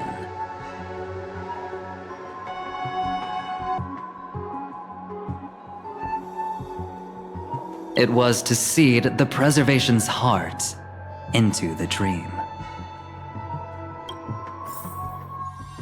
The other mistake was Sundays, and it was a fatal one. He should never have confiscated my cornerstone. He should have kicked me out right from the start.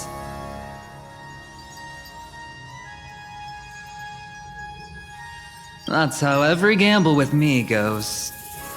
The moment you sat down at my table, you've already lost. A jade-colored light still sleeps deep within the dreamscape, and it does not require the presence of its owner to unleash its powers. So what? Even the power of the 10 stone hearts can't rattle an existence already approaching eonhood. That's why I said the cosmos no longer needs a second order. The Dream Master's plan is indeed flawless. However, when faced with the terror of the swarm disaster, how is calling for the preservation any different from calling for the order? The release of the Cornerstone's powers will absorb the Dreamer's desires and offer them the preservation's promise instead, guiding them to cry out these words. All for the Amber Lord.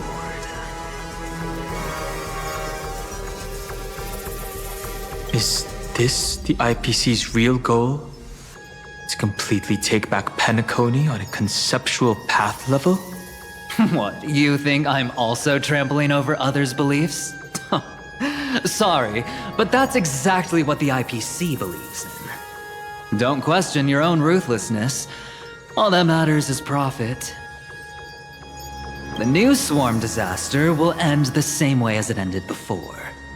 The hammer strike will echo throughout Asdana, seizing the Order's powers on the level of paths to launch our counterattack, leaving Sunday powerless to interfere with your actions.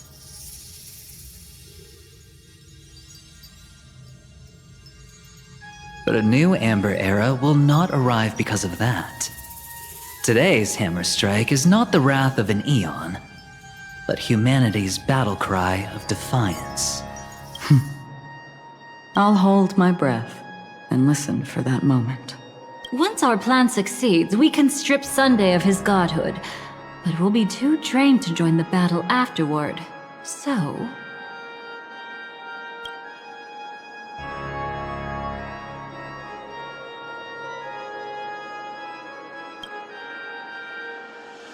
take your time to prepare. Before you head out, may I have a moment alone with you? There's one more thing I need to explain to you.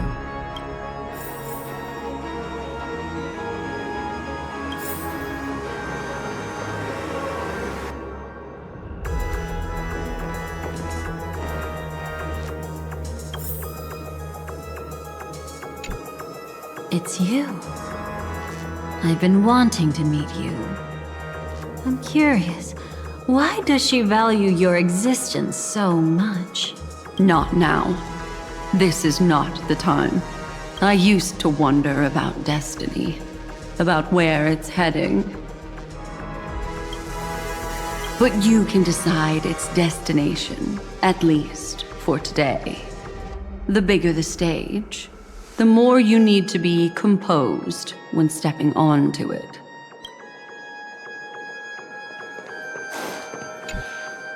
We've always been interested in the Stellaron Hunters. How about we have a chat after all this is over? A chat? You're just after my bounty, aren't you? Stay in your lane. No way, I'm just after that. If you're worried about the bounty, how about I add another billion to that?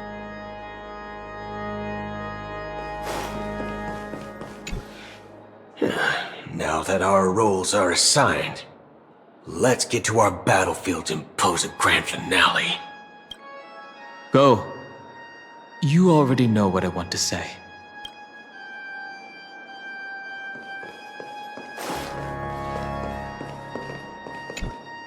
This grand festival is drawing to its close. This is the starting point for the ultimate stage of our journey.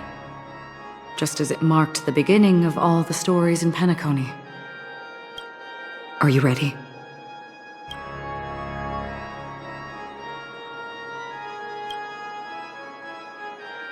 Very well. Now, please close your eyes. A glimmer of fireflies. A sigh of regret. It is because life dares to slumber that they can awaken.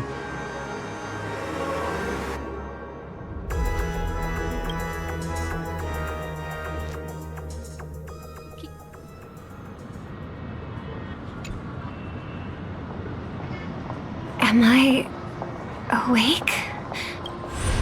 Sorry, Robin. It's just you. I did not wish for you to know this. It's a pity that things have turned out this way. Within the foundation of law, humanity establishes civilization, and through harmony, we obtain order.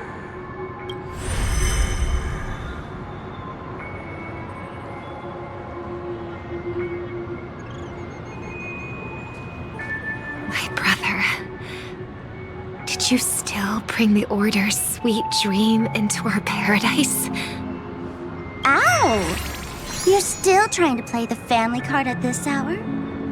Your brother doesn't exist anymore. As of now, you'd better call them Anna. Impressive. You really woke up on your own. Let me reiterate. If you've had your fill, it'd be wise to leave before it's too late. The music of the harmony doesn't tolerate discord. Ow! Then I'll reiterate as well. I've done my part, and now I'm simply waiting for the fireworks to begin. Why don't you just cut to the chase? Time's short, so I'll condense the report. Oh, that even rhymed. I'm so talented. A nosy cremator left something on you. She wanted to use it to burn down the illusions you received from the sweet dream, allowing you to wake up from Enna's dream. But it looks like you don't need it anymore. Then, how were you able to reach this place? Well, a fool has thousands of faces. It's gonna take a lot to create a sweet dream that can satisfy me. Both you and I can still stay awake for just a little bit longer. Just a little bit? Honestly, I don't even need to find you. But I am just so kind. I've already killed you once to give you a chance to regain your home field advantage. You're the last festival host awake in Penacony. So, do you want to play a round of roulette? The wager will be the entire planet of festivities. Stay where you are. What are you trying to do by showing up in front of me? I want you to watch me blow up all of Penacony. Only then can everyone else launch a counterattack and wake up together. Think about it. Your brother is already a god beyond the heavens. You're not even gonna see him unless you rip open the sky. Ever heard of the trolley problem? Make your choice. Do you want everyone to go down together? Or to have Penacony make a small sacrifice? Why should I trust the words of a masked fool? Don't think that I'm just trolling you. My bombs are hidden all over Penacony. They took a really long time to set up, you know. Maybe I should blow up a few to demonstrate how they look. Let me see. Which ones should I choose?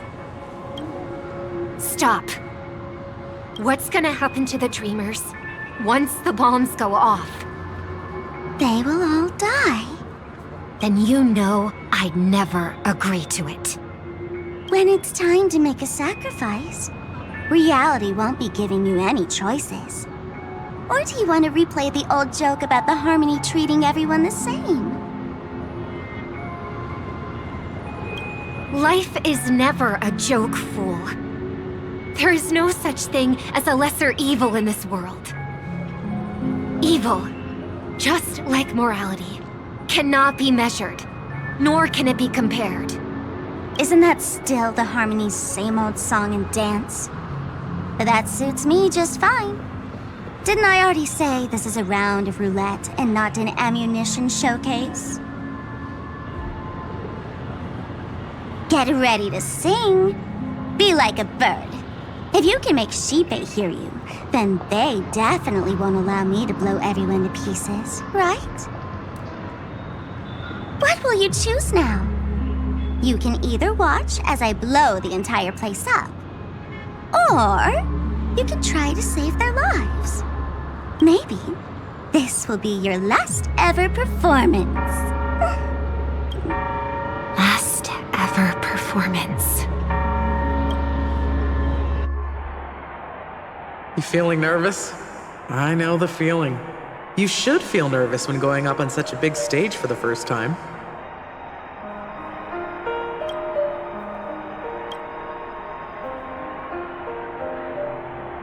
I'm okay. I just remembered something, that's all. Miss Siobhan, why do you think birds fly? Why are you asking that all of a sudden? That was my response as well the first time I heard that question. It's what my brother asked me before I left Penacony. I keep finding myself thinking about it. I don't know. I fly when it's time to fly, and I stop when I don't want to fly anymore.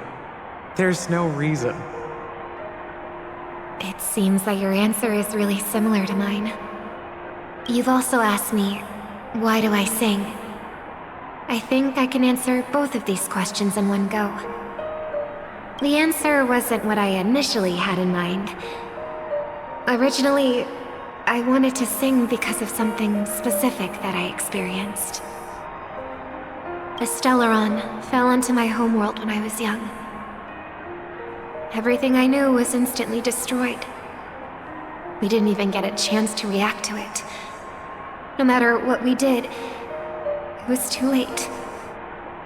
But for some reason, my mother chose to hum a song when she tried to comfort me and my brother. I remember that story. Everyone thought that's why you decided to sing. No. That experience only made me detest singing. I've believed for a long time that songs can't change anything when disasters strike. That music is the most useless thing in this world. I might be extraordinarily talented in singing, and I might feel super happy whenever I sing. But its futility had always made me depressed. Then what changed? I grew up, and I realized that my brother would sometimes hum the same tune as my mother did. And I thought maybe he missed her, but I was too embarrassed to point that out. I tried to comfort him instead. However, his answer to me made me realize what I should be singing for. Obviously, he didn't give me an answer directly, but it got me to think. Maybe some things don't need a reason or meaning at all. Go and do what must be done, fool. It's for the sake of Penacony's future. But I won't let anyone get hurt. Oh, did you just have a flashback? Now I'm even more excited. Let me check one last time. If you were to die, how would you want people to remember your ending?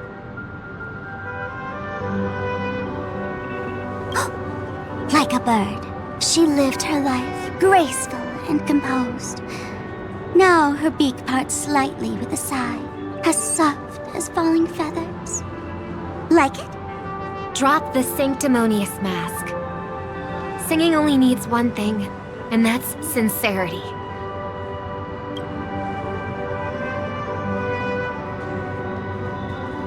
My brother. Birds born with wings need no reason to soar into the sky. And those forced to fall back to Earth don't need anyone's condescending sympathy.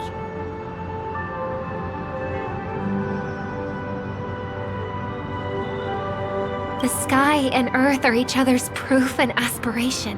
When a soaring bird looks down below, it discovers that even after falling, life still holds hope to continue.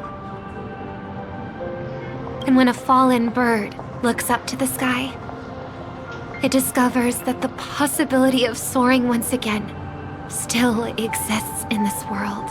Perhaps they'll never truly understand each other. But what people need is an understanding. It's showing a little more compassion for the way others choose to live. And when necessary, even if you become the only star and prevent everyone from soaring into the sky, they will still be inspired by your radiance. Thus, the Order's sweet dream will eventually fall. Oh, triple-faced God.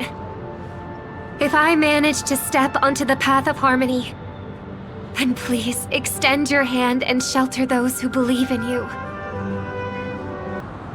And if I am a bird destined to fall, doomed to never sing again, then while the sound of me hitting the ground may be my last note for the harmony, it will never be this world's swan song. In the name of the sweet dream, the Charmony Festival now begins!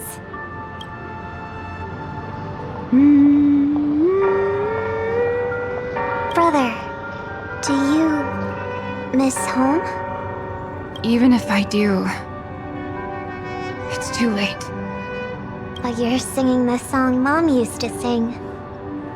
Because even if it's too late, we still have the choice to sing whatever we can.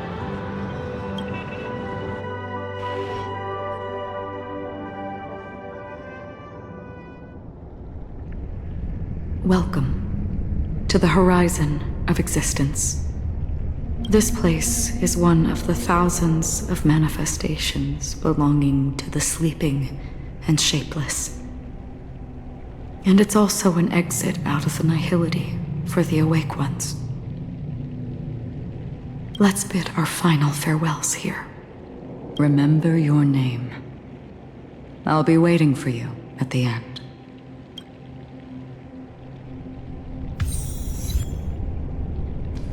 If only people could have each other beyond just memories. I want everything this world has to offer. Or perhaps I want to find the one existence that can truly please me. I hope that I'll see her again after I die. Then she'll know that I too am only human. And all humans will find happiness. I hope everyone can always reunite with their family, enjoy home-cooked stew, and keep on laughing. One day, those who live will all come to understand how they need to think to create their own happiness. May people embrace each other and offer their most sincere compliments to whoever they meet. Our hopes and dreams are in your hands now. Please guide them to witness every sunrise that is yet to come.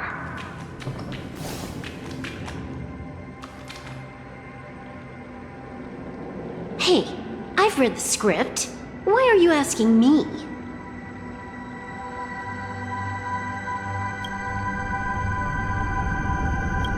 As long as you're not afraid to fall asleep, you'll definitely wake up.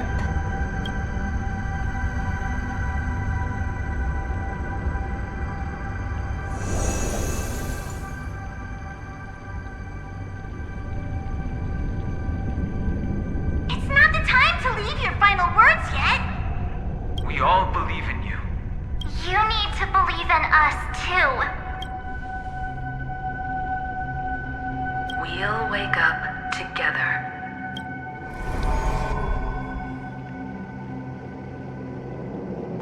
Why does life slumber? We don't know the answer yet, but we're about to awaken from this dream. Or perhaps such is the answer itself. It's the people who first broke free from the sweet dream. The sleeping and shapeless caught a glimpse of their desires.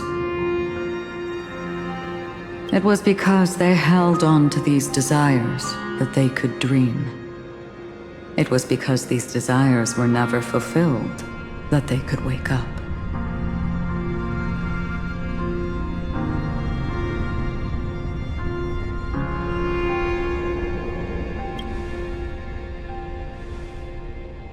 I think that's not entirely true. I wish people could find happiness, but I've been tainted by too much nihilism. That the nihility is a proud and terrifying dream. It's brought forth not by gain or loss, but by the severing of roads, or even the loss of desire itself. Fulfilling a wish can certainly make people feel the joy of being alive. But if no new wishes ever surfaced again in people's hearts,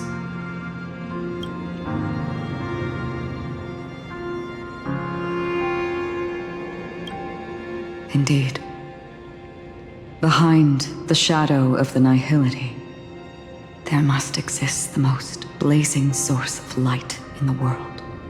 Just as every life that edges closer to death fervently approaches the end of the nihility,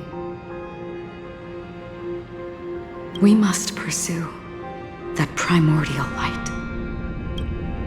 Before you go, would you tell me your wish?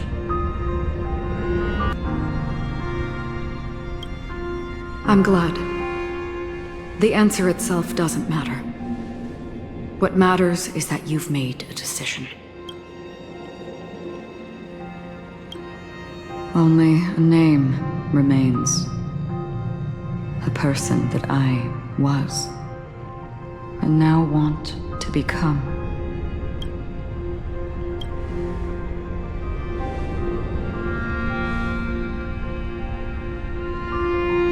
You're looking right at it. She is a hunter who treads upon the finality, destined to sacrifice her own wishes to defy destiny. But no matter which path you and she walk, death will always be the destined finale and the last reunion. Are you ready? She too was here not long ago. You can witness her resolve through this. Witness how that tiny spark of bug light broke free from the pull of the nihility.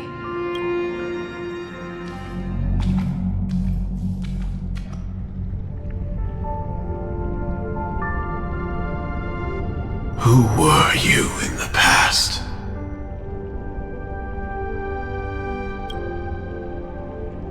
The scenery.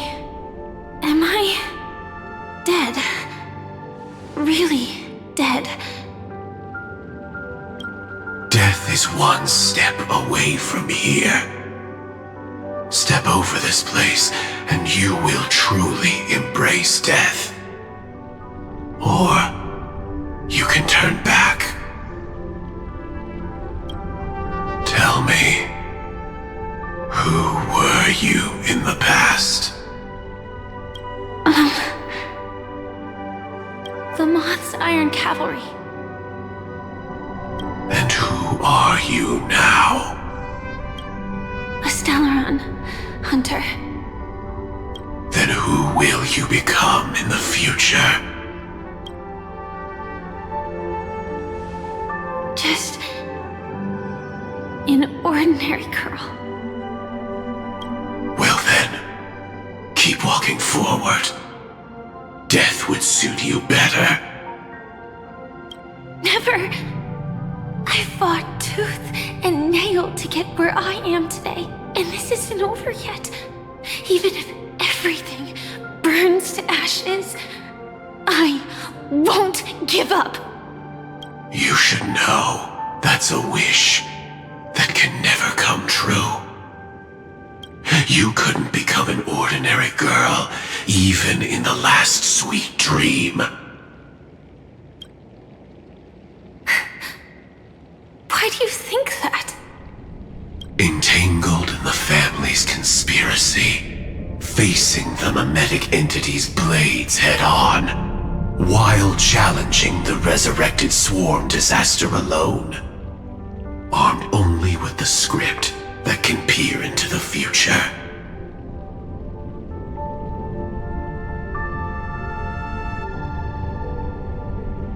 That's more than enough cards stacked against you. Do you really think that the time you spent with her proved anything? For an ordinary girl, simple happiness shouldn't just be a matter of chance.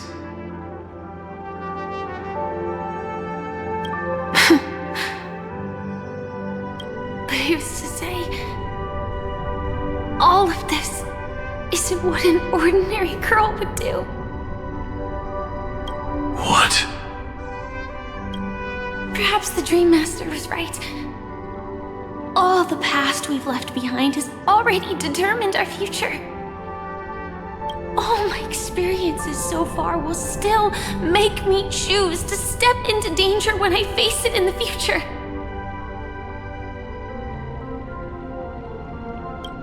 But you misunderstood my answer. I guess it's my fault too. Always talking about wanting a normal life, as if the past that shaped me is some heavy burden weighing me down. Being a Glamoth's Iron Cavalry and having entropy loss syndrome are more than just scars. They are a past that taught me to cherish, urged me to seek, and showed me how to love.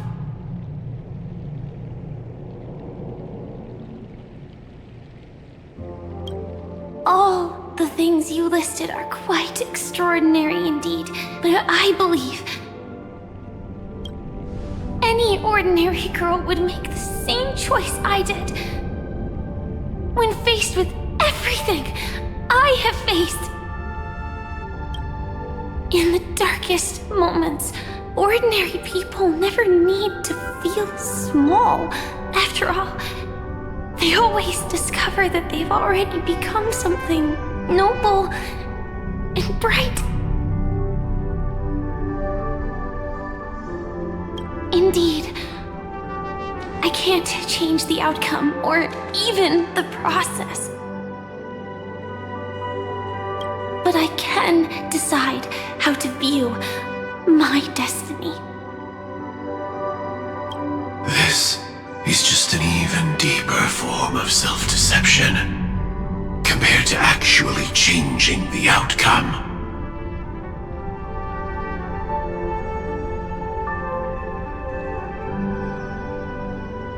Free will is mere self-deception for most people anyway.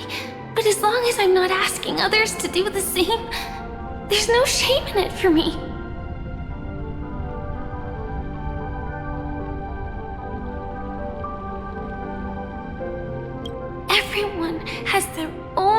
answers as to why life slumbers.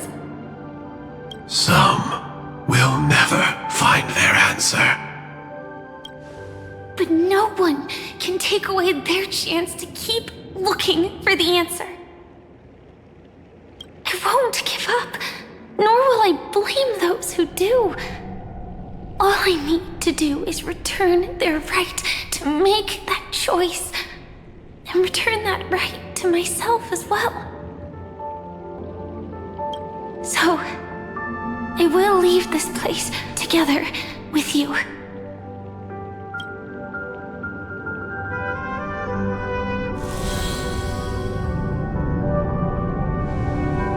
Even if embracing my former strength means speeding towards my death.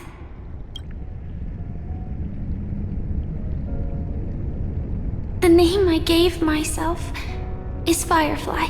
I used to think I was similar to a firefly, just a fleeting glimmer of light.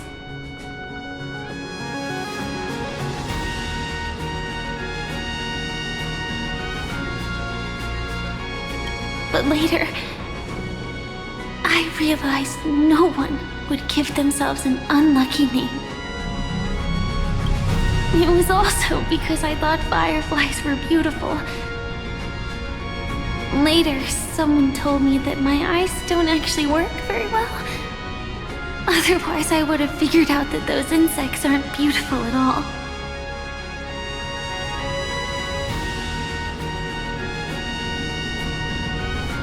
Beauty, love, all our feelings stem from the flaws we were born with.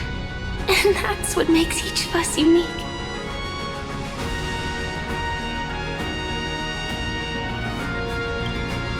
Yet, I can't help but love these little things. Even though I'm sensitive to cold and can't stand the night wind, I still go stargazing. Even though baking cakes is really troublesome, I'll still keep trying. Because I love giving them to people who matter to me and seeing those people smile. I love going around looking for cute dresses, not to show off to others, but because it makes me feel good. So, I won't mind any flaws anymore. I won't fear any new scars. I'll give it my all to find what I love, and I won't let destiny take them away. So,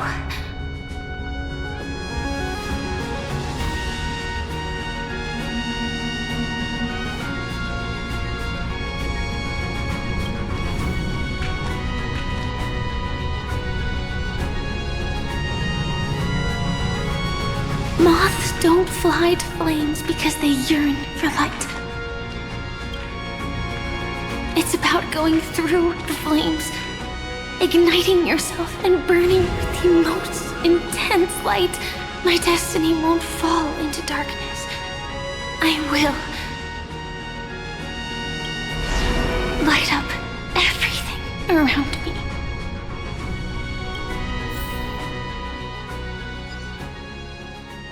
As long as the clock keeps ticking, death comes for us all eventually. And life has its time, too. If my world always ends up being burned to ashes, then let it burn!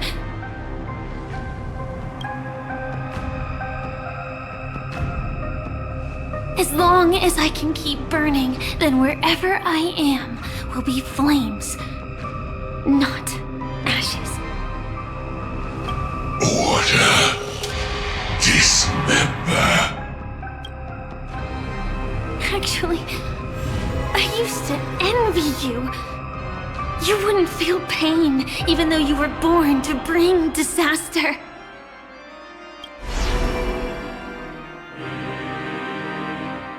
But you should be envious of me now. I'm unwilling to face death, nor do I want to keep fighting. But when faced with destiny,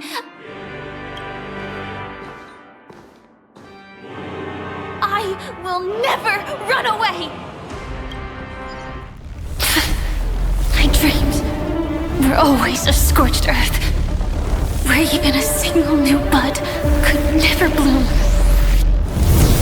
But I will still burn, and keep on burning, until new life rises from the ashes!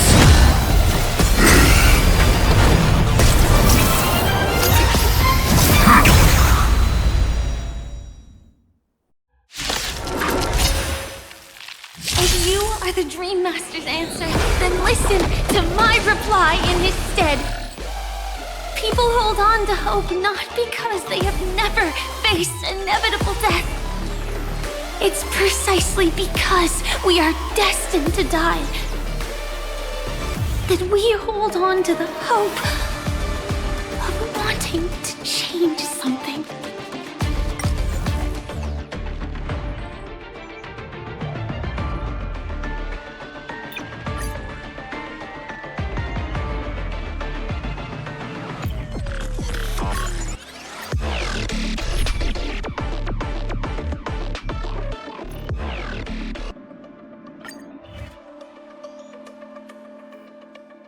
If you are the Dream Master's answer, then listen to my reply in his stead.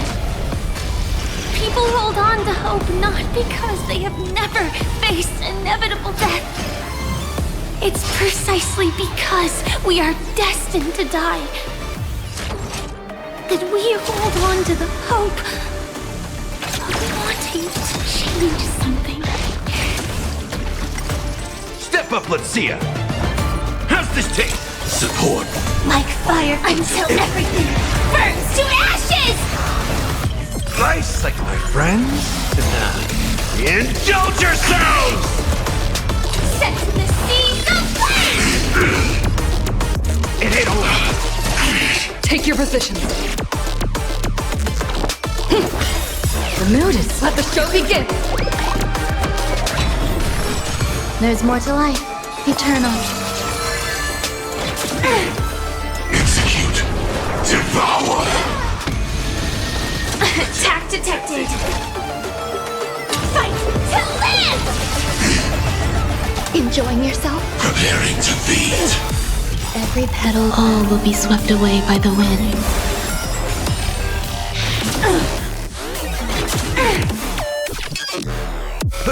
Adjusting Rhythm get volcanic messed up? biomass.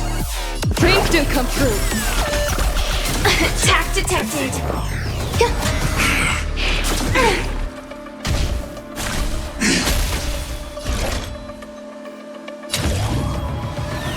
Set to the seas of flame!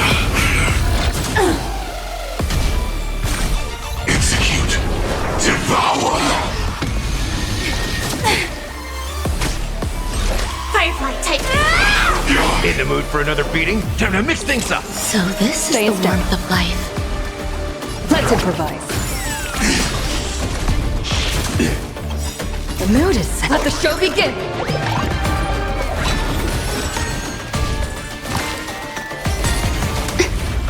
Order.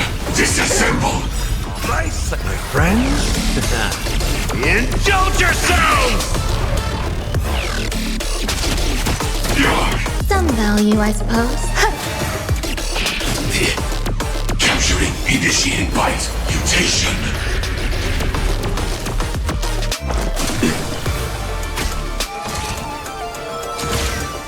Attack. Until everything burns to ashes! This is more than a battle. Fight to live! Adjusting volcanic biomass. Rhythm get messed up? Execute. Devour. In the mood for another beating? How's this taste? Thank you. There's more to I will keep fighting. Every petal, all will be swept away by the wind.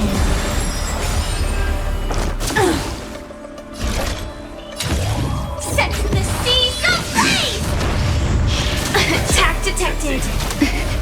Preparing to feed.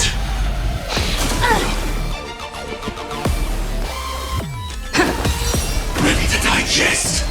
Mutation.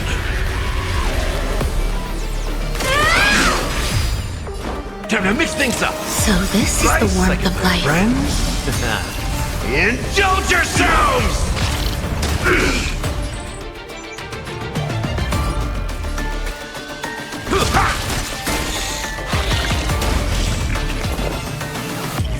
Eternal. Execute. Devour. Fight, fight, to live! The mood is. Let the show begin!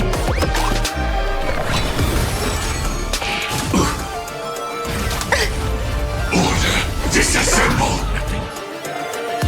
How's this taste? So this is the warmth of life. Indulge yourselves! Adjusting volcanic biomass. Some value as Detonate. every petal. All will be swept away by the wind. Like until everything burns to ashes! Sets the seas aflame!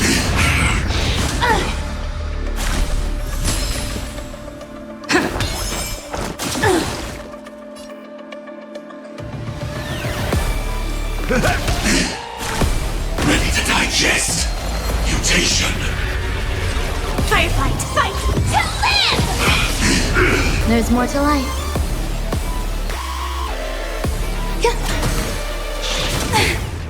Execute. Devour. Sets the seas aflame! Take your positions. Preparing to feed. Step up! Time to mix things up. Great team. Slice like my friends. Indulge yourselves! That's all you got? Some valued existence is unity. Fight to live! Stay in step. The mood is set. Let the show begin!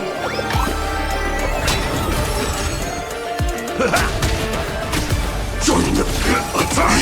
There's more to life. Every petal. All will be swept away by the wind. Take your. Detonate. Until everything burns to ashes! Sets the seas aflame! Some value, I suppose. Fight to live! Stay in step. Let's improvise. Adjusting book.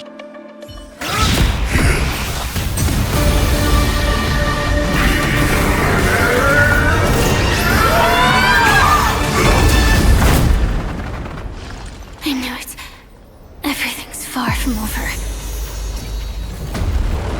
If embracing fate is also a form of resistance, Then this time.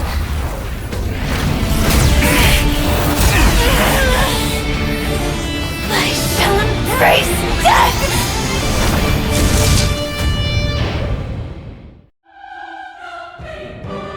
To live is to imagine a future version of yourself. But fate is never fair. The choices people make are almost completely dictated by their past. No matter how much they try to move forward, there's no guarantee they'll see the future they've imagined. It's the same for every path. The nihility already exists, whether you admit it or not. And nothing can ever completely escape from nihility. Most paths make people believe that this world is good. That as long as you are willing to believe, you would gain power because of your belief. But that does not apply to the nihility. The nihility is absurd and vast, capturing those who were unwilling to blindly believe, yet are powerless to fight back.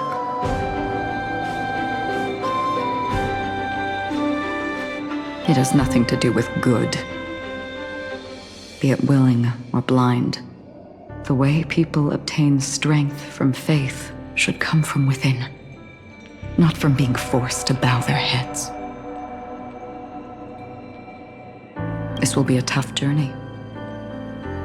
Are you still willing to return to the starting point once again?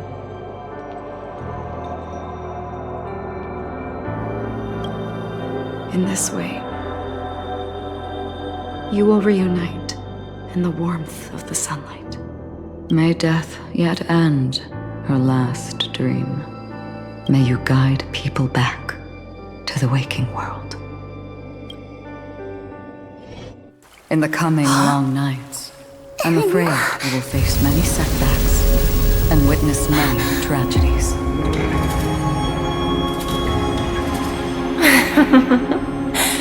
I come to greet, I come to whine, I come to claim. I grant poison for nectar, sow in spring to reap in fall. Await wizened fruit to fill livened boughs. All for the Amber Lord. But when you make a choice, there will be a fleeting red that reappears before you once more in that monochrome world.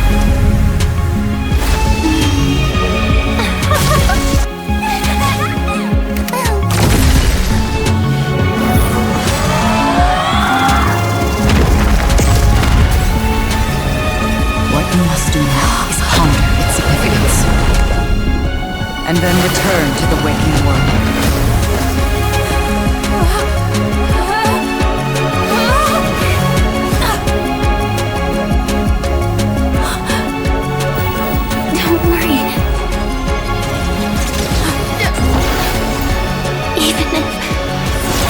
Doomed to fade at dawn. I won't fear waking up from this dream. Go. Take back the right to trailblaze. For them and for me. That's where we will all find our answers.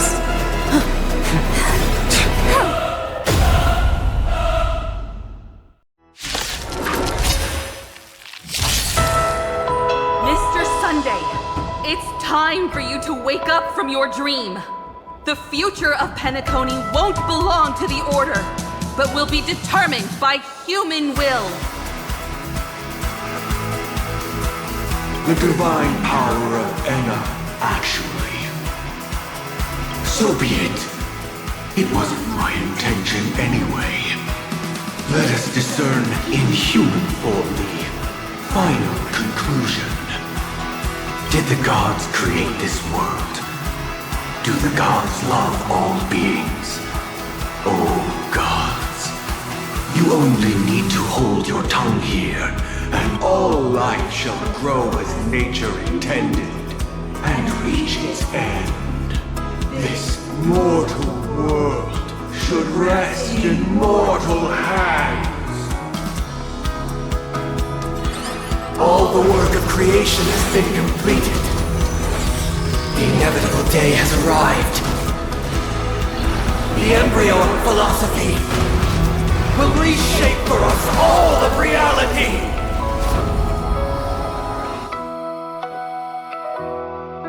No more gods will ever stand here again. This paradise shall be forged by the King of humankind.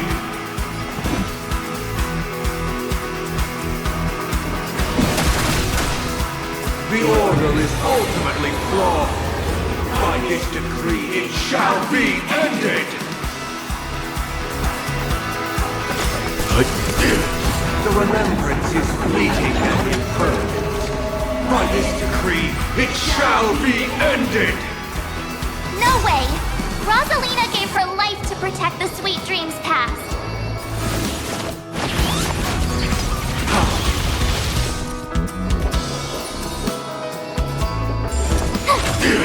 The hunt brings only futile misery. By this decree, it shall be ended! Union's bullets still protect the sweet dreams present! I have something for you. The nihility leaves no light unextinguished. By this decree, it shall be ended!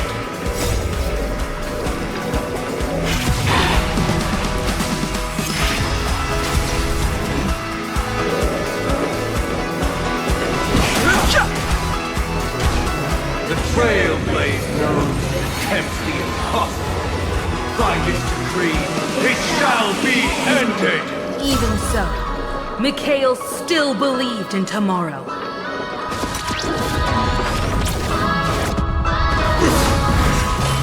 Leave it to me. Stand down. With this perfect melody I command, recreate paradise anew! Robin, is that you singing? Now, it's time to become the new Watchmaker.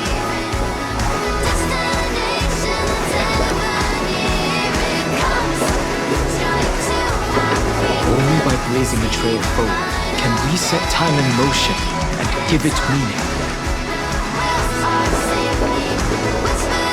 Only after the sweet dream ends will tomorrow come. People will keep moving forward, discovering countless new wonders. Tomorrow, people will know that the world will still welcome countless marvels worth fighting for. We face the darkness and our trials are yet untold. Through the shadows of day. A stagnant sweet dream can't imprison our desires. May this journey lead us starward!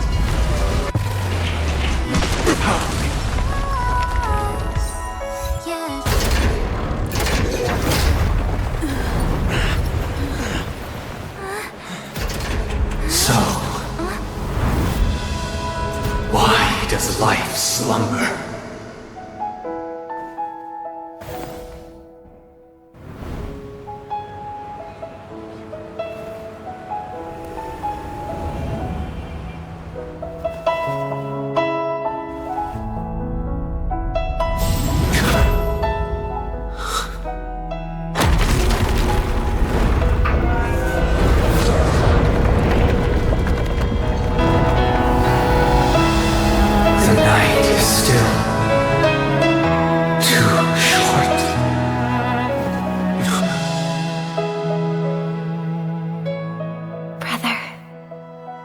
Dream is over.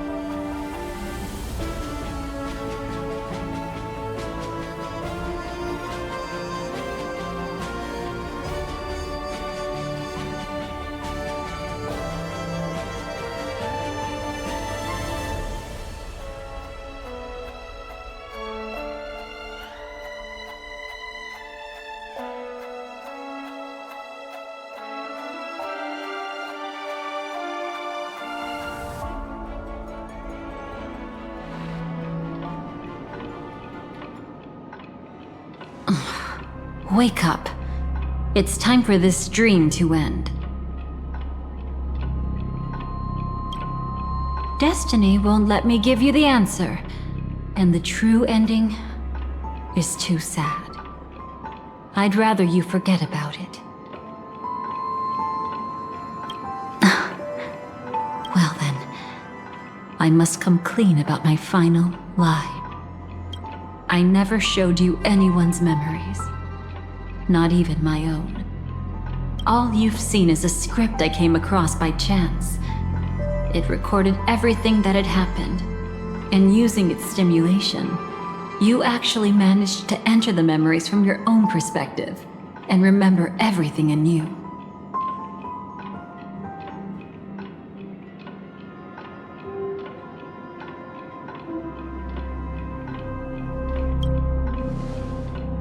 It means You're different. Unique. You've done something no one has ever done before. Even though your memories were cremated to ashes, you were able to recall them once more, treasuring them once again in your heart. The Stellaron Hunters say you are the one who can turn the wheels of time and give it meaning. That you are the one who can alter destiny and make whole what is incomplete.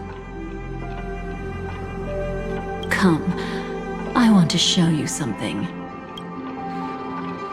Elio?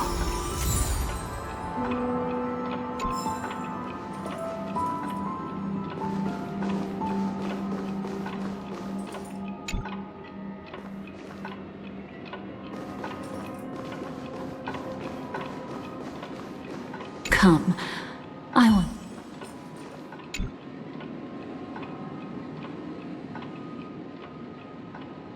This is what I promised to give you.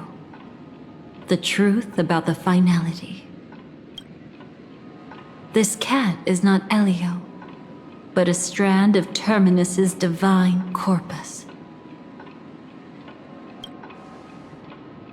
The Stellaron Hunters described this scene to me.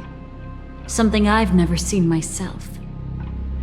When Terminus ascends to godhood once more, they will manifest their 1,000-armed divine form and proclaim, "Now I am become finality, lifting the wheel of time, the destroyer of worlds." Then, Terminus turned into a pack of black cats, distributing every ounce of their divine power between those creatures. The cats shall depart from the end of the world, going against the river of time till the moment of the universe's birth.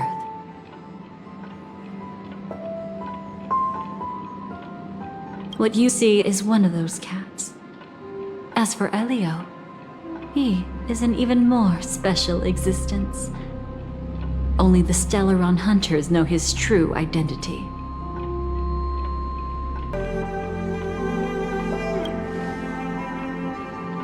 It will tell you the truth regarding the ending you haven't yet remembered. But you must be prepared. What really happened is that Firefly didn't meet with anyone between the fall of the Great Septimus and when she left Penacony. Not even you.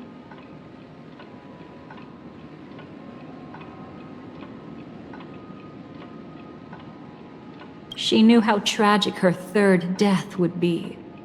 So she only dared to watch you from afar and hid on her lonesome when she was about to fade away.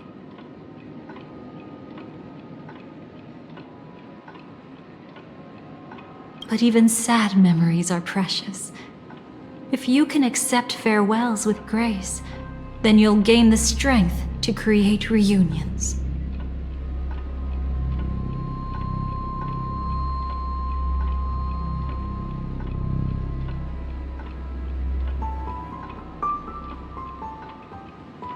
When you bid farewell to loved ones, you should cry while they can still hear you. That's the only way they'll know just how many people love them.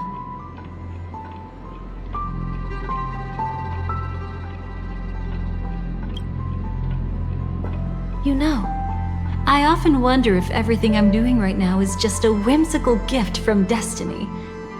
That I haven't really decided anything, but merely being tossed around at its mercy. But right now, I don't care. Because my joy is real. My sorrow is real. And you will be the same. Remember, if you have regrets that must be mended, then shout with all your might from the depths of your heart. Let it be passed to the end of time, and make Terminus, who was about to set off, hear your call.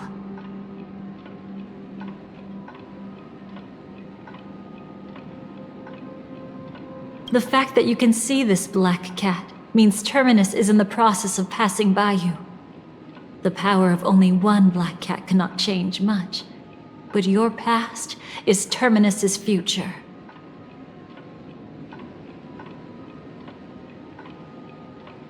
If it remembers your voice and decides to change something in its own future, your past will change accordingly.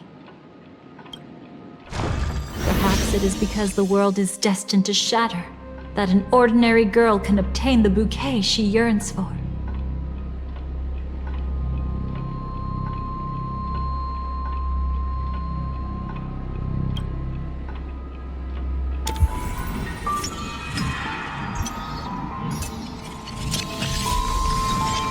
Go forth and deliver that bouquet with your own hands, so that no one will be left with regrets.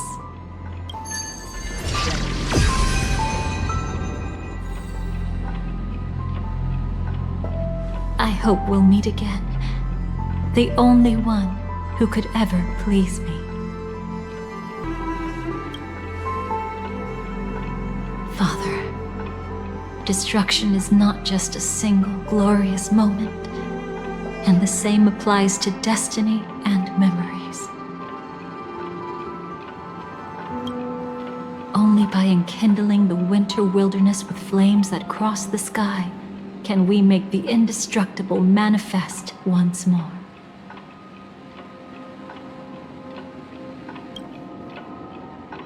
This is the experience from cultivators who had remade the world, and the wondrous creations from those who painted the world. Sitting among the embers, they drew the morning star, knowing best that only in times of extreme hunger do the stars begin to turn. Why does life slumber? You will eventually find your own answer.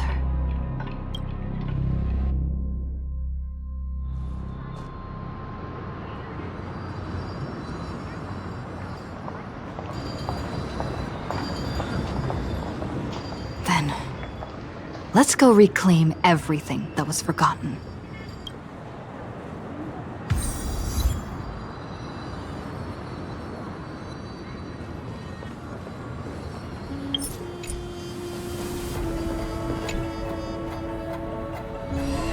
Creating a brand new path. That's truly astonishing. You must have some ideas as his sister, right? If he really managed to do it, what kind of path would that be? I think it must have been a battle between different kinds of the Trailblaze. However, my brother came to the wrong conclusion. His original aspiration was similar to the Trailblaze.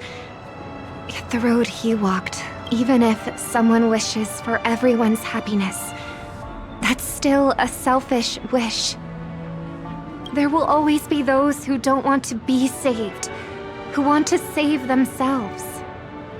Do you also think that there shouldn't be any god in the— No. Even a god who does nothing can at least give people something to believe in and find comfort in. But this world definitely no longer needs a king of humankind. That's why I believe my brother will come to understand all of this one day as well. He made mistakes, but he was stopped. I don't want him to spend the rest of his life in prison. No wonder you came looking for me. Yes. I want to make a deal with you. And after that, we'll talk about what position Penacony will hold before the IPC.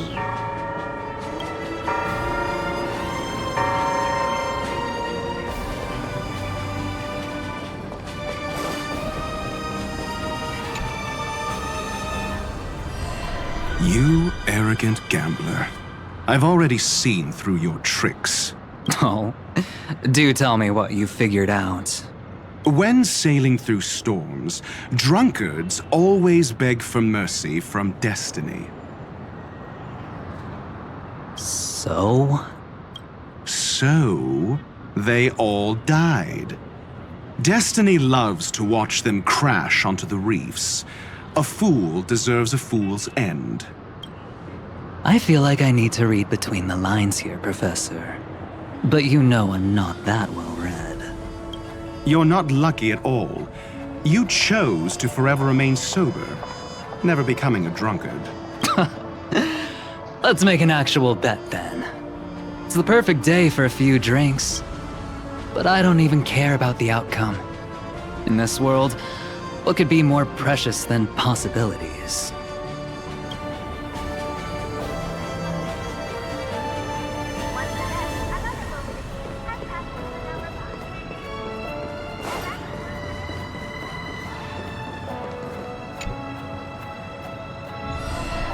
Burnt. Yes. Just like with Mr. Aventurine back then. Nihility infected the dreamscape the moment you drew. Thankfully, this is the world within the dreamscape. Constance took all the knot upon herself and burnt it away. Perhaps she won't be able to fully recover. I'm very sorry. Don't be. She's got other pressing matters right now. That's why she asked me to meet you. She's betrayed too many people, facing death threats from Avengers at every moment. But at the moment she burned away the nihility, she said she was blooming. She said that, for the first time, she felt the joy of being alive. Come to think of it, people all believe that the Dahlia's floriography means betrayal. But on the planet where it was first discovered, the locals saw it as a symbol of life and prosperity.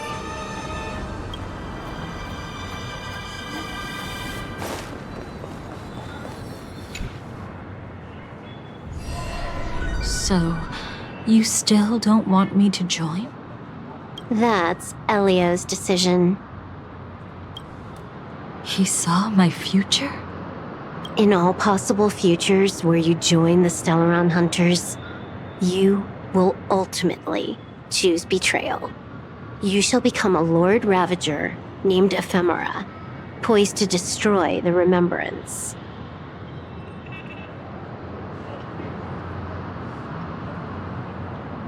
Those were Elio's exact words, and your payment.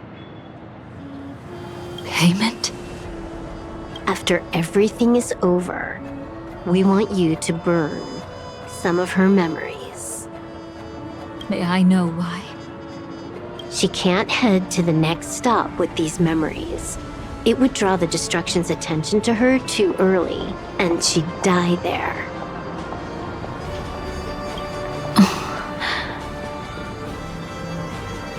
I can do that. But I'll give the memories back to her sooner or later.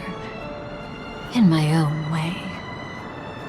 Whether you try to stop me or not. No one will stop you. It is already written in the script. It will be a new beginning. The 4 apocalypses will converge towards the destruction because of it, while the cosmos will join hands to overcome that annihilation.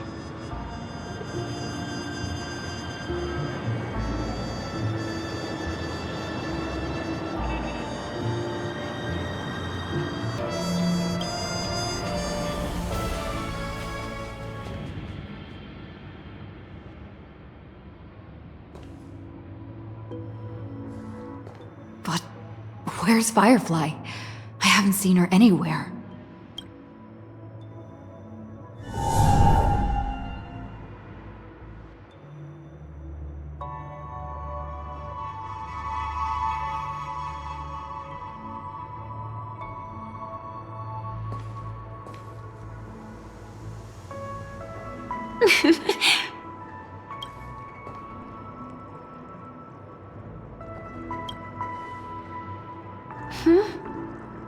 How did you know I was here?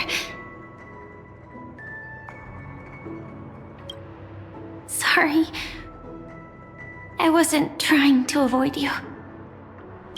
But I have my own reasons. Can you just let me stay here by myself?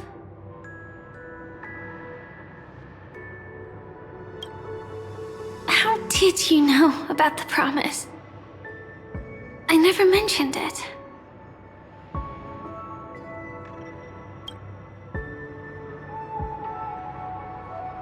I don't think I've mentioned it, but I wrote down everything I wanted to do in my journal before coming here. I'm staying here because I want to fulfill the last wish written in it.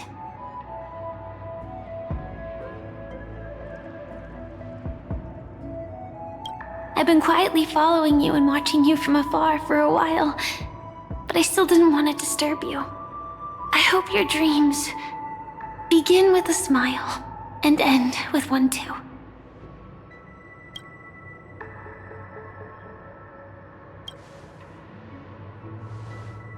To see the fireworks, of course.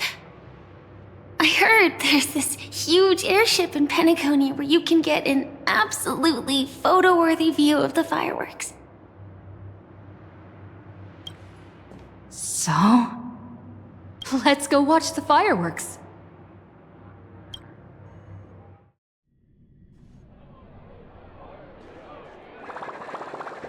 It really is the perfect spot.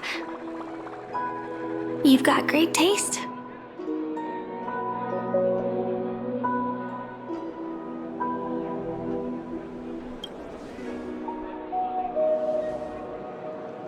Either way, thank you. Looks like it hasn't started yet. Let's sit for a while.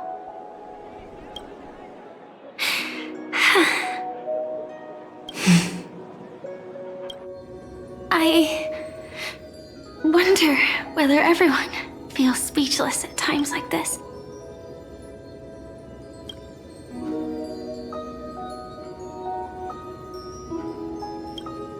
Maybe it's neither. There's a saying that I always liked. When it comes to someone we want to meet, we always imagine the scene before it happens. Imagine the words we'll say that would make them smile. Slowly but surely, all the things we want to say would have already been said before we even met the person. And when we finally meet again, we realize they're even more beautiful than anything we could have imagined. Yet, at that moment, we find ourselves at a loss for words to express just how amazing they really are.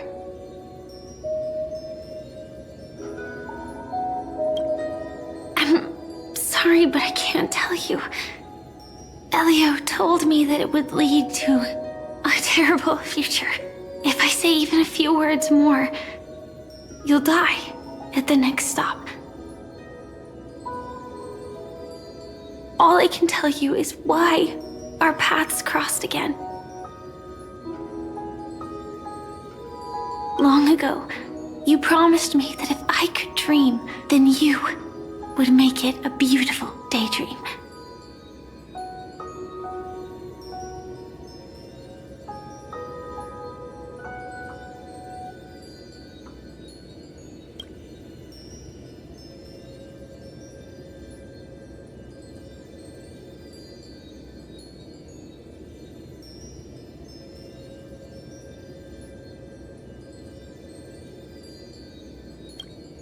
What matters isn't how they've changed, but that you still hold those same genuine feelings for them.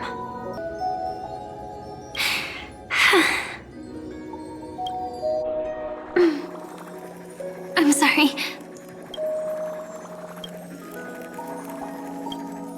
Yeah, actually, I still haven't experienced one of the 3 deaths written in the script.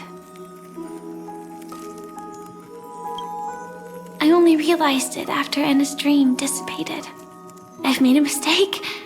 Being sent to the Dream Flux Reef by death could hardly be called a death at all.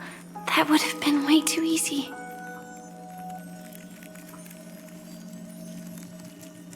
As for the true 3 deaths, the first one, I have known its true form for a long time. I can't dream. After I woke up, I would never dream again. In other words, the me that exists in this dream would completely cease to exist. The second time, I was killed by the swarm disaster. I activated my true power and came back from death.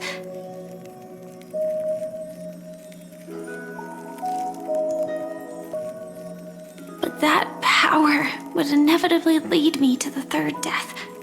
My symptoms would accelerate uncontrollably until I die of entropy loss. The dreamscape had already started merging with reality when we arrived in Penacony.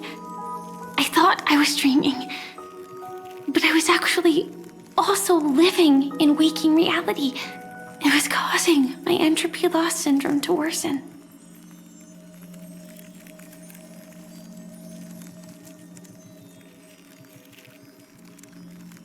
But don't worry. I asked Silver Wolf about it, and she said things won't get that serious in real life. Let's not talk about this anymore. I just don't want to see you looking sad. This is our most beautiful daydream. And we should, after all, we never know when we will use up all the moments we have with someone across all space and time. Hey, could you close your eyes? If this is my only chance to dream, then I want you to see the best version of me. As we near the end, let me indulge in a bit of perfectionism. Just like what I used to do. Let's close our eyes and imagine ourselves being together. Even if you can't see me, you'll still know that we've never been far apart.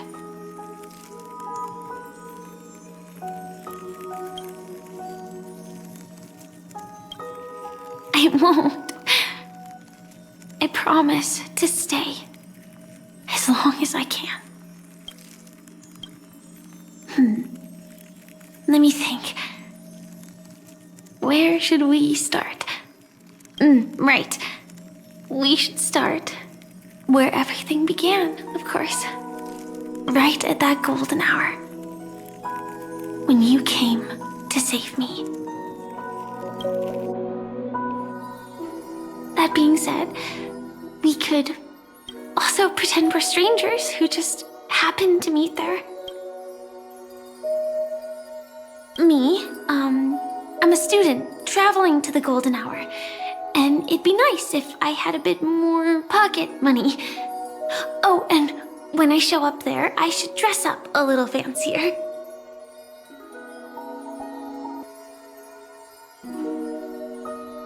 And you're a student too, but you came here from a really, really distant planet.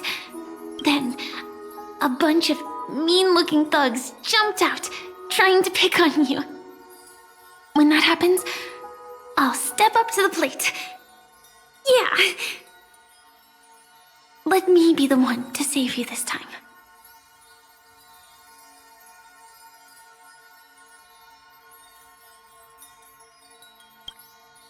No worries.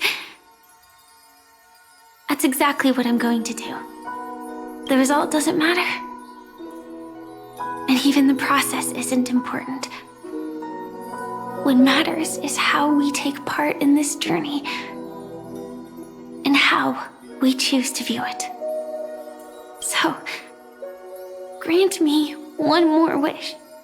Remember how I held you and flew into the sky when we fought against Enna's dream? Back then, I wasn't sure if I would ever wake up again, but I was happy. We were standing shoulder to shoulder once again, fighting against things that we believed were wrong, and we'd do anything for each other. Still, I have a tiny, selfish wish.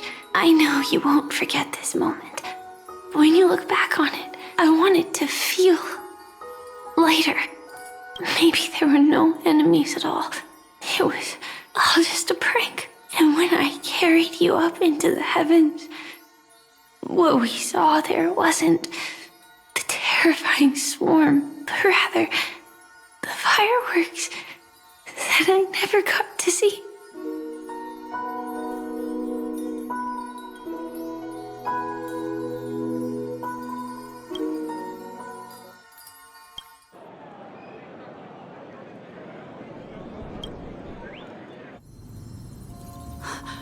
Firefly?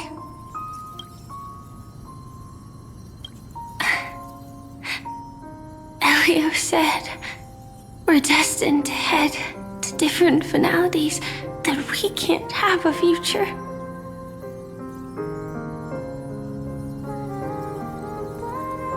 That's why you told me that you'll give me a daydream more beautiful than any ending could ever be. I'm looking forward to it. But can we really not step over the ending together? I'm not scared of death, but please don't let me die alone. They say you're destined to bring about the finality. But I believe you'll be there. You definitely will. Only you can know it. And only you can decide. This cosmos certainly doesn't exist solely for you, nor does it flow only under your gaze. But it's forever waiting for you to save it.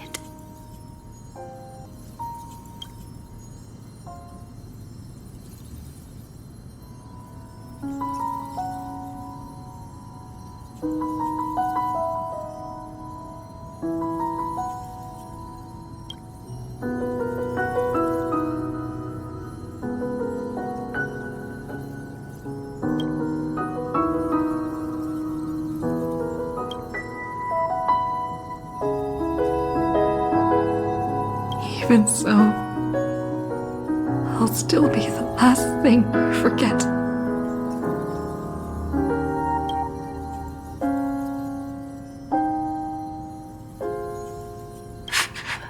Fireworks. No. While she might still be able to see it, the result doesn't matter. And even the process isn't important. What matters is how we take part in this journey, and how we choose to view it. I'll do everything I promised you.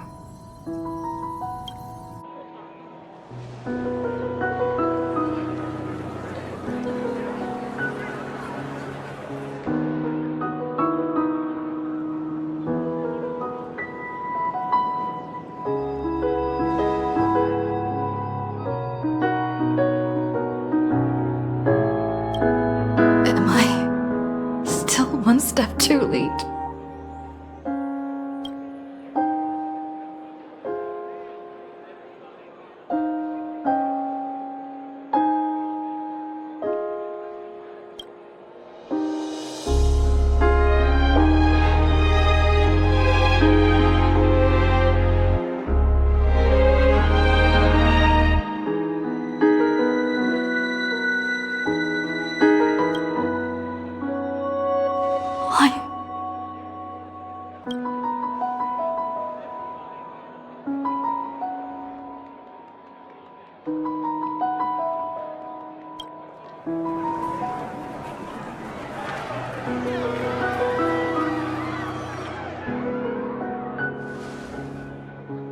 But Firefly can't see it anymore.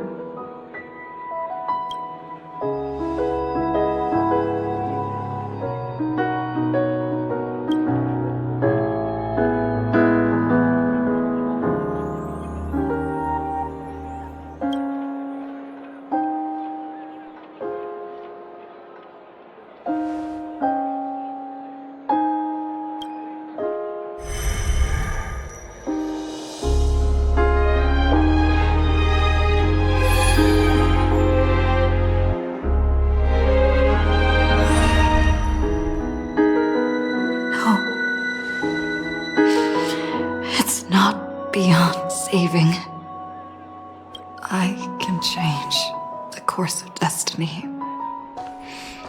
and make up for what's missing.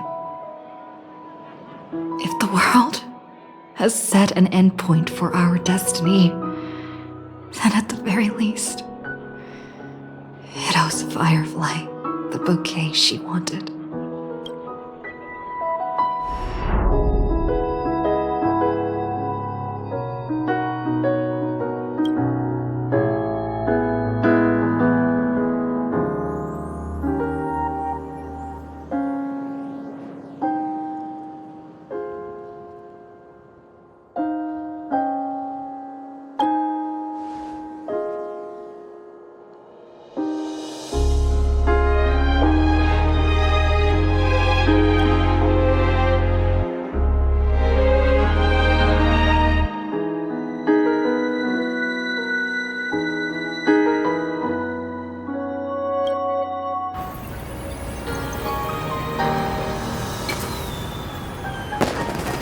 You see, everything is possible in this land of the dreams.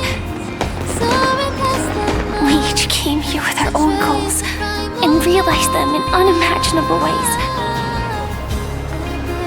Whether the outcome was sweet and dreamlike or bitter and real, it is still the answer we longed for. So, why do people choose to sleep? I think it's as you said.